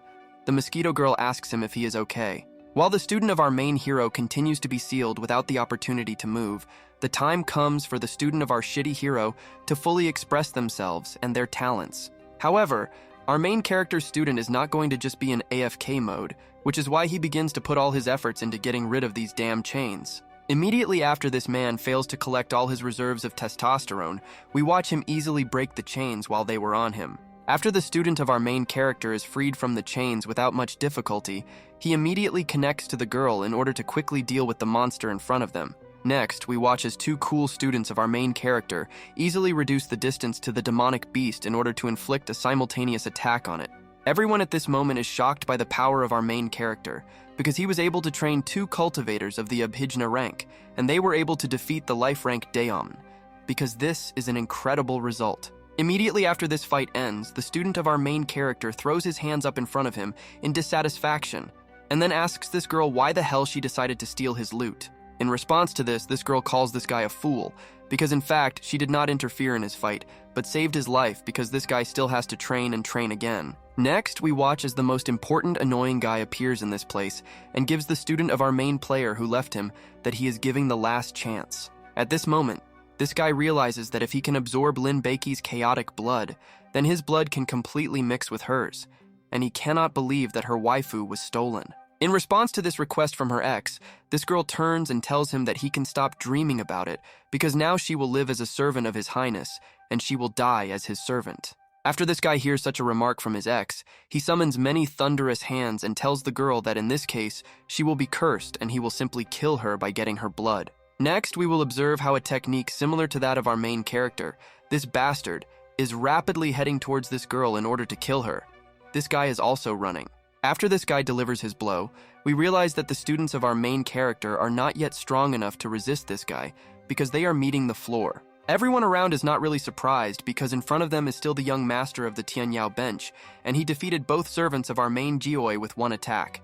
This crowd is already ready to accept death. After this guy deals with the students of our main character, he says that he is already tired of all this and he will simply turn this city into a desert, and then Arpney will have nowhere to hide. But immediately after this guy decided to use all his reserves of strength in order to turn the city in which he was located into dust, his strength began to be absorbed through the seal. This guy immediately began to feel that his powers began to leave his body. He does not understand why his spiritual elements are absorbed because he is of reincarnation rank, and who could be stronger than him? Next, we see our main hero, who at that moment was warming up in order to teach this idiot a lesson. It was he who absorbed the spiritual energy of that guy who wanted to demolish the city. Immediately after our main hero prepares to appear once again as efficiently as possible at the last moment, we watch as he prepares to kick the ground with all his might. Because of the perspective, we didn't even notice that at the moment of the blow, our main character made himself simply enormous in size in order to bifurcate his opponent with his foot like an ant. Several moments pass and we watch as the enemy of our shitty hero lands not at all softly. After all, he just flew 10 kilometers away from the blow of our main character. Despite the fact that our bastard hero caused quite a lot of damage to this guy, it was still very little to win the victory, because this guy began to get up from the ground calling the name of the prince. As soon as this guy just got up after such a powerful fall, he immediately began to look better than a second ago. Clenching his fist and looking in the direction from where he flew away, he cursed our main character. Meanwhile, our main hero did not waste a single extra second, so at that moment he slowly approached his opponent and began to use the technique of Emperor Acheron's finger. Next, we watch as the open palm of our protagonist's opponent rushed towards him, while our main hero directed the Emperor Acheron's finger technique directly at it. A couple of moments after our main character decided to attack in this way, he easily destroyed this guy's hand and caused damage directly to the owner of this golden hand, just like his. This guy was very unhappy with the fact that our main character destroyed his golden silk robe. He asked Wuken how he dared to shred his clothes.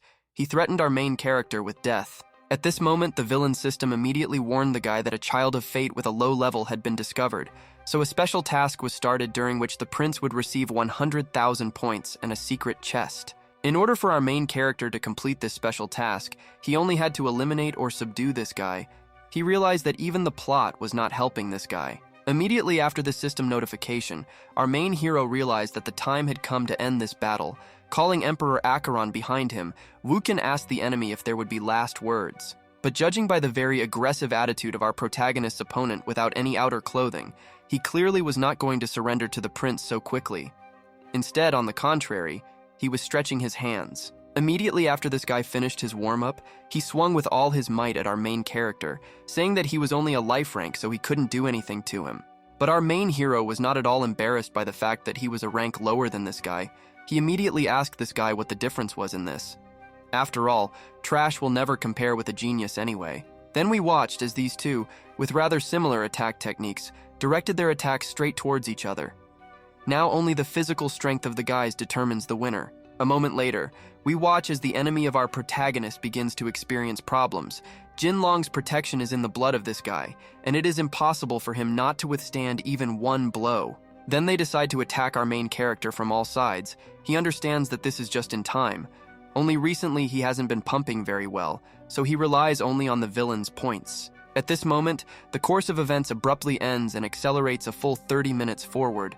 Our main hero deals with the crowd, leaving only the main character who cannot believe in the strength of our main character. Next, this beaten guy tells our main hero that he beat all his people half to death so that he can no longer leave and he intends to fight and kill him at any cost. At this moment, not a single scratch is visible on our main character. Straightening his clothes, he tells the guy that he reminds him of a frog in a well. He will tell him that he will soon send him to his friends. In response to this, the enemy of our protagonist takes out his sword to say that he was born the strongest in the family, and wherever he went, everyone obeyed him so that he would win. After this guy finishes praising himself immensely, he immediately switches to our main character, telling him that he still decided to honor him with seeing his divine lightning. But our main character in this moment, without much difficulty, grabs the sword of his opponent. He says that the eternal object in his hands is quite good, so now it belongs to him. This guy is in complete shock after he realizes that the prince simply caught his sword with 2 fingers. Moreover, it was forged especially for him using 3,000 electrical charges. Next, Liu Wuxian tells this little one that it seems that his parents did not raise him enough, because he should have been a little more modest in the presence of members of the royal family. Immediately after this remark, our chief Gioi grabbed this idiot with the help of Xuanyang's hand. He tells Wuchen that he will not dare to kill him because his family will never let him go for this. But our main character was not at all frightened by these threats. He just grinned and said that if his family gave birth to such a stupid child like him, then he doesn't think that they can do anything to him. Then we continue to watch as our main character continues to squeeze this guy's body more and more.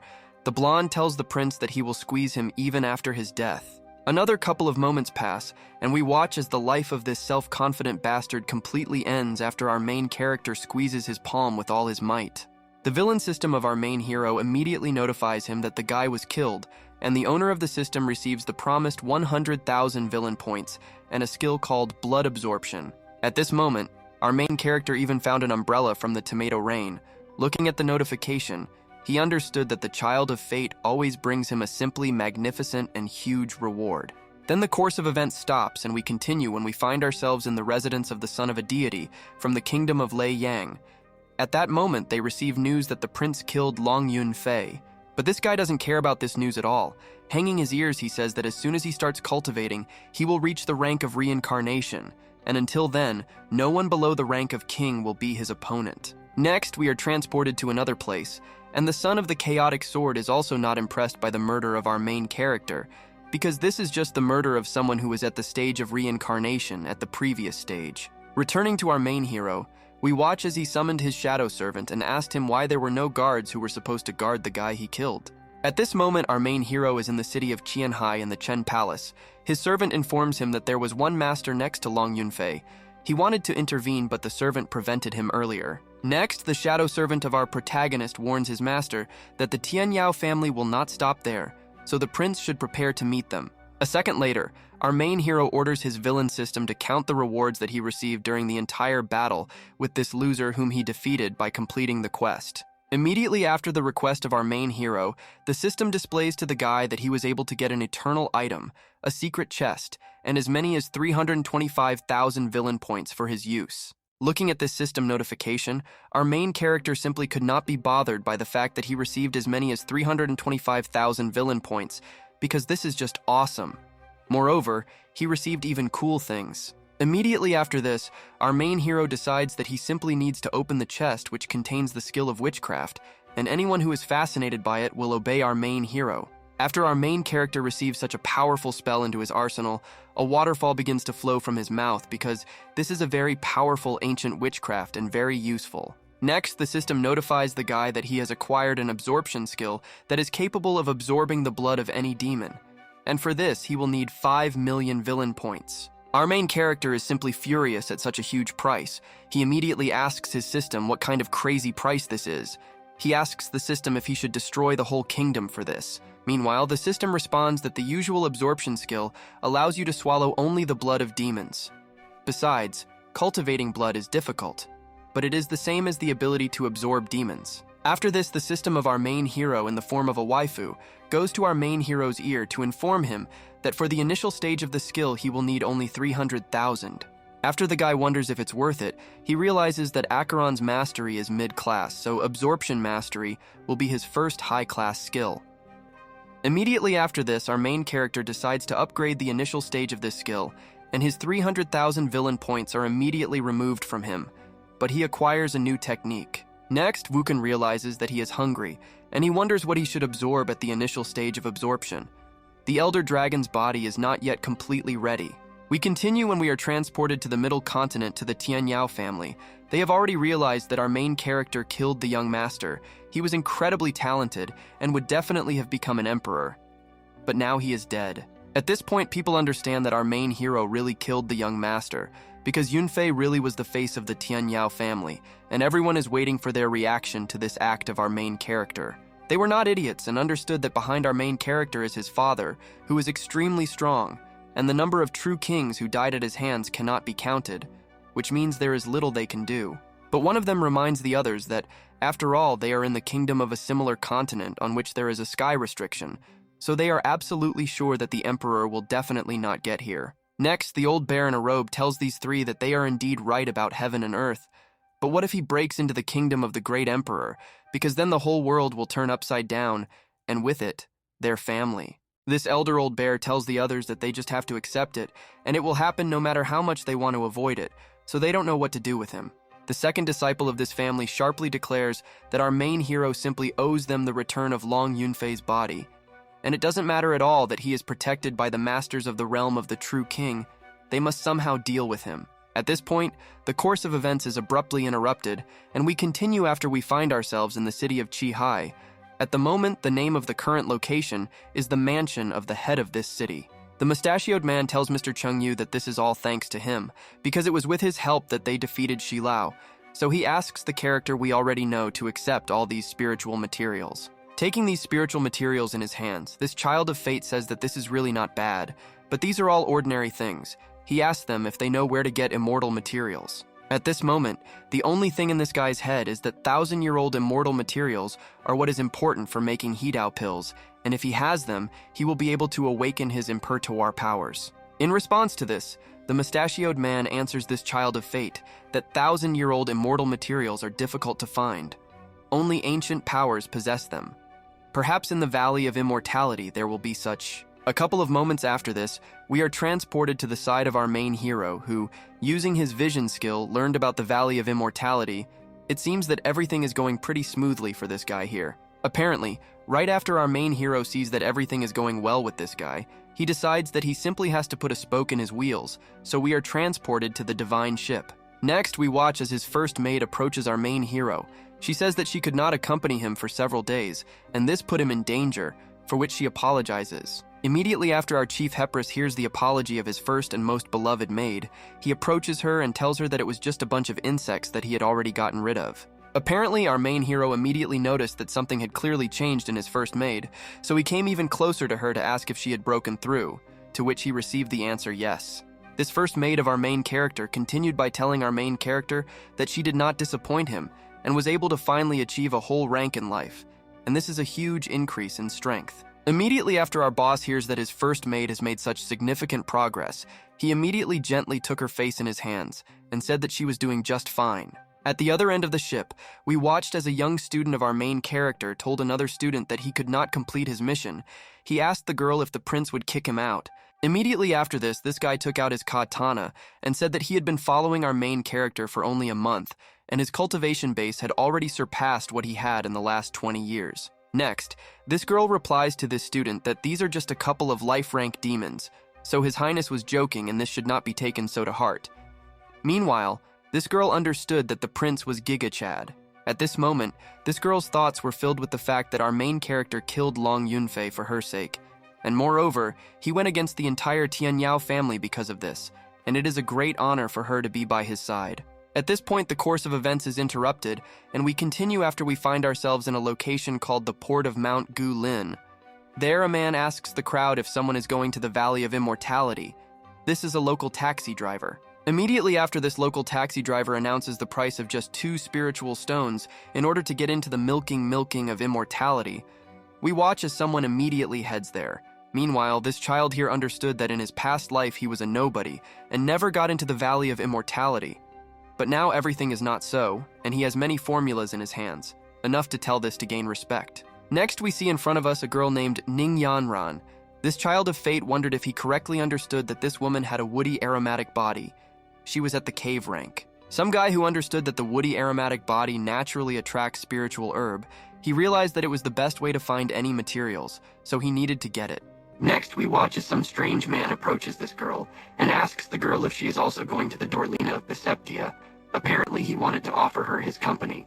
But suddenly we watch as someone abruptly interferes in this process by abruptly taking the hand of this guy who decided that he can afford more than he thinks. Next, a character already familiar to us told this idiot not to let go of his hands. Turning to the girl, he reassured her by saying that she should not be afraid of anything, because he would definitely protect her. Despite the fact that they tried to save this girl from a strange man, she warned her savior that he should be careful because in front of him was a master of the cave rank. Next, this dissatisfied fat guy asked this savior what he would do here, because by the way, he is a student of the great master Tianqi, and if he touches him, he will definitely fly to that Svet. However, this guy didn't really care who this fat guy was. He knocked his hand away and said that he doesn't care who he is, because he can't stand those who treat women like that. This guy was shocked that this guy still pointed his finger at him and asked the boys if he even knew who the great master Tianqi was that he was talking about. This girl, who risked becoming a victim, continued to dissuade her savior, saying that he really should leave because it was her fault that they wanted to attack her, and Tianqi is a master of the rank of life. But in response to all this guy only said once again that everything is in perfect order because he is just a life rank cultivator. In addition, he remembers that this place is under the supervision of the Judao Palace. After a couple of moments, we watch as this offended man immediately calls his great master to notify him that some freak dared to hit him. After this man brought his great master, he told the Child of Fate that he would definitely make the boy pay, or he would ask him for forgiveness or pay him as much as 100,000 spiritual kanmei. In response to this blackmail, this Child of Fate only stood up in a fighting stance and asked the little rat in front of him not to make him laugh, because he wants to see what Jujuyu has to say about this. A couple of moments later, after the great master of this guy heard a name familiar to him from the mouth of this guy, he stopped all this chaos to ask the Child of Fate if he knew Master Ju. Immediately after this guy heard this pig, he contentedly folded his hands in front of him and said that of course he knew him. He asked this crowd if they had thought about the consequences before touching him.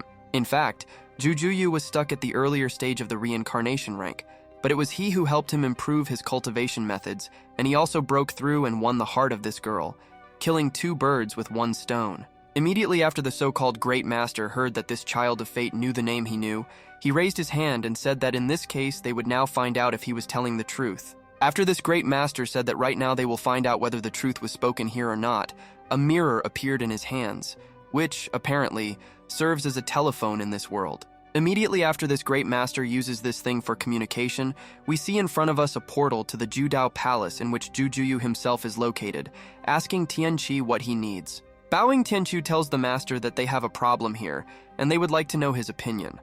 At that moment, the Child of Fate standing behind asked the old man if he would greet him. Immediately after this old man heard that this Child of Fate called him an old man, he became incredibly angry and asked this incredible non-entity who he thought he was to call him that. Next, this master switched back to Tianqi in order to remind him that he did not give him this item so that he would constantly get bored with it.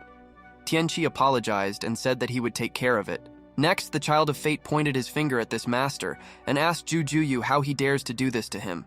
He asks him if he forgot who helped him corrupt the divine methods of the Phantom. This guy continues to say that if it weren't for him, this old man would not have been able to break through. At this moment, this guy sincerely does not understand why this old man is so angry, because he should have been grateful to him. A couple of moments after this, the old man from the portal says that this is all complete nonsense. Then this old man told Tianqi that he hopes that he will explain himself later, because otherwise his head will fly. This girl kept telling her savior to stop, because they were still ready to pay 100,000 spirit stones in order to be forgiven. She really just wanted to be saved. At that moment, this girl realized that this Chen Xuan was terribly careless because this whole problem could have been solved with the help of money, but he decided to make things even worse with his stupid actions. But this time, this crowd in front of this guy and girl was no longer going to accept money from these two.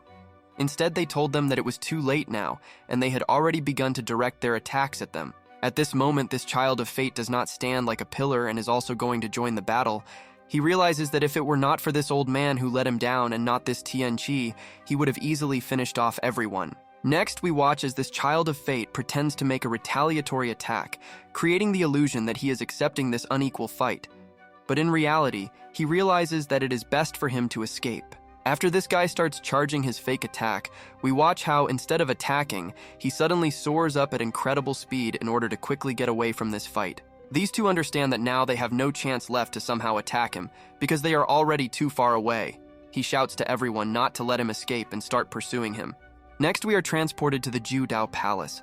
We watch as some old man tells the general of our main character to tell him that they no longer have anything to do with Chen Xuan. Immediately after the general from the dynasty of our main character hears this news from this old man, he smiles widely and says that this is just great, and he hands this old man a reward.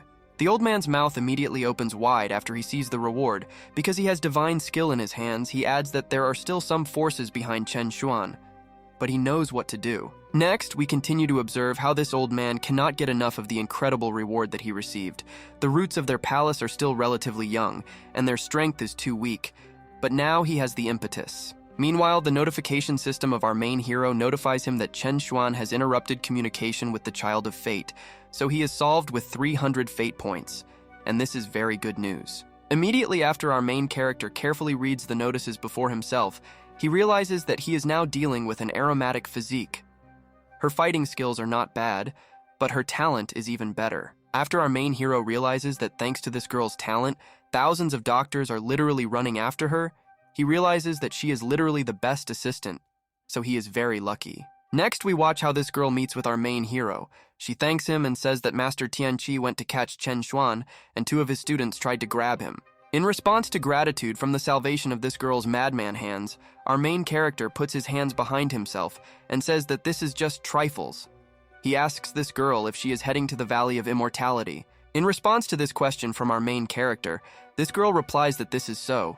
Her father is seriously wounded and his life is in great danger, and therefore she decided to go here to find a pill for his wounds. After our main hero hears that the girl in front of him, just like him, is going to the Valley of Immortality, he tells her that he is also heading there and invites the girl to give her a lift. After this girl hears such a tempting offer from His Highness the Imperial Prince himself, she immediately smiles and replies that it would be wonderful. In fact, in her heart, this girl can barely contain her joy, because His Highness is a real handsome man, well-dressed and with a wonderful character. Compared to Xuan the Balabal, he is Giga Chad. At this moment, the course of events ends abruptly, and we continue after the location changes to that very Valley of Immortality. Judging by what he saw in this picture, he is somewhere in the sky. Next, we see in front of us the head of the Immortal Valley sect named Yao Xiang. She reports that she brought everyone here to greet His Highness our main horn Geryao. Our main character answers the head that she should get up, because he came here to eat one spiritual plant that he would like to place here to absorb energy. After our main hero explains the purpose of his visit, he takes out of his pocket a 1,000-year-old spiritual plant, which, with the blood of the divine dragon, will later improve the guy with its help. After a couple of moments of plants, our main character finds himself in the hands of the head of this place. She immediately notices the powerful aura of this Arsenia. She cannot believe her eyes because this is very rare. Continuing to look at this plant with wide open eyes, this girl says that the ancient books say that this plant is filled with pure fighting power, but it needs the blood of a dragon to recharge. Immediately after Liu Wuchen hears the description of a plant that he already knows, he responds to this girl that she should not worry about feeding this plant because there will be no problems. After the head of this immortal valley hears that our main character will personally take care of supplying this plant with dragon blood, she agrees to take care of it. As soon as our main character hears the consent of this girl, he immediately begins to scratch his hands like a villain because everything went well because it's just a bait, and he hopes that Xuan will appreciate the gift.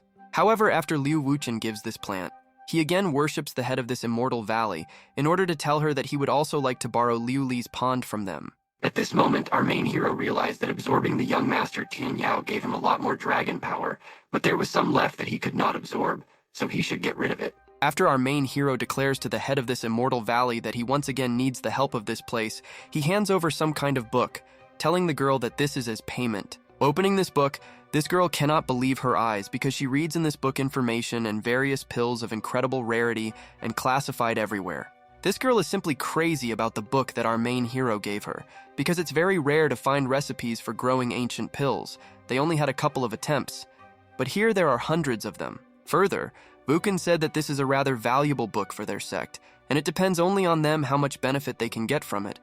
Meanwhile, this girl began to worship the prince. Continuing her worship of her apparently new daddy, this girl said that this was an incredibly valuable gift for her sect.